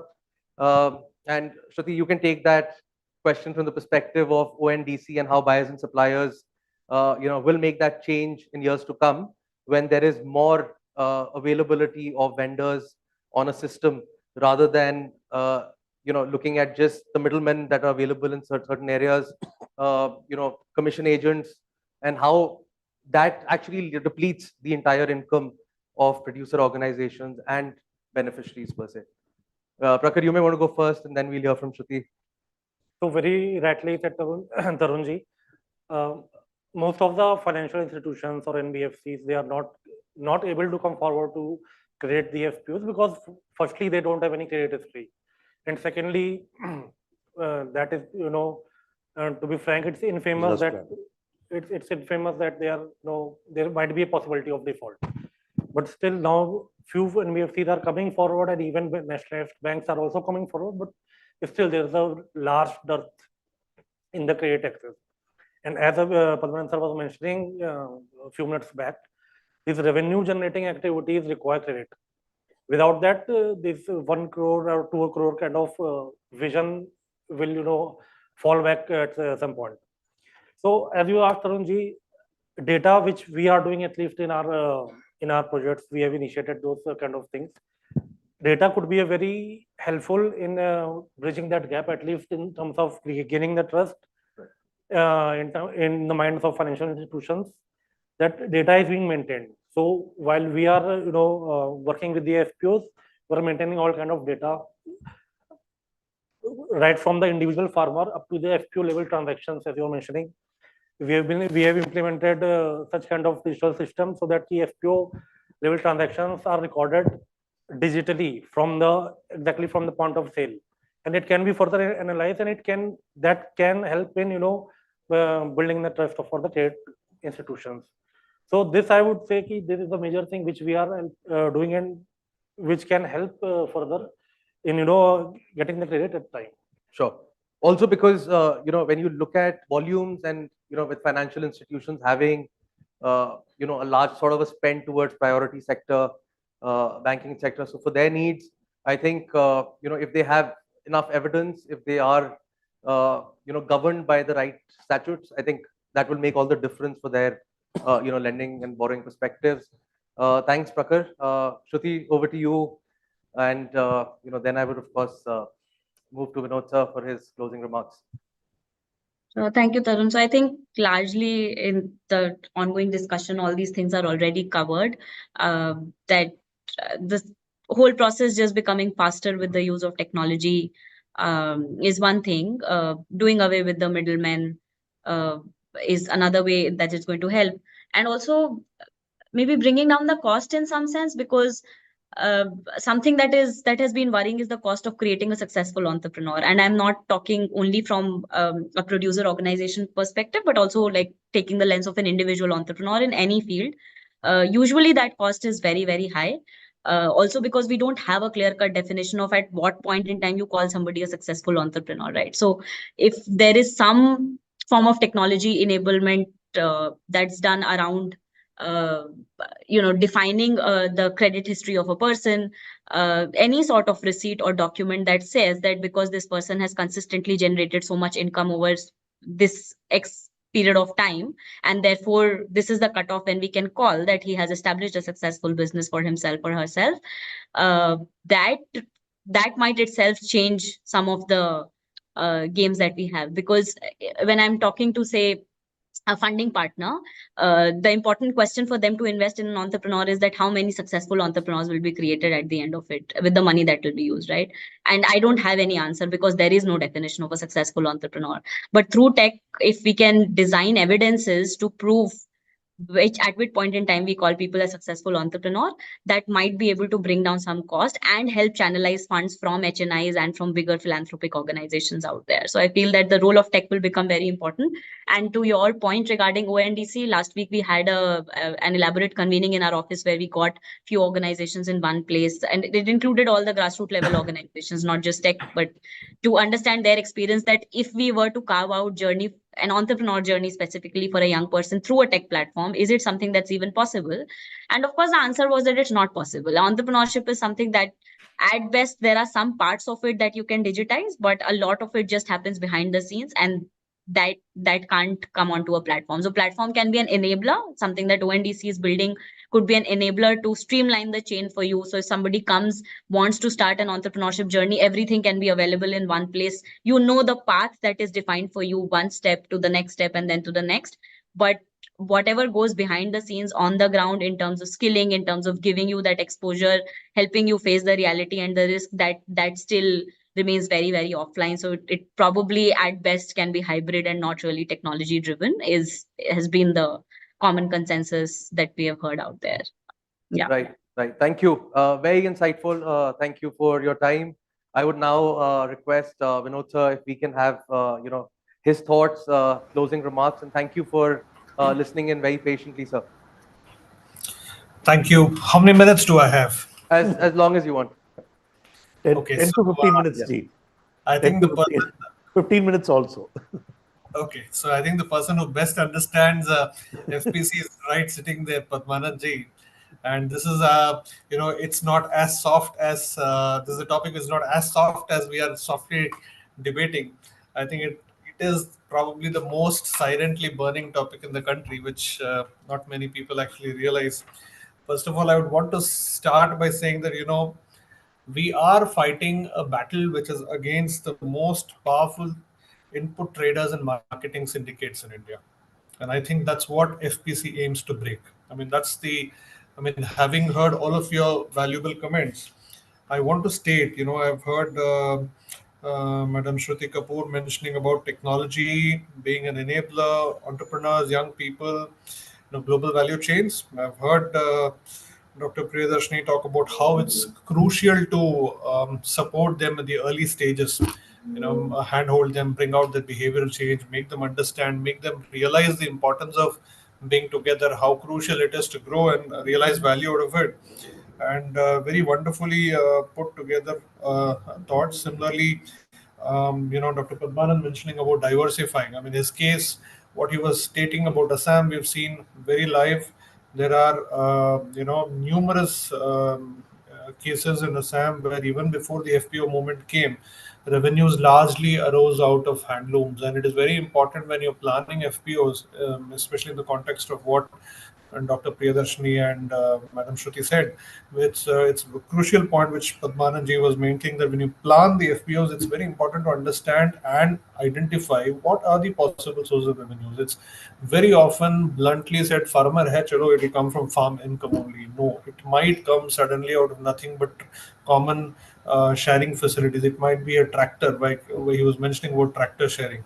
He was mentioning about drone. I've just come out from districts like Bagalkote and districts like Belgaum, Dharwad, and Assam, which are actually the sugar bowl of the country. The bulk of sugar production, can originate from there. Significant ethanol production can come from there. We are looking at diversification in Ministry of Petroleum. Where would all the ethanol come from? Where would all the maize rise from? Where would all the wheat come from? And at the same time, looking at food security. So it's going to be a very tough balance. All this requires very strong cooperation, very strong balancing of power centers. Very important to ensure that we don't break the syndicates in such a hard way that even syndicates are eventually marketers. They should not be broken to such an extent that they just totally run away. It's very important for them to play a role, but at the same time play a role in such a way that they don't cut down the value of the produce that farmers run away on the other side. It's very important that we don't make very radical changes which brings morale down of people. I heard Prakhar and Zaidi mentioning about data, how important it is for financial institutions to have data to extend credit. That's a very important point, because often in the priority sector lending, banks are reluctant to issue because the problem of NPAs. You can see what's the systemic problem HDFC Bank is facing today. You can see what are the systemic issues, smaller banks. You can see the Paytm. So across the banking system, you see what's happening, especially in the last 1 month. The concern is about KYC. Concern is about transparency. Concern is about documentation being proper. Concern is about how effective is the compliance at the village level. Now, farmers are not expected to know all this, but then this is where the role of the resource institution, which is going to handhold and support the FPOs, comes in. And that is where I feel Dr. Priyadarshini's point and Madam Kapoor's point on technology is very critical. We need to leverage technology. We need to educate people to learn the technology. It's not easy at all. Farmers are reluctant. Cash flows are the only method which will keep them interested in the FPOs. If you don't give them cash flows, I mean, you don't have to hand over money to them. If you don't show the road towards cash flow very clearly, I can assure you that they will run away. And that's exactly why we have 75% of our FPOs not really succeeding. There was a World Bank team lead, I forgot his name. I think it was Dr. Padmanabh, who was the guy who was heading the World Bank project? Manivandan Pati or? No, the other one, the one who came new.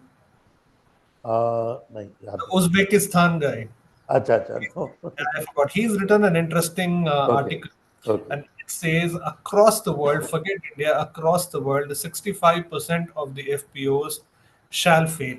He says. He says Absolutely. shall. Absolutely. Now, that's very interesting observation. You will say 90% without support. Yeah. I mean, he says across the world, 65% Absolutely. shall fail. I mean, even in developed economies, even in economies which are closer to ecosystems or probably, countries where the systems are very much in place, there also they fail. Now, in India, it's not surprising that they fail, but then, at the grassroots level, the systems are not there. So there is a lot of fight among the people that who will be on the board of directors of the, farmer producer organization. That itself is the starting point of the friction, and most of the FPOs die there itself. And even if they succeed there and then they go ahead and start producing something, the next challenge is whether they are able to get inputs at a reasonable price, whether they're able to address, their marketing challenges. These are all very serious issues. I was reading a paper a couple of days back. Somebody compared how Punjab and Gujarat FPOs had succeeded. There are debates around whether the registration of FPO should be under the Companies Act or whether it should be under the Cooperatives Act. I have personally favored the Companies Act, but there are evidences from Gujarat which says that the Cooperatives Act is probably more effective in reaching out to the farmers. Now, probably that arises from Green Revolution and the dairy cooperatives. But dairy cooperatives are there in Assam also. But Assam's dairy cooperatives, you see, if you go to veterinary department in Assam, you'll realize that there are 5,200 dairy cooperatives which have been, registered, and probably 3 or 4 of them are functional. 5,004, 98% of them are not functional. So it's probably a mix of not just the institutional and the instrument which is available as a legal tool to create it, but also realizing what is the local ecosystem supporting, what are the needs, what are the somebody mentioned about needs assessment, and I think it was Dr. Priya Darshani, if I was right. It's very important to the earlier stages itself to analyze this. Spend more time with the FPOs. Don't give them false promises. Tell them it's going to take time. Let them spend it initially as an additional income and not just a primary activity. Over a period of time, you'll realize that only those who are really serious would come onto the board. So some couple of closing points. I think it's quite a lot of discussion, and as I said, this is not a topic which can be covered in 45 minutes. It's the most raging topic. You saw how the government of India itself had to bring those legislation and roll it back, not because they were afraid of it, but because we still feel there is probably another good opportunity where it can be introduced when people are ready for it, though it was the perfect right time then itself. So sustainability does not just mean environment. Often people get confused on it. Sustainability is about cash flows, and in the FPC context, if there is no cash flow, there is no FPC. That's a guarantee. I would, having worked in the FPO space for quite some time, I can assure you there's only one. Sustainability has just one definition for farmers: they need income. And if they don't have that, the FPC is not there. Extension services. Now, let's take an example of extension services. If you really look at analyzing the agriculture department manpower in most states, you will see that the lowest level staff is something called as village level extension worker. In most states, these positions are vacant. So Padmananji would probably, as a professor, he would have analyzed it. How many states in India have extension level services fulfilled? I think only a handful. Rest of them would have all vacant. Absolutely. Now, this is exactly what has killed farmers in India. There's no extension services. Now, this is where every company in India can start focusing on FPOs, and I would in fact take a step further by saying, urging Dr. Priyadarshini that once you take an FPO, I mean, this is something which every company should do. Stay with that FPO for 10 years. Stay with that FPO for 15 years. They need a very long hand-holding side. It takes 15 years for children to grow up. So, it takes, similarly, FPOs are children. They just cannot sustain. They'll have their own attitudes. And with hundreds of people and young people in the group, it's going to be even more challenging. So extension services have to be provided to the FPOs, and the only way that can be done is, do through the private setup and not through the government setup, and ensuring that these behavioral changes are made in such a way that they focus towards input procurements and output sale in a very, very, market-driven way.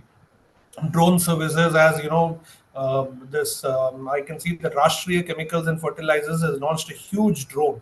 The drone can really fly up and spread a lot of seeds, a lot of insecticides, a lot of pesticides. I was last 3 months I have personally seen at least 500 demonstrations of those drones being distributed. It's like a fun. Everybody is just coming to see the drone. They really don't realize the value of the drone till they are told भाई इसको खरीदने के लिए 75,000 देना पड़ेगा. Then they ask पैसा कौन देगा. That's where then the debate about value starts coming in. Otherwise, they feel they're very happy with the demonstration, and anybody is coming spraying in, they will just say, "यार मेरे खेतों में कर दो."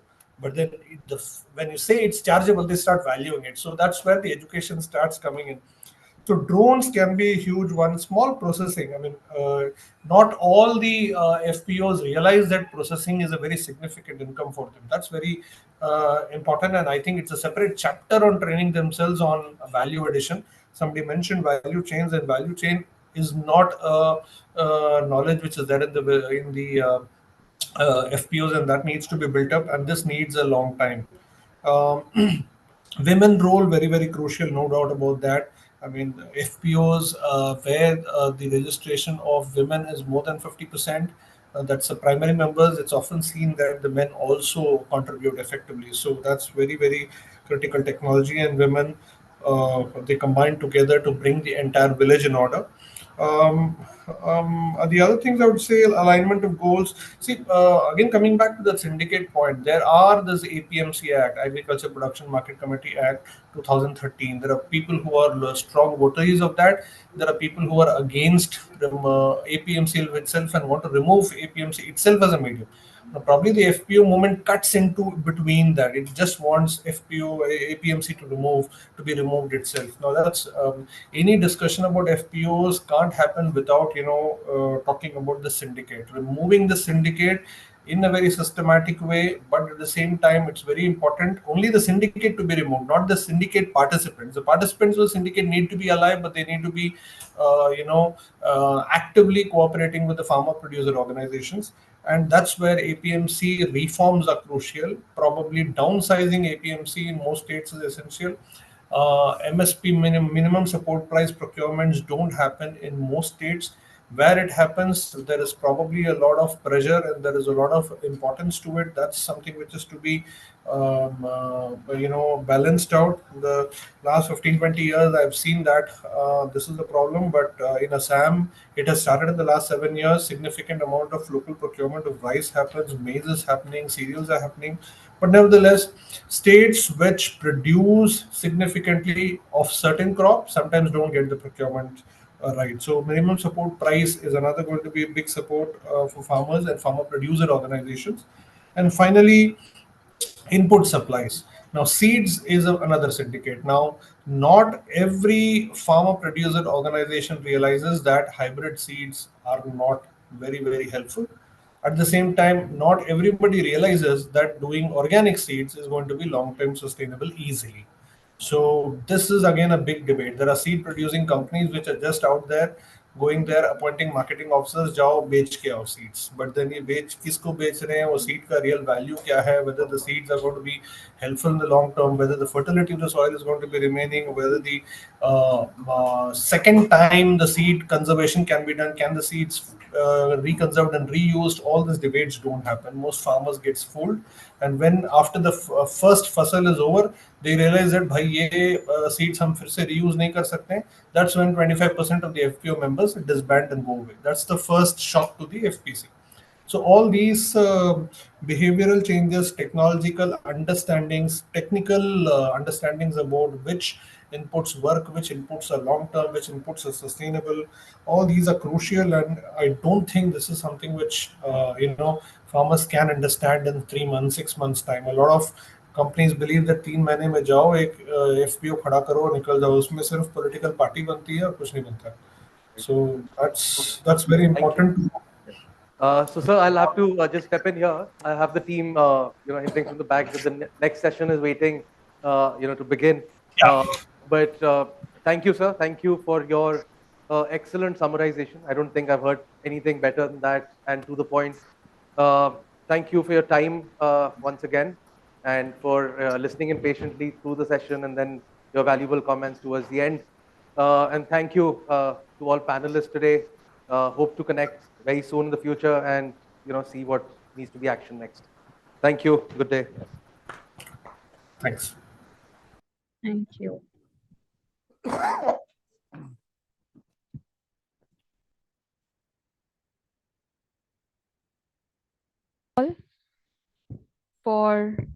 Once again, thank you all for all the panelists for their insightful discussion on sustainable revenue generating activities by producer organizations. Moving on to our next panel for the day, which is from self-help groups to producer organization. Please join me in welcoming the moderator for the panel, Professor V. Padmanand, Partner, Grant Thornton, Bharat. And the panelists are Shri Ashwini Saxena, CEO, JSW, Shri Yogendra Shelke, DGM, SBI, Shri Rishu Ravi, Director, Grant Thornton, Bharat, Shri Karan Sharma, Director, Grant Thornton, Bharat, and Shri Abhishek Abhinav Akhilesh, Partner, Grant Thornton, Bharat.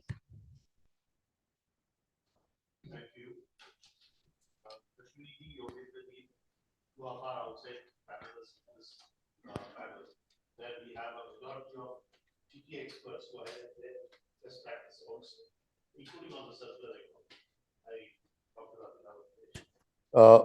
Let us start off with Ashwini ji.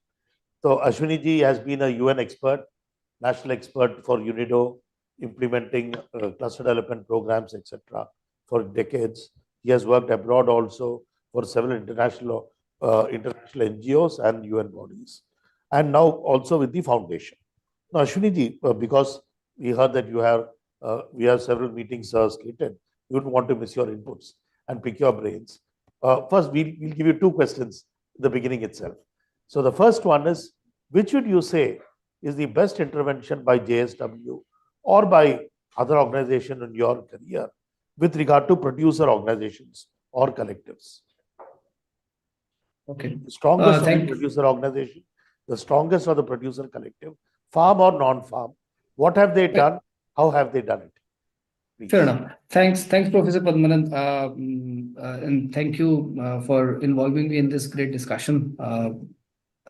I think two things that come to my mind very vividly. One which I think when I did in UNIDO is something close to my heart. And which is also connected to the theme, how moving from self-help groups to producer organizations. So one is which we did in Kota, for handloom weavers, and specifically focusing on women weavers there. That time, working with women weavers, essentially weavers are all women by and large. Men are minuscule in number. They are more into trading activity. Bringing them together as a thrift and credit activity, to begin with, because capital has its own pressure. So bringing self-help groups together of these women just to do some thrift and credit activities to create some surplus with them with which they can play around. I think that was the first step. And after that, very soon, as we say, the capital started putting pressure upon them. That 50 rupees, 100 rupees per month, which they were saving, started putting a lot of questions in their minds what to do with this money. And that's where the shift was made to make sure that these women look at this money collected by them as an economic opportunity for them rather than just thrift and credit. I think that shift sometimes misses in a large number of self-help groups in our country. So that shift was made. And the key part of that was that it was never, kind of preached to them as to what they were supposed to do. So the women's self-help groups which came up of weavers, they actually started putting some amount of money to generate surplus into all other kind of activities, giving loans to other people, giving loans to shopkeepers, taking small pieces of farmland for cultivation and harvesting on that.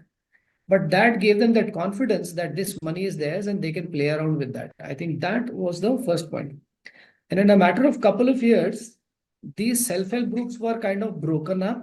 And from that, top first 100 who were willing and like-minded were brought together, looking at a whole range of skill sets that would be coming onto the table. The key challenge with self-help groups is that there is a lot of emphasis on homogeneity and social economic conditions being similar. While when you're talking about a production unit, it needs to have a heterogeneity in a sense. There should be a good mix of producers and marketers and sellers and costing, pricing experts, etc.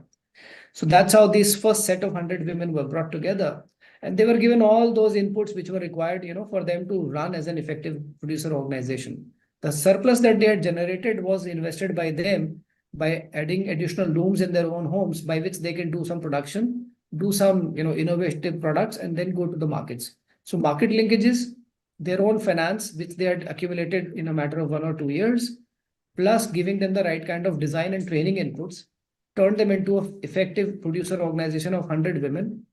I'm happy to share today it's an organization of 350 women.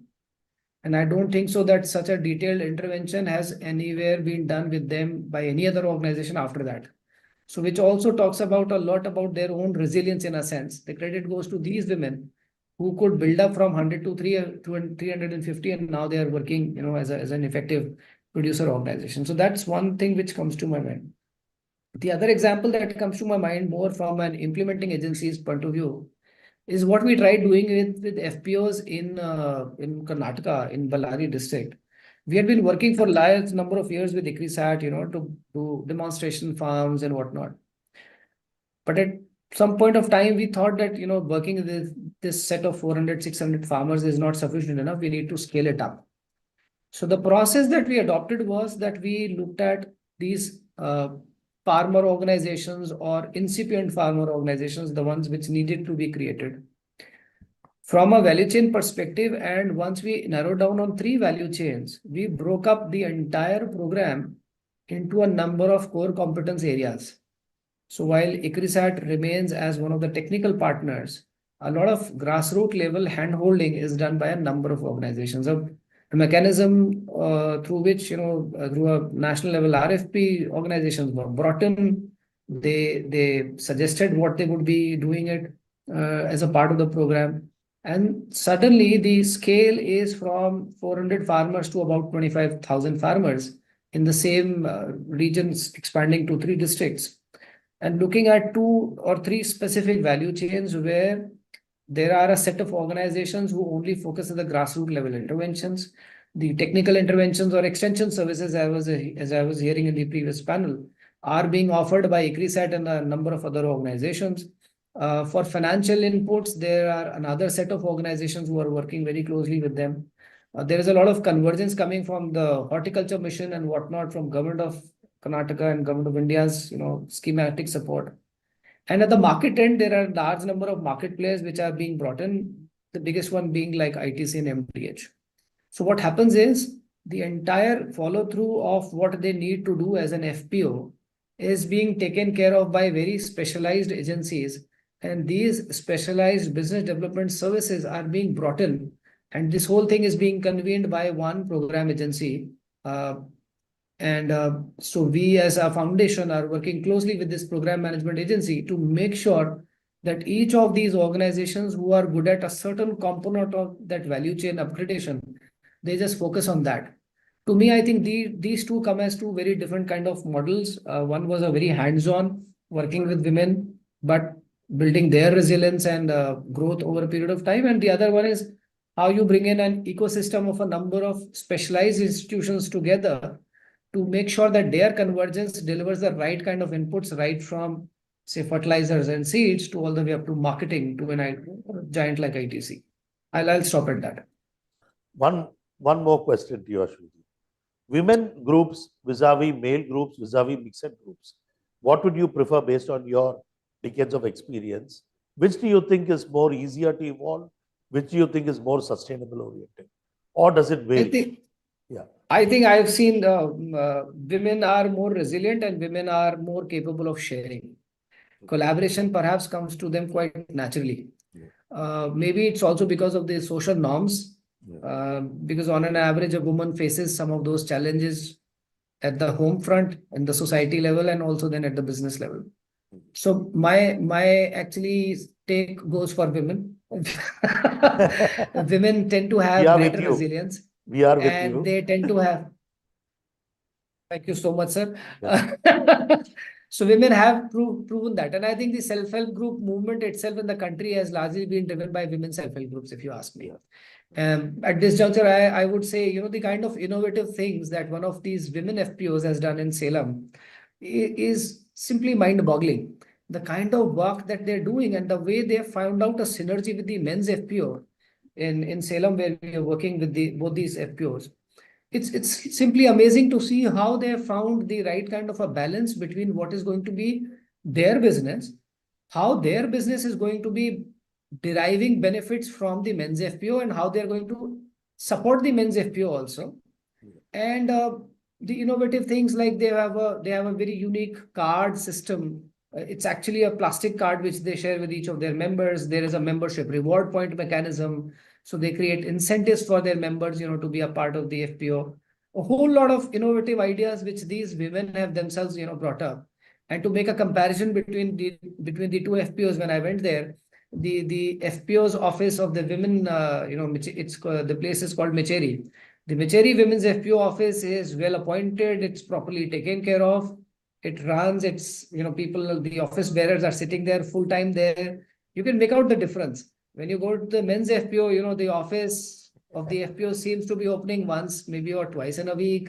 There are different kinds of, you can get the signals that, yes, this is not so often being used. And I think you and I can relate it to so many industry association offices that, we work together in UNIDO. Very right. I think women are the key force behind it. Very right. And that's the reason we are very gung-ho about this new program that we've launched. We call it as JSW Vani, which is to focus on 2 million women entrepreneurs by 2030. Beautiful, beautiful. In fact, Ashwini ji, we are already working with 100,000 women farmers into SHGs.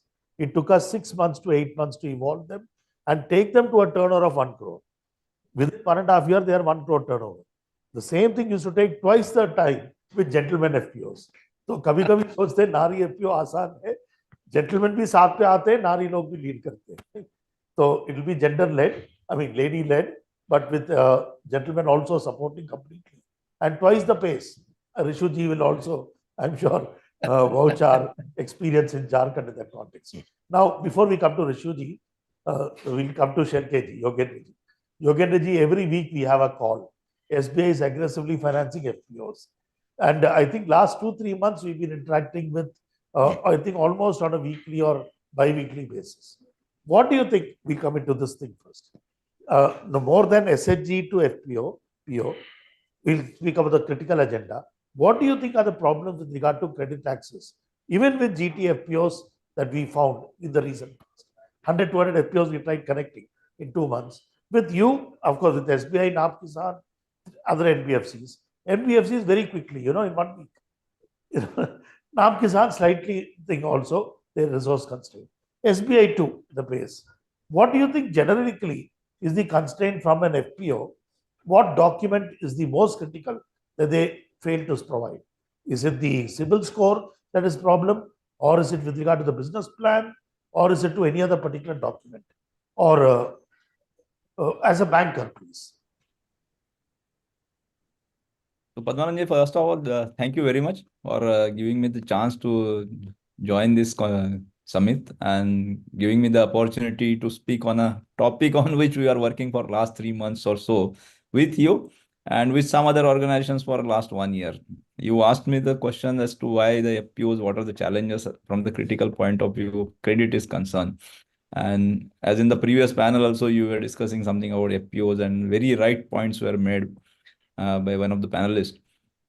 As far as the credit is concerned, NBFCs, NAP Kisan and banks. Banks, I would say, including SBI, but more particularly at SBI, when I'm trying to drive this agenda from my side.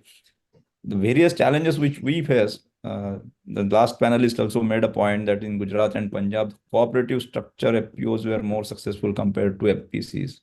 And I think this FPC structure has not been fully understood by all the participants in the FPC. That's a major challenge. Because still then they fail to comply with Compliances Companies Act. I am of the personal opinion that there should be a a lighter version of Companies Act if you want to succeed the FPCs, because compliance is becoming a big issue. And recently, when we were studying some data points, we came to know that some of the FPCs have been struck down from the MCA side because they failed to submit the compliances. And that's altogether different stories. The major challenge, what we as a banker, as a credit lending institution faces, is the business plan, the CBIL records, and the understanding of the business, particularly from both the points, input and output. The FPCs cannot be purely a input trader, that you buy the input from some other bigger players like Bayer, IPCO, or some other organization, and then sell it at some discount just to pass on some benefit to the farmer. The ultimate aim of the FPC is not to give a mere discount or some sort of price mechanism wherein they get a lesser input at a lesser price. But the ultimate aim is to increase the income of the farmer. How do you achieve that? How do you achieve the end goal of the FPC to enhance the income of the small and marginal farmer holders, which are almost 83% plus in this country? And if we as a lender look at the FPC's profitability business plan in 2 years, where they have grown, in 1 year, what they have grown. If they want to escalate and scale up the business, what are the business plan? The awareness of the business plan is one issue.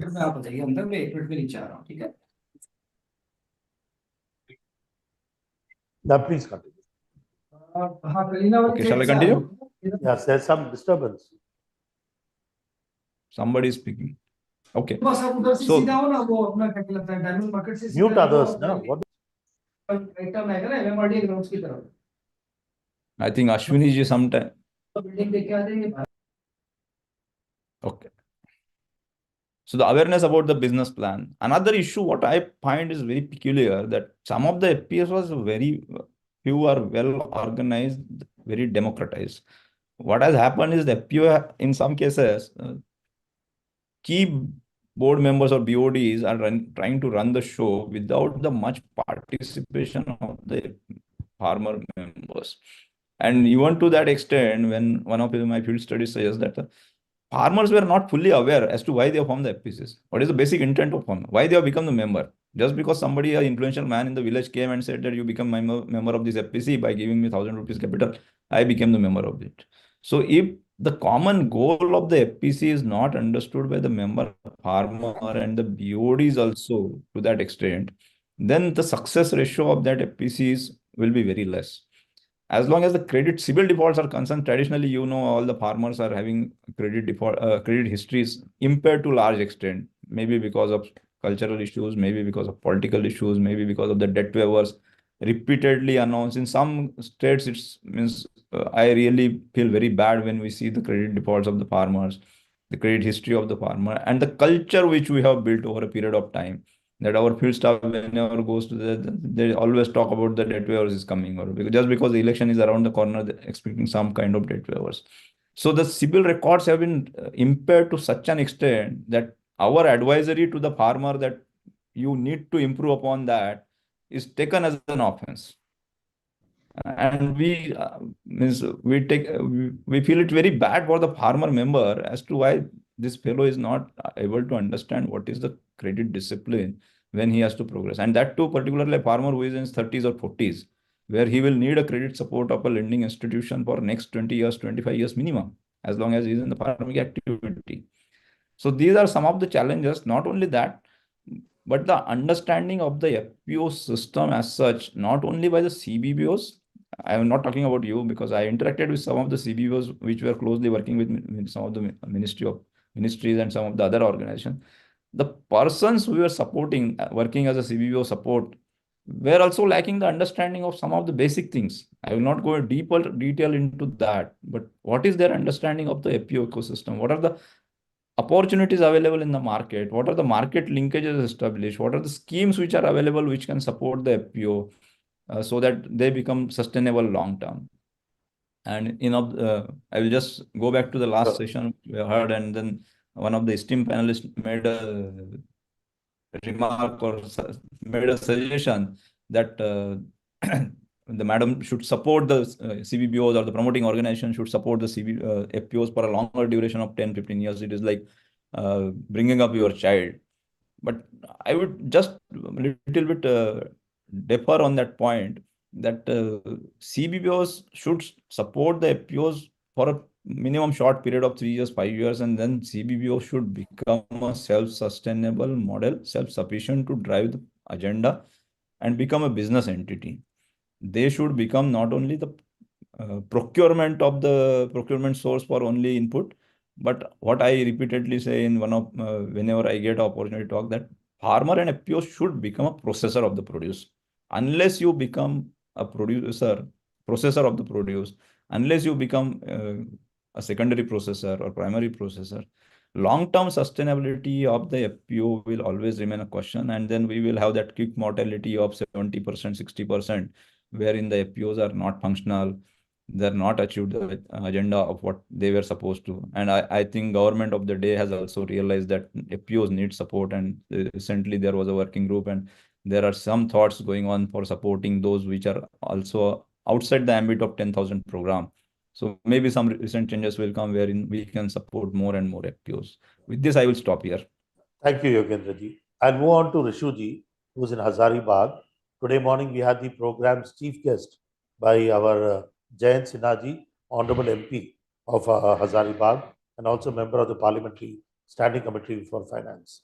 So Hazaribagh is our initial best project, in where our Honorable MP has taken it to the Cabinet also as the best model intervention in aspirational clusters, where we have intervened with over 25,000 farm stakeholders, actually increased income of the FPO members by 40 to 50%, and the FPOs are doing turnover of 1 crore in the poorest of districts in just a period of 1.5 years or so since registration, accounting for Corona. So Rishuji has been leading that project. Here, I would request him to highlight the 10 or 15 interventions that an FPO does typically, including asset convergence, etc., and how it has now become a revolution that Honorable MP has virtually taken it to the Cabinet too. Interventions in Hazaribagh. Over to you, please. Yes, sir. So thank you for the opportunity, sir. The topic, this SSGs to FPOs, is of prime importance nowadays. The reason being in the recent interim budget also, the target of 2.5 crore to 3 crore for women farmers to become the Lakpati Didi has been mentioned in the budget, in the interim budget. So I would just share my experience as you asked.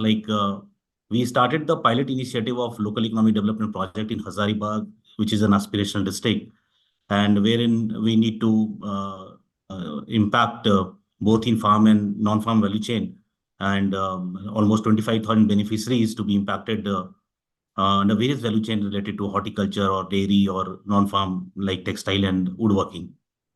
So we did what we formed almost 15 institutions, or out of which 12 institutions were in farm, are the FPOs, and the 3 other SPVs which works in non-farm sector. And out of 12, we found almost 3 women-based, exclusively women-based FPOs, and in convergence, leveraging the existing SSG networks. And we have seen, we witnessed the difference of the women and the main FPOs, with the range of activities or with the range of intervention which we have implemented in the districts, right from input and crop advisory, or whether it is output marketing, whether in terms of setting up of some common facility centers. So we see, I can quote one example in terms of, we tried implementing one of the initiative called sweet corn initiative. We tried to diversify, the crop sweet corn with the paddy. And we initiated this initiative, and we started this initiative with almost 60 farmers, and we found there is some kind of behavior change which is very much required in terms of perceiving this, in terms of taking this initiative at a larger scale. So we started with 60 farmers, and later, what we found, the women-based FPOs, they were more perceptive, they were more receptive to this, towards it, and to take such kind of whatever initiative which we used to, which we wanted to intervene. And the success was from 60 farmers to 1,000 farmers. we just try to incorporate this crop diversification across our 4 districts. Similarly, what we have done, like the core theme of our project is based on the convergence approach.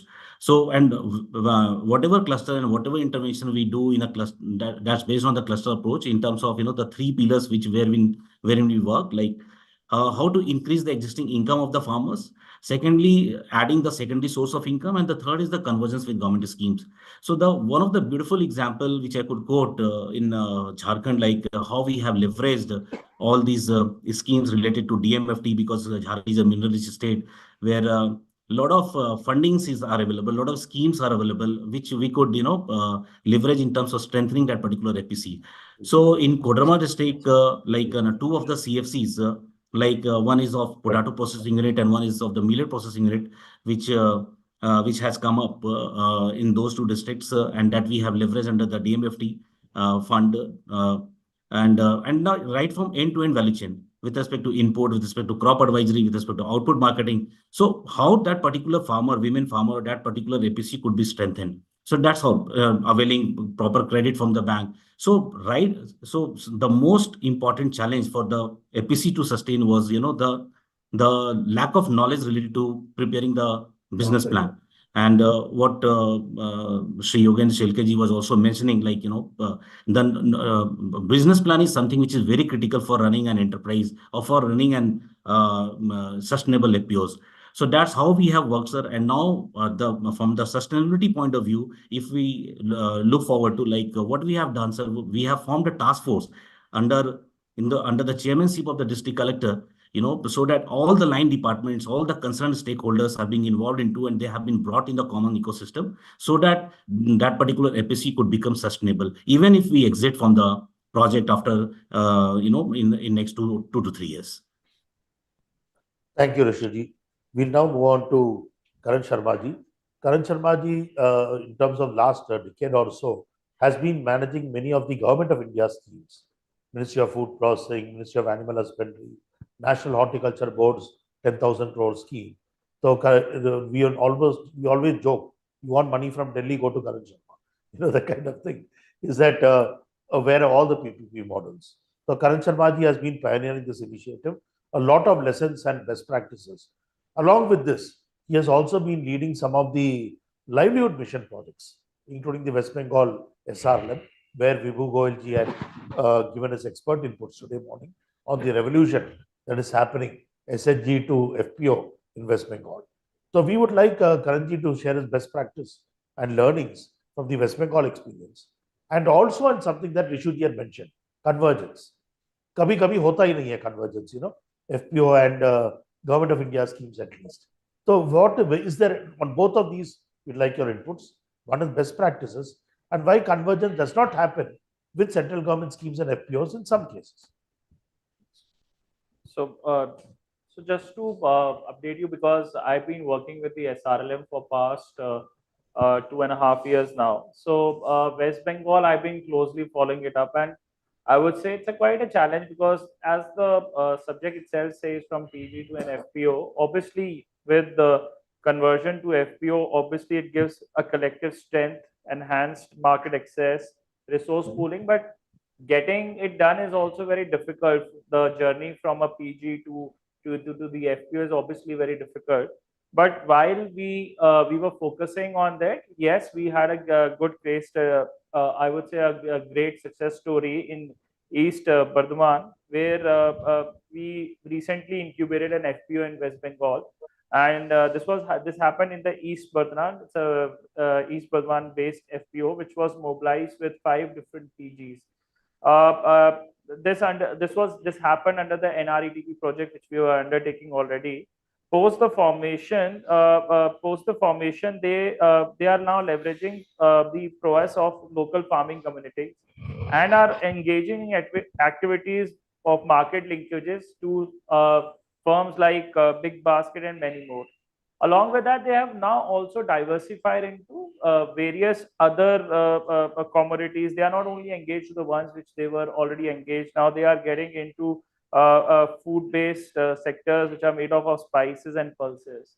The perspective of collectivized effort is possible due to enhanced membership network that foster in their producer group, and now they have leveraged with their local production.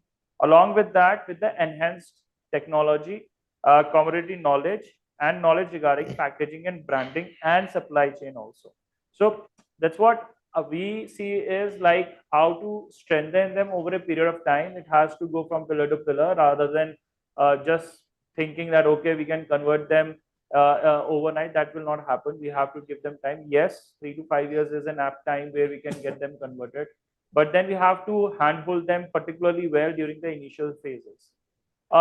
With regards to your second question, the convergence, which I find, yes, there are possibilities of convergence with regards to a lot of schemes which are relevant to FPOs or PGs or SHGs. But then again, there are challenges with regards to the compliances, which Yogendraji has already mentioned, less of compliance.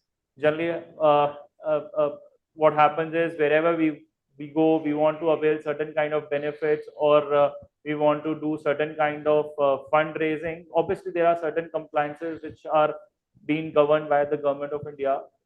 Just to update you, like there are smaller schemes like PFME scheme, a mic for the micro entrepreneurs, as well as for the FPOs or FPCs.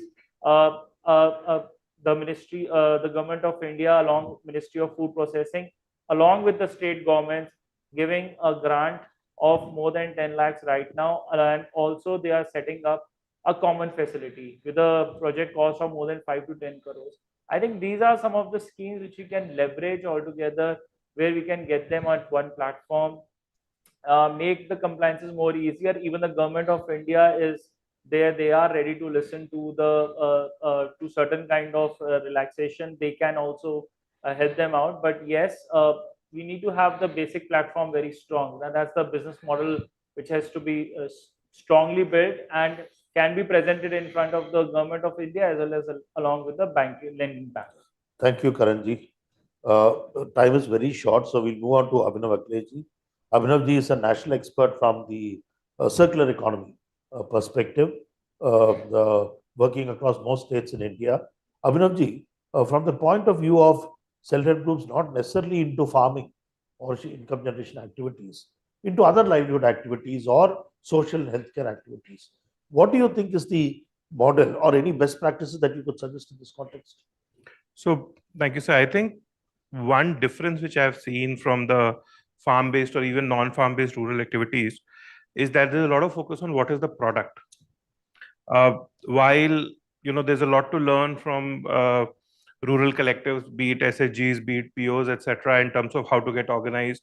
And I think on the rural side, far more work has been done.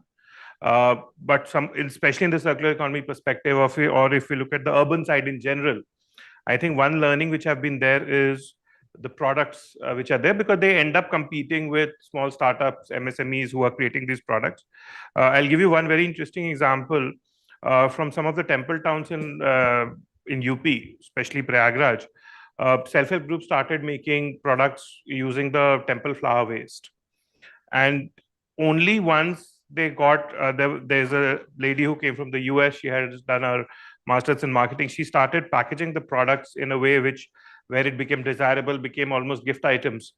And we recently did a study with her where the consumers of that product buy it mainly for the story that the product tells. And the fact that it is made from waste and it is circular is an added incentive on top of it. Therefore, I think the product being of something which is high quality, desirable, fills a particular need. I think that's the core. Then obviously the business model around it. What is the pricing? How does the sort of the supply chain work in this case? How is the marketing and logistics done?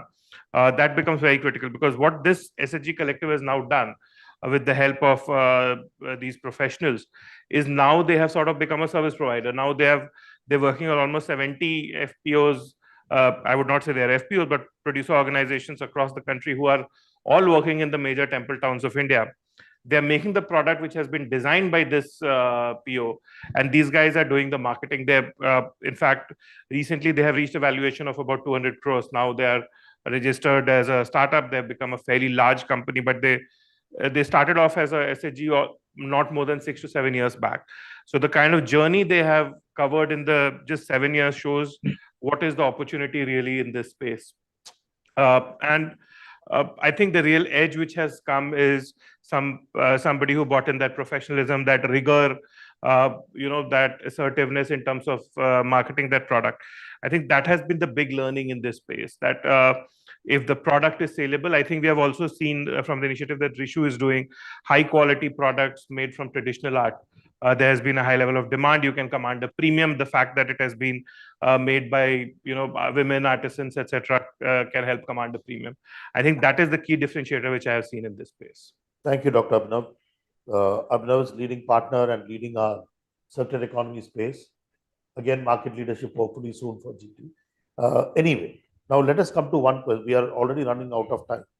So let's come to a rapid fire sort of interaction. Yogendra ji and other panelists.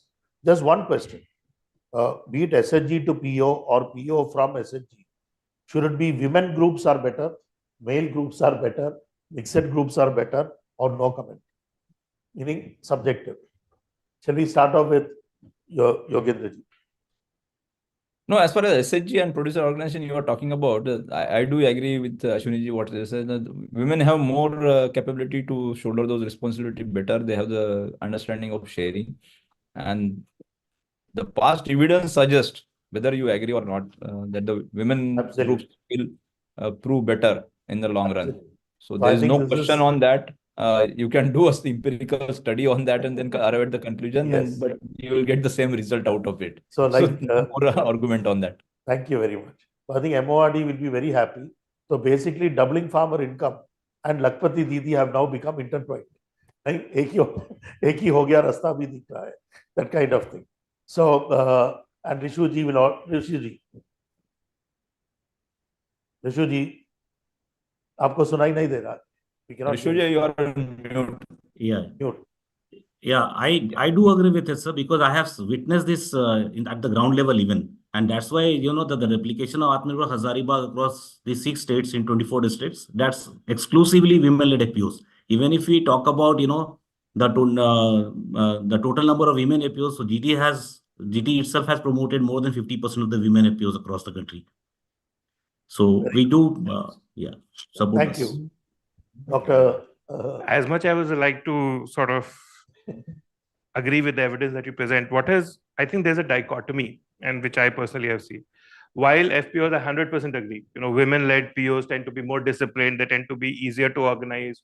But I recently, we are working with the Ministry of Textiles to sort of prepare a list of startups and prepare a directory who are working in the recycling, upcycling space. And there are about 20 odd organizations which have risen from POs to become a certain scale today. Only one of them is still women-led.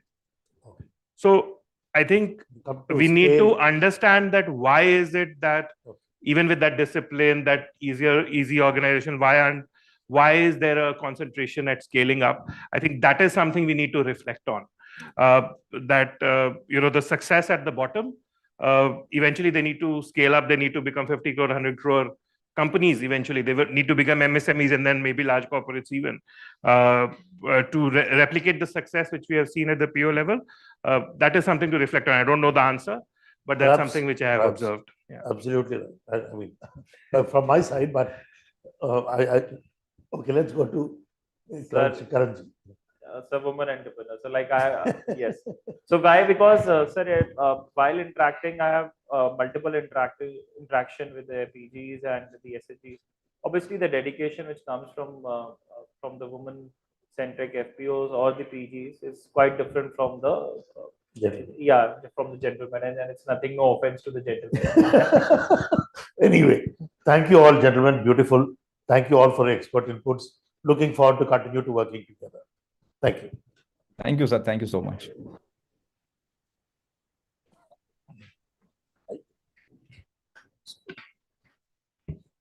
Once again, thank you so much to all the panel members for sharing their for having an insightful session.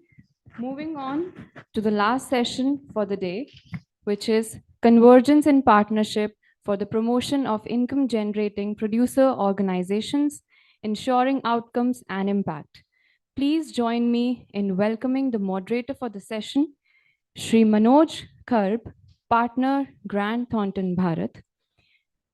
Chairperson for the session, Dr. B. Ashok, IAS, Agricultural Production Commissioner, Government of Kerala. And the panel members are Srimati Aradhana Dalmia, Trustee, Dalmia Charitable Trust, Shri Azhar Pathan, CEO, Navya Agro Exports, Srimati Priyanka Gulati, Partner, Grant Thornton Bharat, Shri Ashish Kumar, Manager, Grant Thornton Bharat.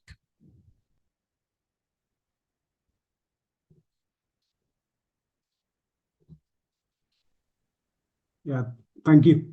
Thank you. So we are here for the last session, and this one is, I think, the most important. We will be talking about how the producer groups can become into a sustainable business models, and this can't happen without a convergence and partnerships. So we are here to discuss more on the convergence and partnership ecosystem here.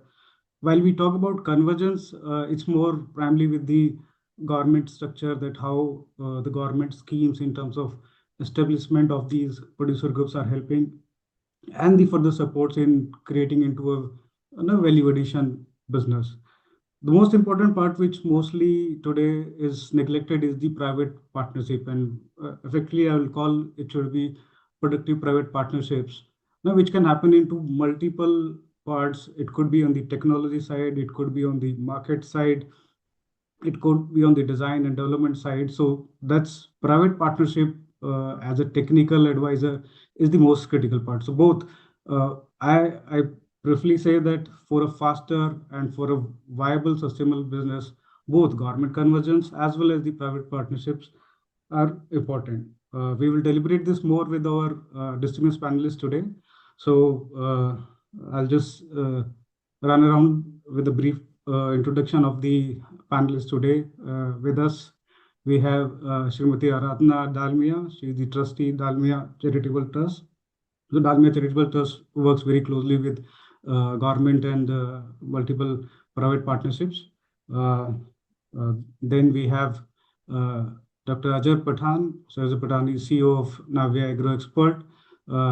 He has more than 30 years of experience in the agri business. He has hold multiple positions with Mahindra Agro and ITC and many other research and innovation in the agri sector. We have Priyanka Gulati. She is my fellow partner with Grant Thornton. She leads human capital segment with the organization and play a key role in helping and fostering those partnerships and collaborations. Then we have Ashish Kumar. Ashish is I'll say the core FPO expert. He's been running around, I think, the entire country working in this particular value chain.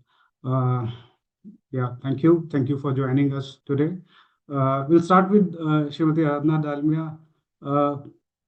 I would like to hear from you that from Dalmia Charitable Trust point of view, how do you view the importance of government convergence and the private partnerships? That's maybe the first question. And you can would also like to share that what are the successful partnerships so far, or maybe the success story around which you can share with the participant today. Thank you, Manoj, for inviting me. Thank you, Priyanka and the GT team.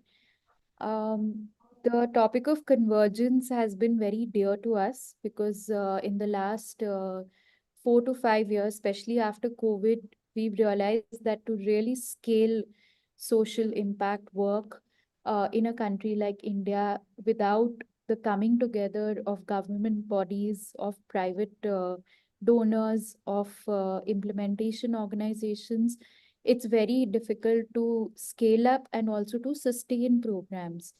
Yeah. So our journey has been one of recognizing firstly that which are the areas in which such a convergence is possible in India today, where there is a willingness on the part of government agencies, where there are implementation partners available on the ground, and we've tried to find those sort of areas and work over there.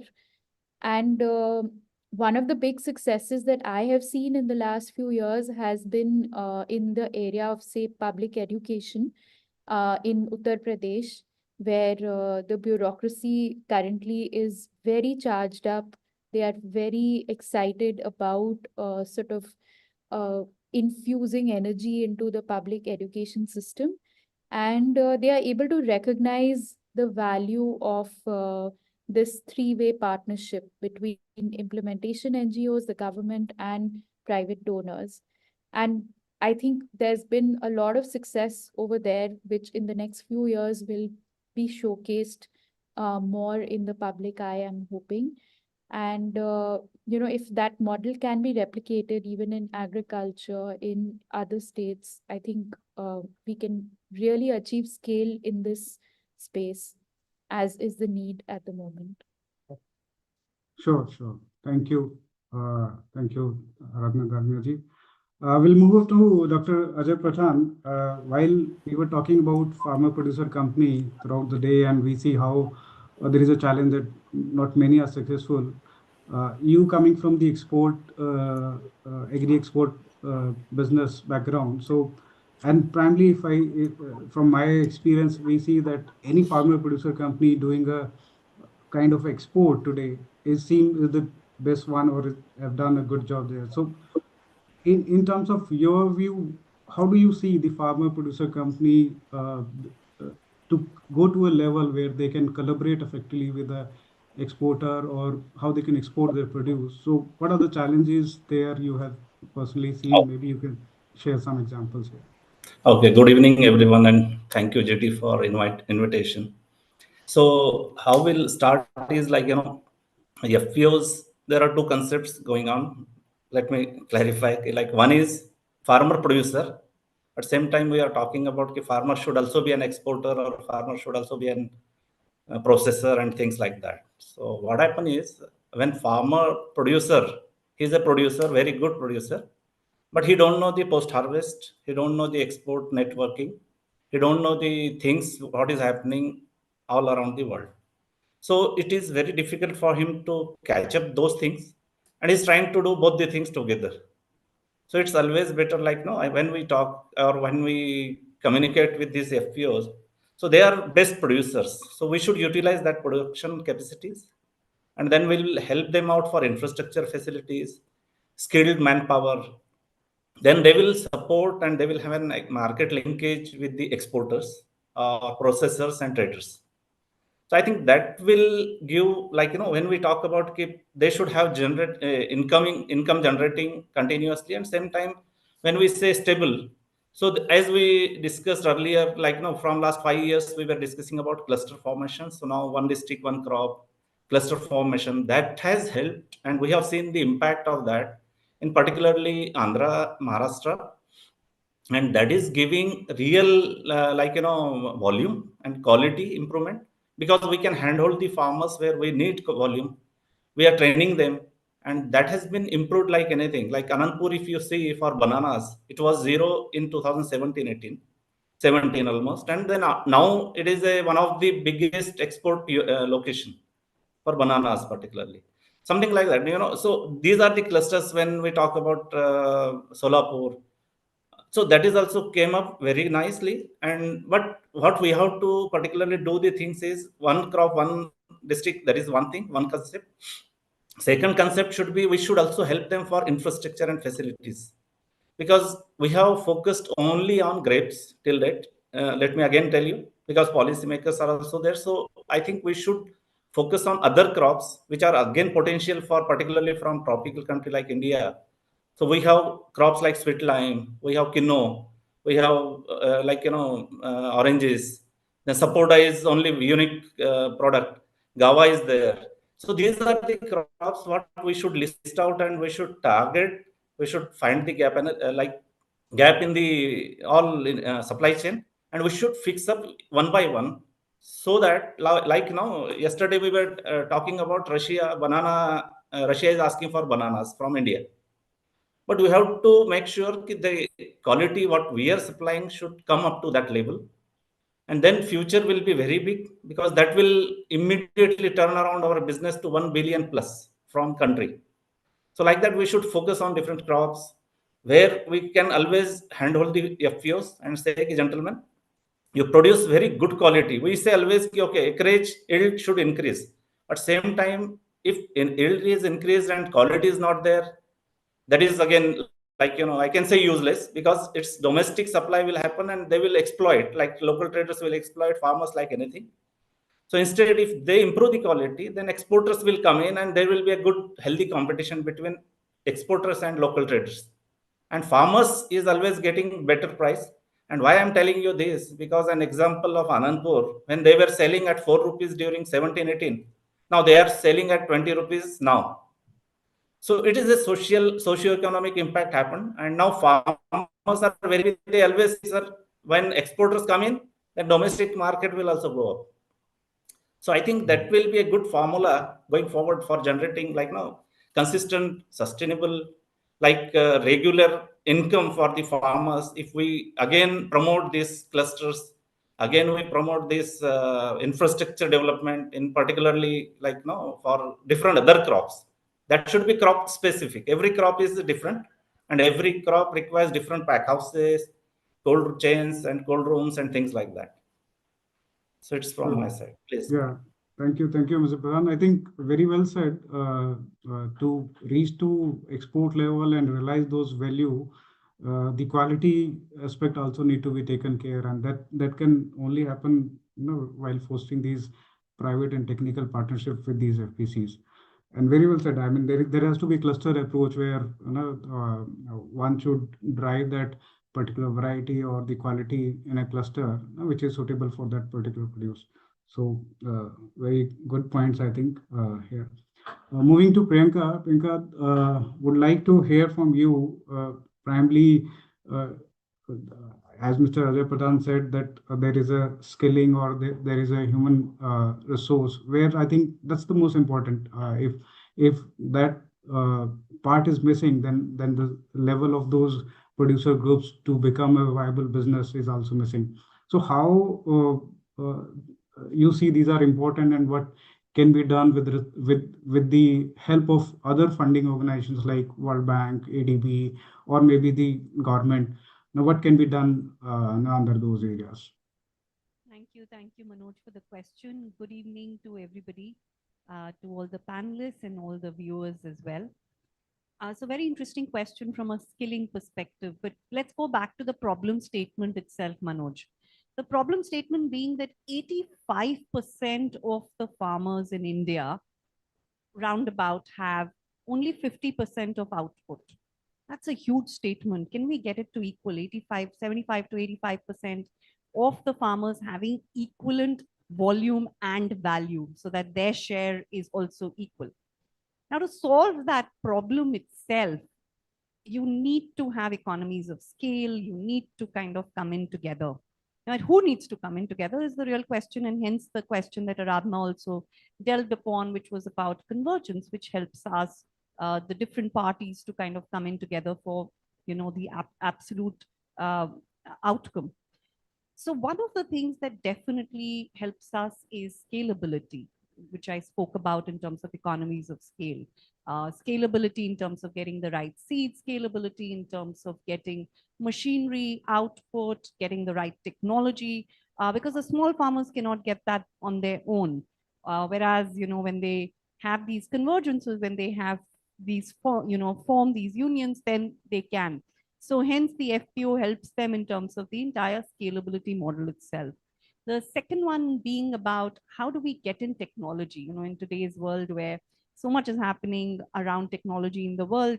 Can you, forecast the weather? Can you together do so much in terms of improving the yield, the productivity, etc., through technology itself? So that makes it, the economies of scale give you that value. The FPO gets that in terms of the technology.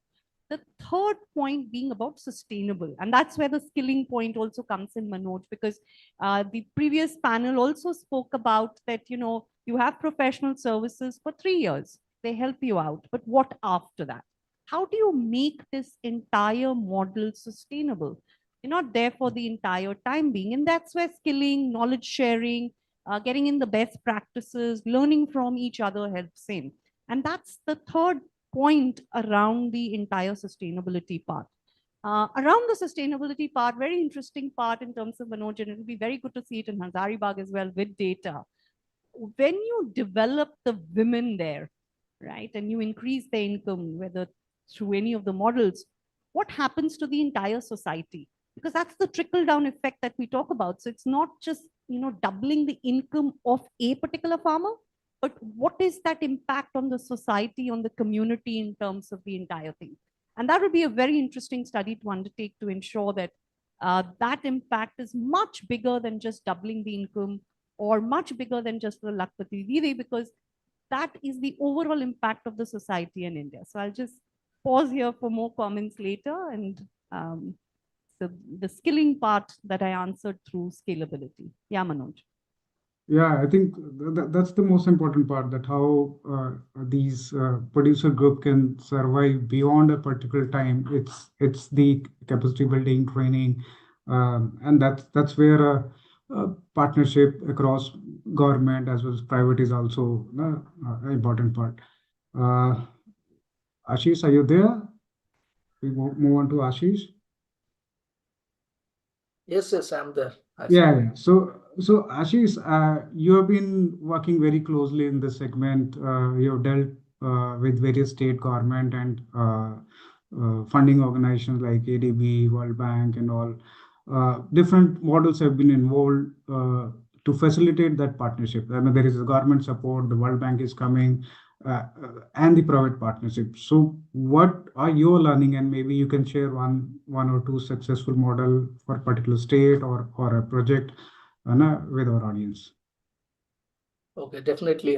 Good afternoon, everyone. Thanks, Manoj sir.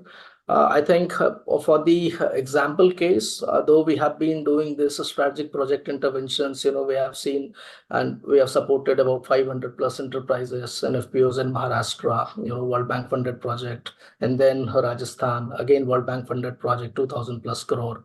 And then Tamil Nadu, recently the project is ongoing. And now from where I am operating, Kerala, wherein we are working with, closely with about 250 agri enterprises, FPOs, and plus the other World Bank project.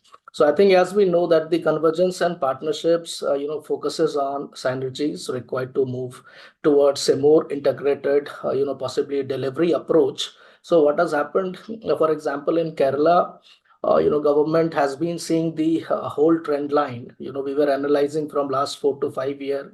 We were comparing the data of last about 2 decades. Okay, what has gone wrong? What are the factors or the critical success factors which has led to the successful interventions at the field level, hence increasing the overall economic value of the entire PG ecochain system. So from that learning, so if you see, for example, Kerala is a state. If we talk about Kerala's agriculture, the nominal contribution of agriculture sector per se in the state GSDP would be somewhere close to about 7 to 7.5%. But when we talk on the crop index part, if you see the Kerala's rubber contribution, at India level, so approximately 71%, if I remember correctly, about 71% contribution is from Kerala alone. Again, talking about cardamom, that is the sole player. About 90% of cardamom of India, comes from Kerala. Then again, coffee contribution, if we talk about approximately 20%, and so on with the tea with about 4 to 5%.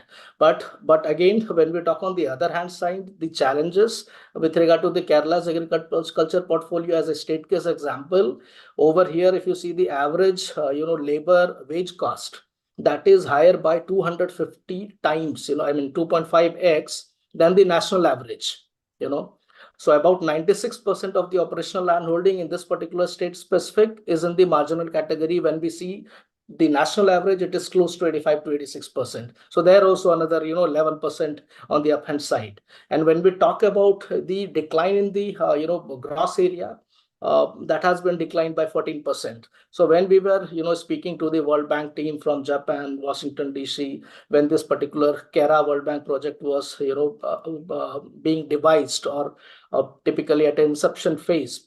So they saw a lot of research, data, field travel, I think some 9 to 10 times in the regional level, district level, meeting multiple stakeholders to figure out what kind of right interventions should be adapted, not blanket at whole state level, but specific to the different clusters, specific to the different agroecological zones, because requirements varies from producer organization to producer organization and zones to zones. So this is what the overarching approach which was adopted. So now I would like to give example. So that is the reason, why in last couple of months, KERA project, KERA basically KERA stands for, Kerala Climate Resilient Agri Value Chain Modernization. So this is a World Bank project with an, total project outlay of about $285 million. This project is there for over a period of 5 years. Again, World Bank assisted. Assistance is over for about $200 million. So here, if we talk primarily 3 component, government bank is focusing on. One is on the climate resilient part, what Madam was also telling on the tech, innovation, smart agriculture device, IoT systems integration. Second is collaboration and convergence of the existing producer organizations, and also helping the new producer organizations in, achieving economy of scale and export market and, market linkages, etc. And the third part is with regard to the effective value addition and the export market.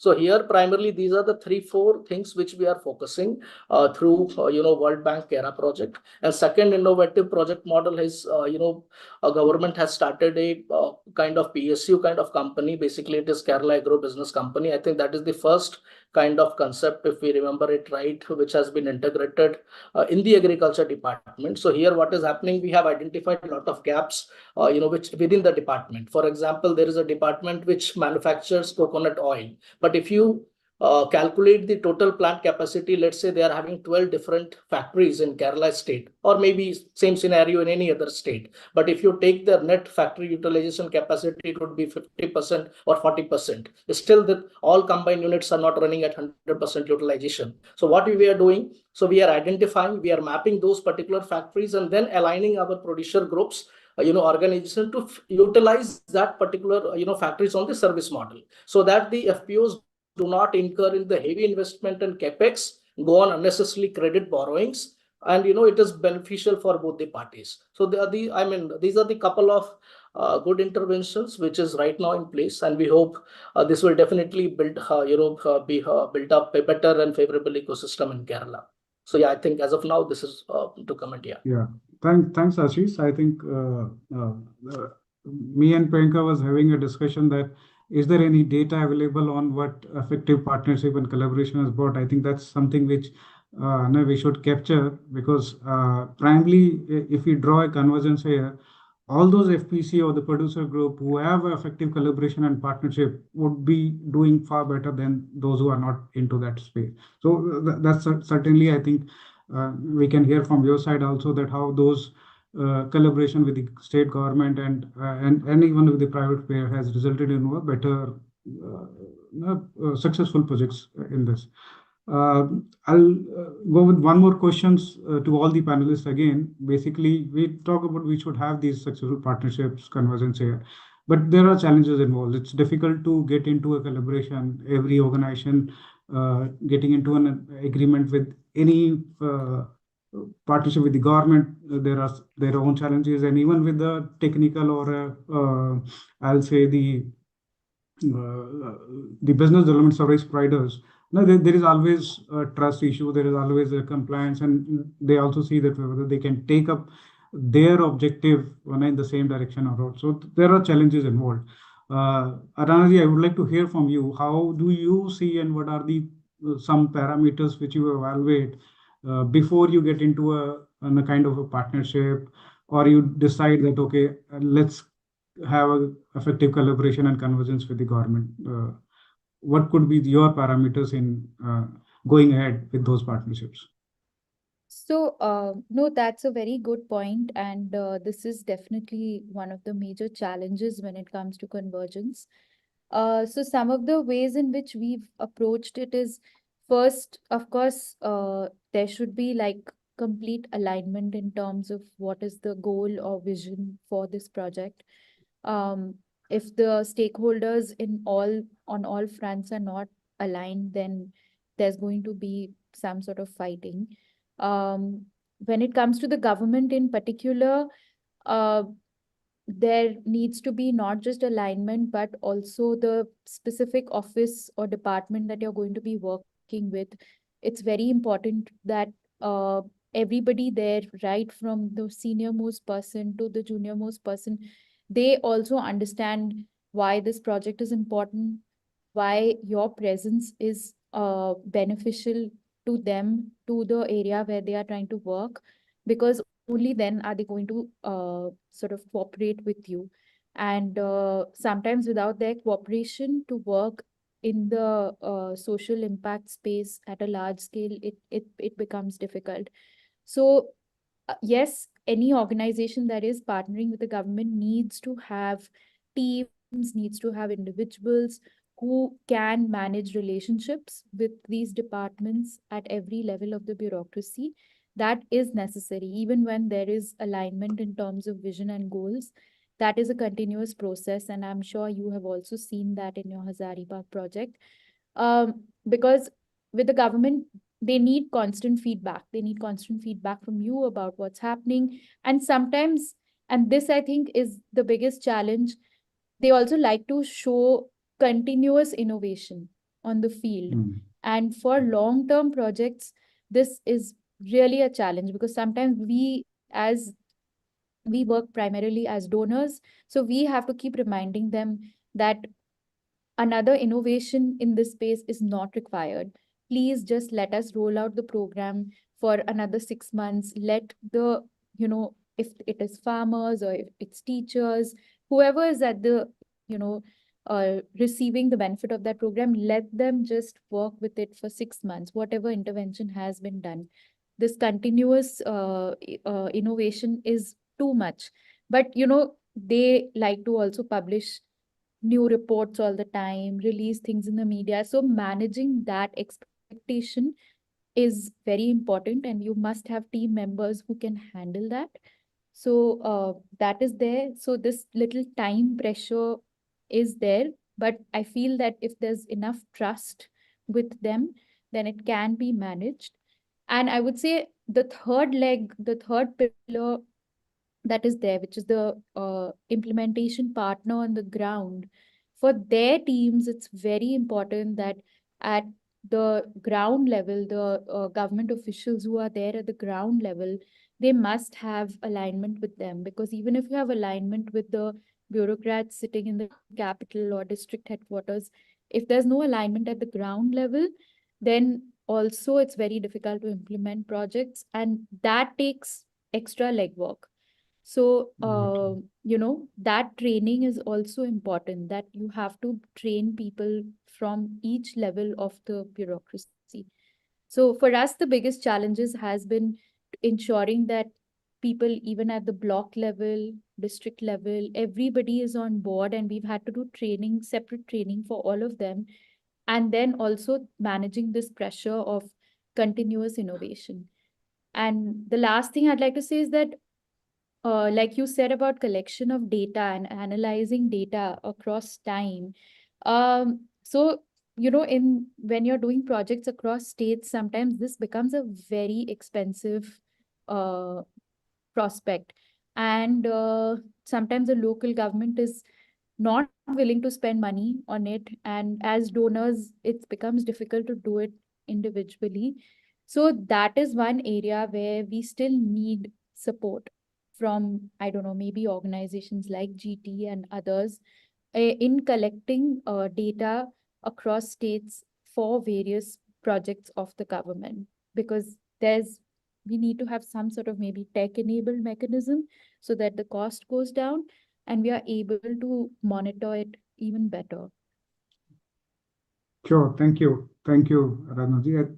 I'll just share you one project which we are trying to do, which is on the similar line, that we are trying to align a government SRLM objective along with the various CSR agencies or the foundations who are willing to invest in that area. So this is something, as Grant Thornton, we are also trying to do, because if both parties are having the same objective for rural livelihood improvement, no, they should have their objectives, and even as you rightly mentioned, that even the implementing activities should also be very well accepted between both the parties. No, that will help in a better convergence.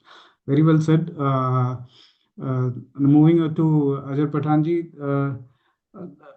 Again, for the particularly export market, we were also trying to do FPC market linkage, and one major challenge we see that while everyone look forward for those partnerships, somehow the ground level people are not prepared for that. So there is a lot of hand-holding training required before they get into a partnership.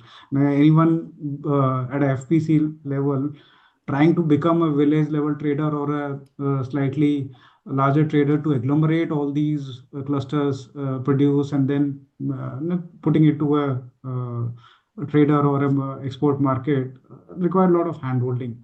Any views from this, that how these things can be addressed so that these effective collaboration can happen, particularly in the agri-produce? Yeah, as I said, Mr. Manoj earlier, handholding is must, because our farmers are very good in production. And what we have observed, they are very good in production, but post-harvest, we are very poor. And within no time, like when I take again example of bananas, where I am spending my more than 10 years. So there what we have observed is, if you are within an hour, you will spoil everything. So that's what this handholding and getting training from like Filipino or Ecuadorian banana, those who are leaders in the business, we have taken training from them. We have called them down. They were with us for 2 years or 2 years plus. And then we learned the technology and we have transferred it to the ground level, to our staff, to laborers, to farmers.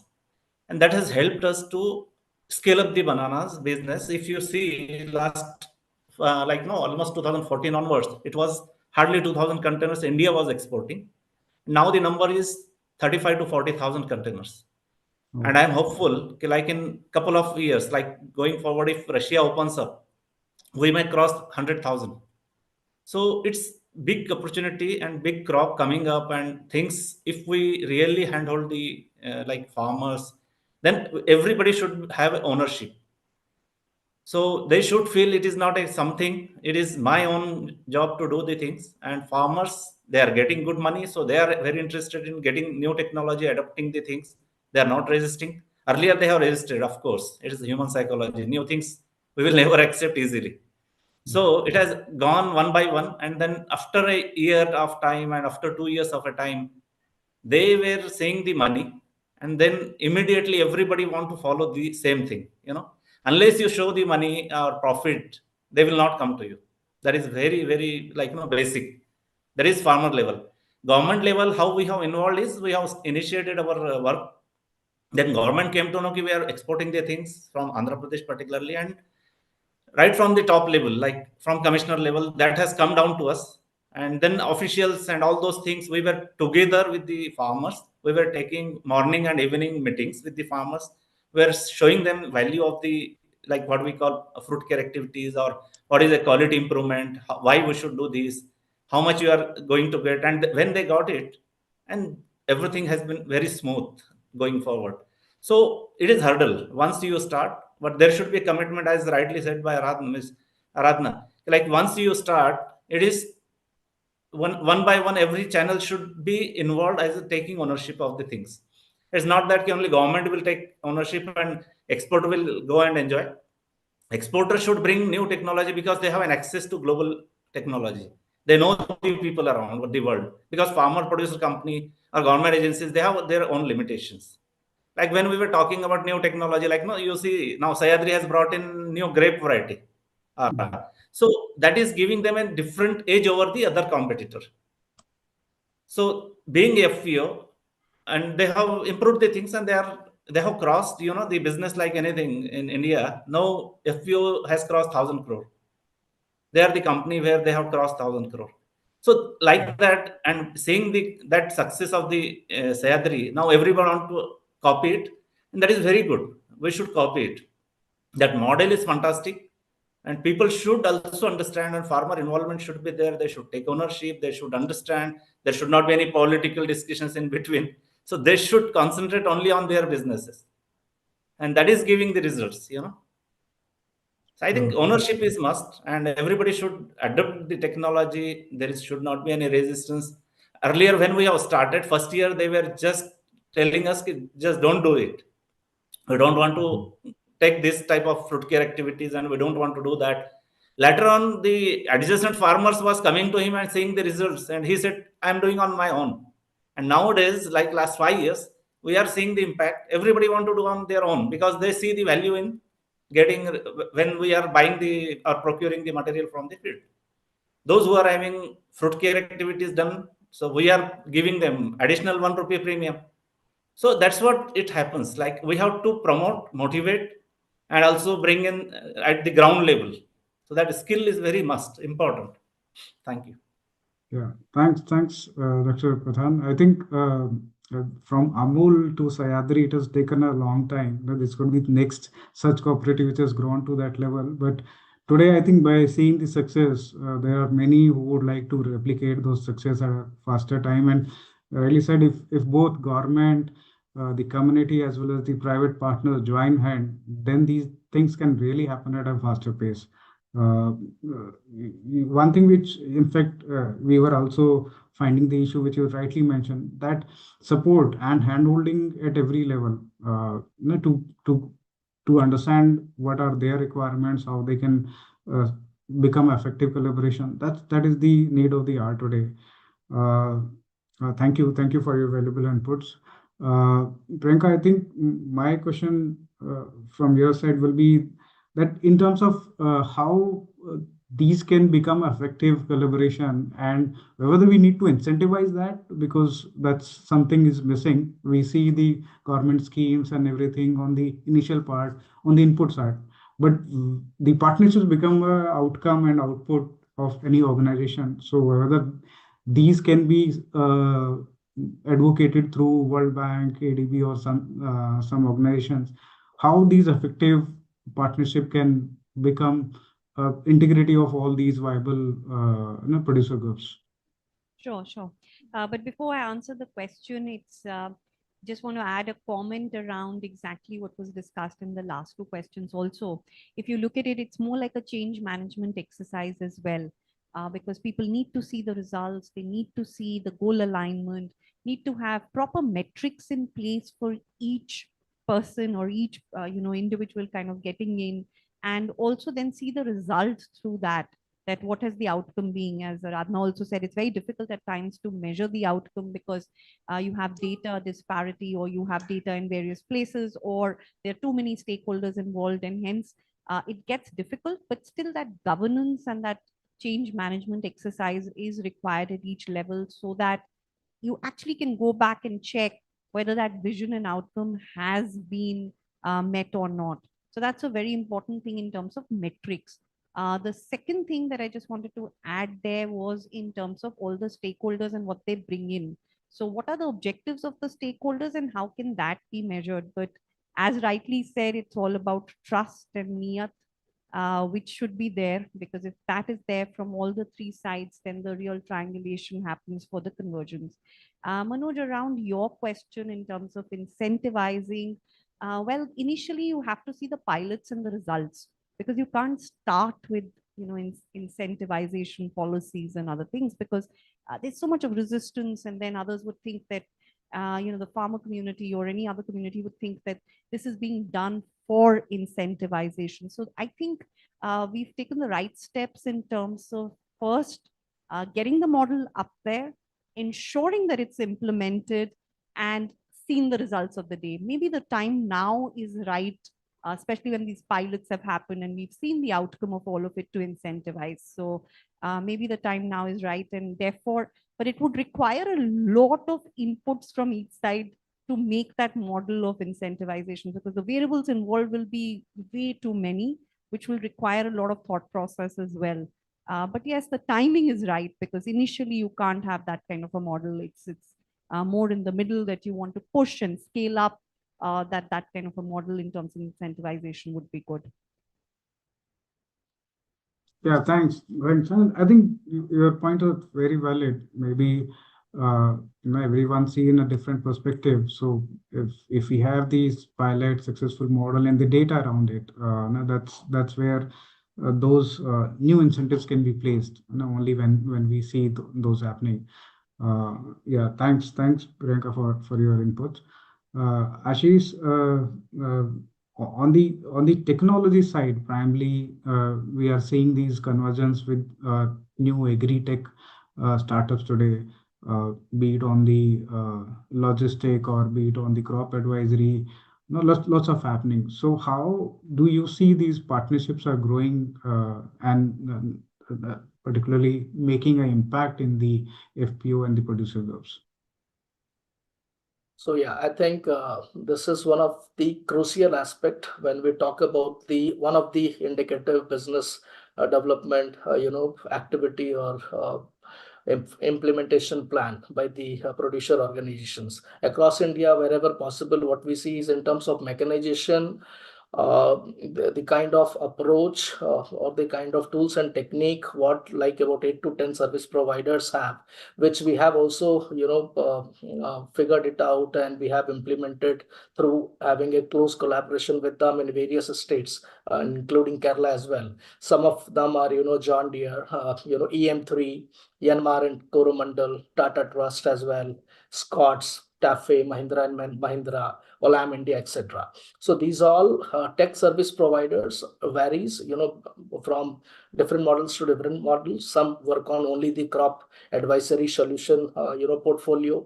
Some works on the recommended dose for fertilizers, macronutrient, micronutrient, or the kind of pesticide, fungicide or crop protection chemical equivalence ratios required. Those are little technical on the application side. Some are, focused on the drone technologies, which is the recent kind of innovation what the FPOs are we are trying to figure out. So I would like to just say a case, of the drone technology, what the team is doing in Punjab, as well as very successful model in Kerala also, especially in the plantation crop, and as well as on the field crops such as paddy.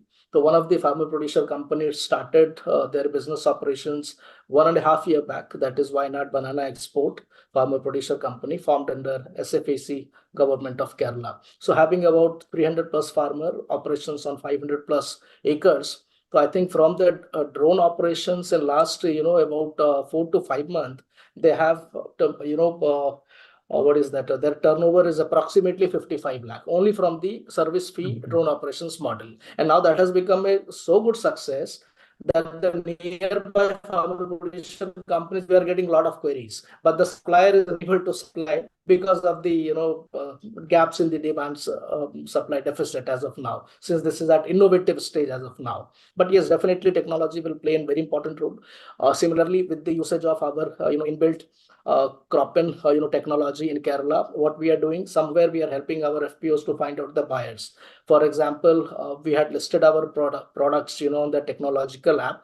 So there is a product called Malabar Kaipad rice. I don't know if you know Kerala well. So there is a place called Kannur. Kannur is a district. It is a coastal line area. So there is a GI product. It has got a GI tag. Malabar Kaipad rice, little nutritive in terms of other index as we compare with the normal rice. So that somehow we managed and we exported to the Gulf market, and that was tweeted by our Ministry of Railway as well, like first kind of GI product being exported from Kerala. So I think these all small things, but making a big impact, giving our FPOs and PGs or SHGs a good visibility on the social media or on the various web pages, and possibly through these small steps, it will be definitely adding some values as far as sustainability is concerned in terms of all business development of our FPOs and PGs across Indian states. Yeah, thank you. Yeah, thanks, Ashish. In the respect of time, I think we are right at 4:30. So would like to any closing remarks, Priyanka, Dalmia ji, and then we'll conclude this session. So just a quick closure and remarks that, as I said, this is not just doubling or tripling of income. This is more a community impact that it would have. And secondly, also in terms of sustainability and the circular economy that Abhinav spoke about in terms of water management, in terms of land and soil management. So the impact is much bigger than just financial. What is the impact of the income on education and other things is to be seen on crime and, a lot of other social impact, which is hard to measure. But definitely the financial impact will have a long-term improvement plan on the economy. And as we are here for shaping a vibrant Bharat, I think this is absolutely the right step in doing that. Thank you. Yeah, thanks, Priyanka. I think one thing which we all agree that partnerships with the government and private partnership is required, and that's we all call, rightly said Priyanka, this is a local economic development where the overall impact in the cluster as well as the community will happen. Because it is going to create an ecosystem. It's not going to create a one business or one profit group, but at least when multiple stakeholders, private as well as government, works together, then ecosystem is created, and that's what is required today at grassroots level. So thank you all for all your valuable comments, and once again, thank you so much for giving the time today and be a part of this Livelihood Summit. Thanks everyone. Thank you very much. Thank you so Thank much. you. Thank you. Everyone. Bye. Thank you. Thank you everyone for having an informative discussion. As we move on towards the end of sessions, I'd like to now welcome Professor V. Padmanand, Partner Grant Thornton Bharat, to convey the valedictory remarks. Thank you. It is not valedictory remarks, more of a summary of the program that I'd like to offer, a briefing in terms of what have been our learnings. So about 10 to 20 critical points is what we'd like to cover as the highlights of this, I should say, really very enlightening summit. We'll be bringing out a knowledge paper, both for policymakers and also for implementers. And we'll also go into our next book, which will be hopefully coming out in a few months' time, focusing on livelihood particularly, and women livelihood specifically. Now, I'll start off with the first session. We had Jayan Sinhaji highlighting the successful experiences in Hazaribagh, where 25,000 stakeholders have been benefited, 10,000 in terms of 40% income increase within just a 2-year period since COVID, and formation of FPOs, really, through various, about 10 to 15 major interventions, off-farm interventions, farm interventions, Pashupalan-related interventions, common facilities, asset transfers, input shops, direct market connect, branding, etc. We started off with that. The Honorable MP himself appreciating Team GT for the great intervention in the aspirational district of Hazaribagh.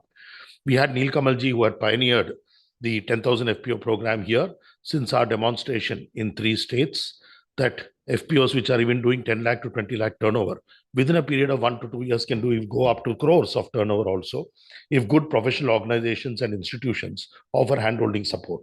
So weakness in the ecosystem in terms of expert knowledge providers and field level implementers is highlighted. In fact, it's documented even in the 10,000 FPO program when the scheme was evolved by the Government of India, after several weeks of efforts by the SFAC and other institutions.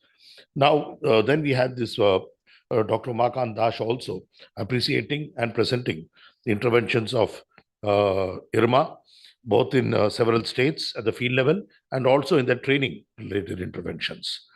We had Ramesh Chandji releasing the book, The Entrepreneurial Farmer, where we have 10 to 15 types of business plans that an FPO need to understand and evolve for really getting into entrepreneurial activities, and also the partnerships and convergence options that are available.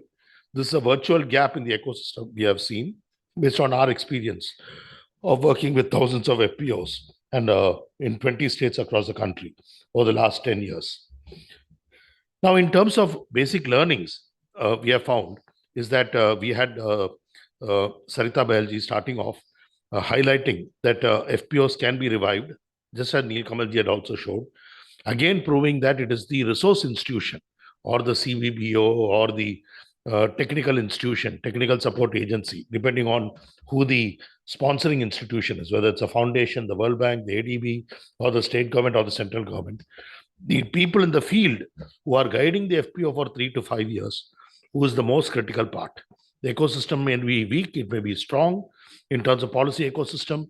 The ecosystem may be weak or strong in terms of resources, number of harvests, rain-fed agriculture vis-a-vis canal-fed agriculture, etc. Ultimately, it's a team of people who are working in the field who will play the critical role in the survival and promotion of an FPO beyond mere formation. This has been highlighted by all. Second major learning has been that, question has been that whether we should focus on developing grassroots managers to provide the services, meaning beyond an implementing agency's role of 3 years to 5 years, whether we need a CEO, a manager, barefoot managers or grassroots managers also providing the service, or whether we groom the BODs themselves. So what has been found, very aptly highlighted by IRMA's Dr. Rakesh, by Dr. Rakesh ji also, Dr. Rakesh Ravatia, is that at the fermenting stage, meaning the 3 to 5 years, while FPO is evolving to a few crore turnover, their BODs themselves could be groomed to be appropriate managers in terms of one handling business plan, one handling credit, one handling input, one handling output, one handling convergence, one handling output, business, etc.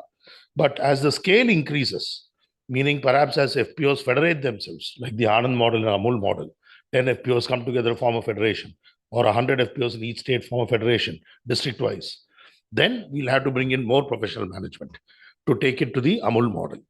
So meaning initially BODs may be okay, grassroots managers may be also okay. BOD is better because at least they will be there, will not jump and run away for every 5,000 rupee hike in salary. But in the longer term, professional managers from IRMA, not necessarily IRMA students alone, will also be involved and need also be twinned into the ecosystem. So the need for developing more IRMAs rather than only IAMs was also specified particularly by IRMA experts, given the context of the Indian agri ecosystem and the scope to develop India as an economy also through commodity exports.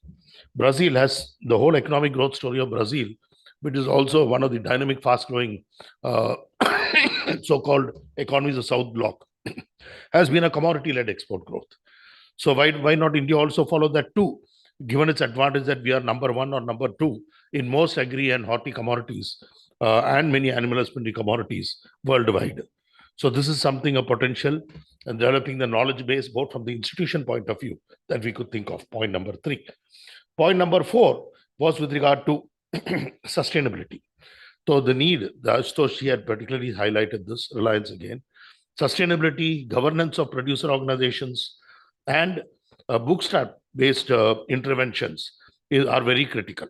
And we need to look at, as Madam had suggested, that is, we had Aradhana Dalmia suggesting that FPOs is not only an income generation option, a sustainable option, an economic empowerment option of the rural poor or women or male, whoever, or households, but basically a system and an institution for social transformation, social change.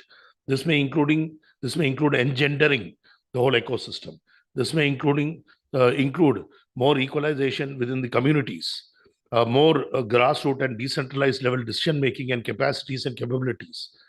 A range of initiatives which lead to social transformation beyond only income generation could be these FPOs. Another major learning from here is that from this session has been that training that has been offered till now has been largely focused on the formation stage, on meeting regulatory conditions, statutory and legal compliances. Business plan related trainings have been relatively weak. There are 10 to 15 types of business plans that an FPO need to plan, evolve and implement through partnerships and convergence is something that is a gap in the literature, which we have jointly brought out and released today. This book, the Hindi version, will also be available. The soft copy of the book is also freely available. You may contact our colleagues Prakarji or Sagarji for this emailed. Their numbers and email numbers would also be provided to you, to all interested listeners and the audience. The next major session was focusing on the policy environment. As Ashish ji, who's handling the Kerala PMA, where we are working with 400, 500 FPOs overall, and has also been involved in several other PMA activities under the World Bank in Rajasthan, Maharashtra, and Tamil Nadu, where thousands of FPOs have been promoted with World Bank assistance and ADB assistance, is that asset convergence. This is something we have realized. Earlier, SHGs used to receive a lot of benefit and support in terms of asset convergence at the district level and the state level, like the Kudumbashree model in Kerala, and where we have crores of women networked into FPOs, or the Odisha model, and several other states. So you find all the vacant assets of the government in terms of departments, not running, less effectively running production facilities being transferred to SHGs. So the same thing is now happening to FPOs. So you'll find Jharkhand, including in Jayant Sinhaji's constituency, to many in Punjab recently, 2 days ago, warehouses, godowns, retail outlets, all being transferred on lease basis to FPOs. So this is something that's a great policy initiative that could be taken at the field level. Assets which are not being utilized, transfer them in a big way, including productive assets, towards productive and processing assets into producer organizations, which will lead to greater value addition, storage, loss of agri waste, etc. Another major learning has been from the policy environment point of view is that we have, say, 25,000 FPOs, as the MSP committee representative Vinod Anand had mentioned, PM's MSP committee task force and the World Cooperation Economic Forum's executive president, is that out of the 25,000 odd FPOs in India and the 100,000 odd packs, the packs have been playing the role of MSP supply till now. But in many states, as you know, it is now FPOs who have taken over the rule. So ensuring that and encouraging FPOs to play the role of facilitator for MSP procurement at the state level and also at the central level would be very appropriate. And what we need to understand that MSP dependence alone, I was also agri economist for some time for the ADB, Asian Development Bank. We studied countries across the world. And what we find is, say, Philippines had stopped the MSP procurement long back, because basically you're distorting the market. Once you're giving a price of 28 rupees per kilo of rice, which in the market is worth only 18 rupees, the whole market is being distorted. So this kind of thing, ensuring that competitive market-based production is not happening in the name of so-called, shall we say, food security. Food security is fine, but it should not be food security in an extent that the whole economy and the economic orientation and competitive orientation of the agri sector is affected. Another major learning has been diversification to value-added production, that is horticulture, high variety of high yielding crops, and also into other commodities, including floriculture, would be an option, at least to increase farmer incomes and to ensure more increased competitiveness and income from the agri sector to GDP, which is basically only about 18% today. It could be increased or even doubled through various interventions. The next major initial learning in this criteria, a question, in fact, was raised by Arun Padiji, Director, Tata Trust, is that we need to evolve two things, and we need to note two things also. An FPO turnover is fine from the institution point of view. An FPO turnover of 1 to 2 crores with a net profit after passing on their benefits directly to members of 5 to 6 lakhs would be able to meet operating expenses, no problem. But again, the FPO's role is not only to offer commodities at lesser prices or aggregation and joint marketing. It is also to provide a range of other services, like many services that an FPO offer in terms of, say, crop advisory or extension services, which in the next session, Vinod ji had highlighted. The weakest service in India being the extension service because of the absence of adequate resources, the large number of farmers. In fact, many of GT's intervention, we deploy hundreds of local resource persons after training, trainers of training, trainers or training programs, only providing agri extension services and animal husbandry extension services. Our biggest results are coming from that, in terms of 20 to 25% increase in milk yield, in goat meat weight, and disease-free goat production. So similarly, with regard to poultry, and also with regard to almost all crops, potato, tomato, paddy, etc. Demo farms and demo plots are very critical in this context. So we need to remember this and then undertake interventions. In fact, the policy environment also highlighted the fact that people even today are reached only at the output stage, most institutions, only the output stage of evaluation. We are not come to the outcome stage in most cases, though GT we have come into the stage years ago. And also, there is an element of cost involved in this context, with larger number of teams to be involved and that kind of thing. Meaning people focus on what are the activities of the FPO, what is the turnover of the FPO, how many members have increased their income by 50% or 100%. Very few people even talk about in many projects. So that is also because what we need to understand is the appropriate level of investment per FPO that is required for this and undertaking the intervention. And when we speak of policy and interventions, we find that the central government is spending about 53 lakh per FPO, including the fees, equity grant scheme, etc., and technical agency fee for developing and promoting an FPO. The World Bank project goes up to 80 to 90 lakhs even, World Bank and AD projects. Some foundation goes up to 1 crore even. So meaning, even spending 1 crore per farmer, it's a question of few thousand rupees per farmer in terms of ensuring that is he knows and he becomes an entrepreneur and knows how to fish rather than dependent on dole in very crude terms or on support every year. 1 lakh per farmer every year is something that an economy cannot survive on, cannot survive on perpetuity. If we teach them this 1 lakh per year could be saved economically and again reinvested in terms of investment for growth of the agri sector and agri value chains in terms of pure economic parlance. So our job is to ensure capacity building. Our job is to ensure that we teach the producers and the rural masses on how to fish rather than just feeding every year in an unsustainable fashion. And this is our job and our bounden duty also, both from the taxpayer's point of view as also economic point of view.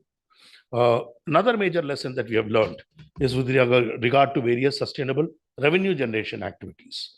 So what we have learned is it's not enough. Again, as Vinodji has mentioned, and also Priyadarshini ji and Shruti ji from the UNICEF had mentioned, is that we need to look at all the value chains at which a farmer is working on. A farmer will be working on 2 harvests, paddy maybe and horticulture, maybe working on farm activities. It may be animal husbandry like dairy, poultry or goatery, or all 3 of them, depending on the state and region and economic circumstances. And for 3 or 4 months a year, also in non-farm activity, it may be handloom weaving, like in Assam.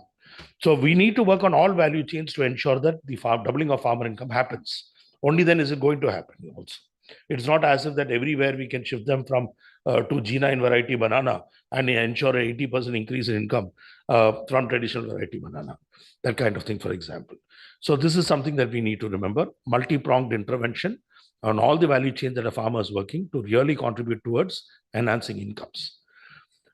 Another major learning that we had from the next session was on self-help groups to producer organizations.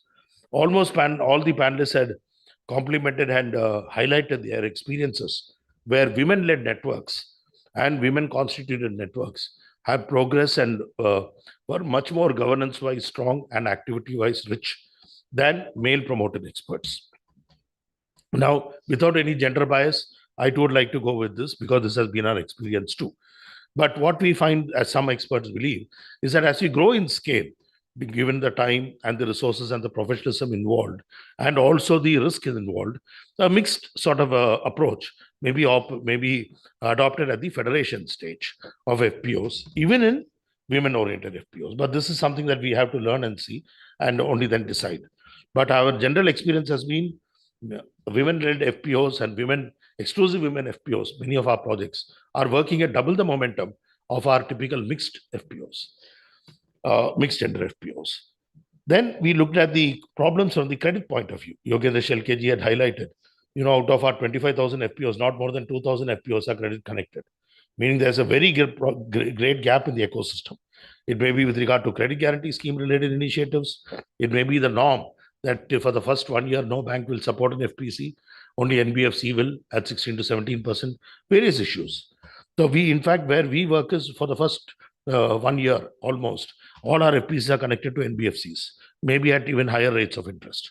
But after this 1 year, go to the general banking system, nationalized banks at 10% rate of interest. Anyway, there are different models. Ultimately, you need viable business plans which justify the higher rates of interest and cost of capital, which will facilitate this. Another major lesson that we had towards the last session was that with regard to monitoring and evaluation. Constant monitoring and evaluation is most critical, and monitoring and evaluation most critical in terms of also proving the causality of increase in income.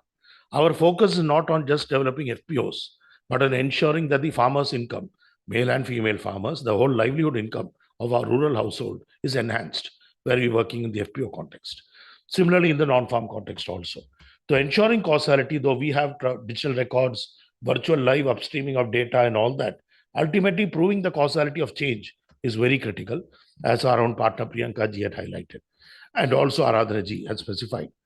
And what we learned is that, again, from the last session, is that income increase alone is not our focus to develop an inclusive Bharat.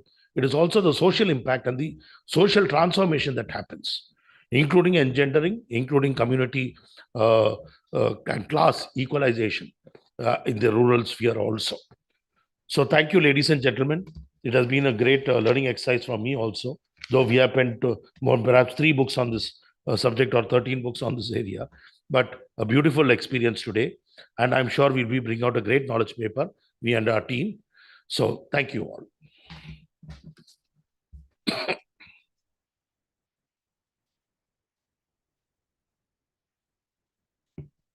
Thank you, Padmananji, for sharing the learnings with us today. Now I'd like to invite Sri Sagar BT, Manager, Grant Thornton, Bharat, to share the vote of thanks.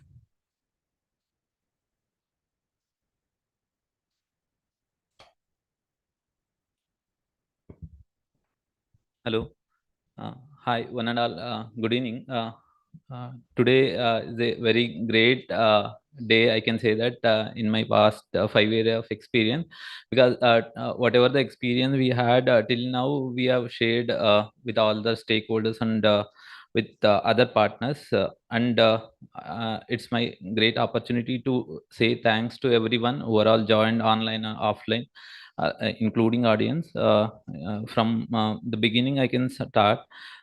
Special address by Shri Jain Sinha ji, a member of Indian Parliament, chairperson of the Parliamentary Standing Committee on Finance, Government of India. And the next is a distinguished address by the Nilkamal Darbari Madam, IAS, Farmer MD, SFAC. And a special address by Shri Vishesh Chandiok sir, CEO, Grant Thornton. And a special address by Umakant Das ji, Director IRMA. A special address by Shri Vibhu Goyal, IAS, CEO, West Bengal SRLM. And the inaugural address by Professor Ramesh Chand, a member Niti Aayog, and he also released the book titled by the Entrepreneurial Farmers, a Manual for Empowering Farmer Producer Organization. This book was authored by Srimati Nilkamal Darbari Madam, Professor Padmanand sir, Kunal sir, and Rakesh Aravatia.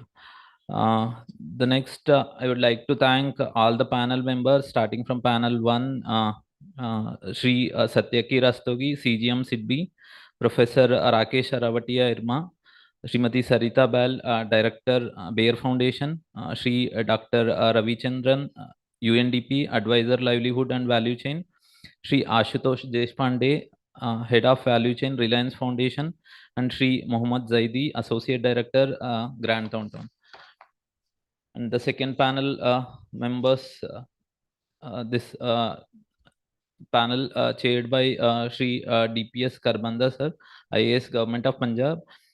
Panel member Shri Binod Anand is a member MP's MSP Committee and Executive President, World Corporation Economic Forum.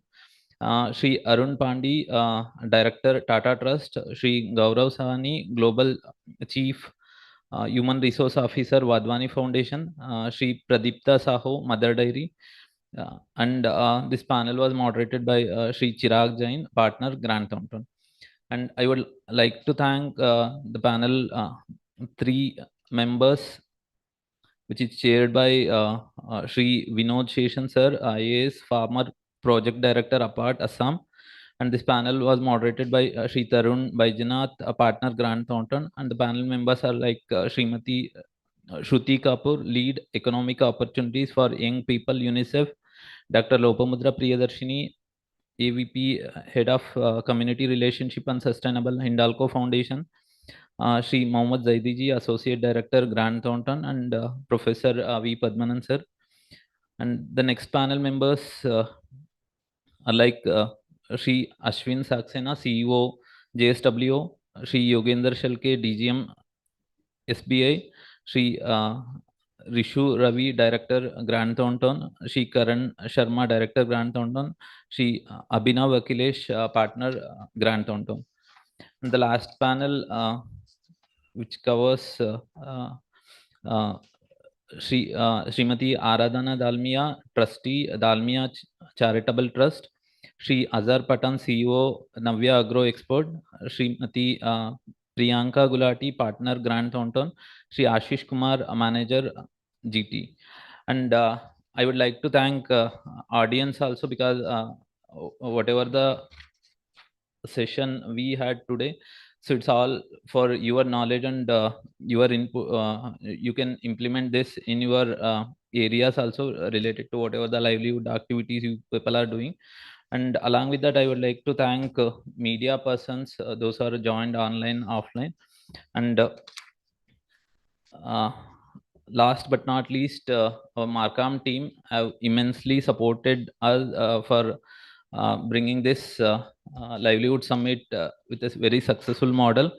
And other GT staffs and members who are all supported for this summit, online, offline, in supporting and coordinating with all the stakeholders and the panel members.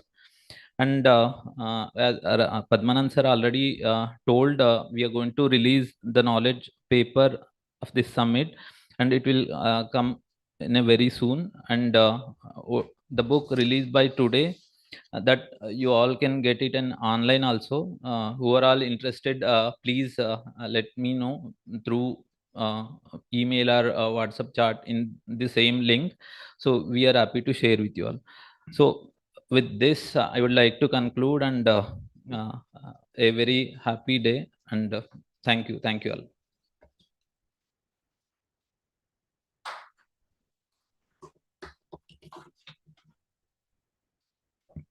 Thank you, Sagar, for sharing the vote of thanks. With this now, we are concluding the Livelihood Summit 2024. Thank you all for joining in.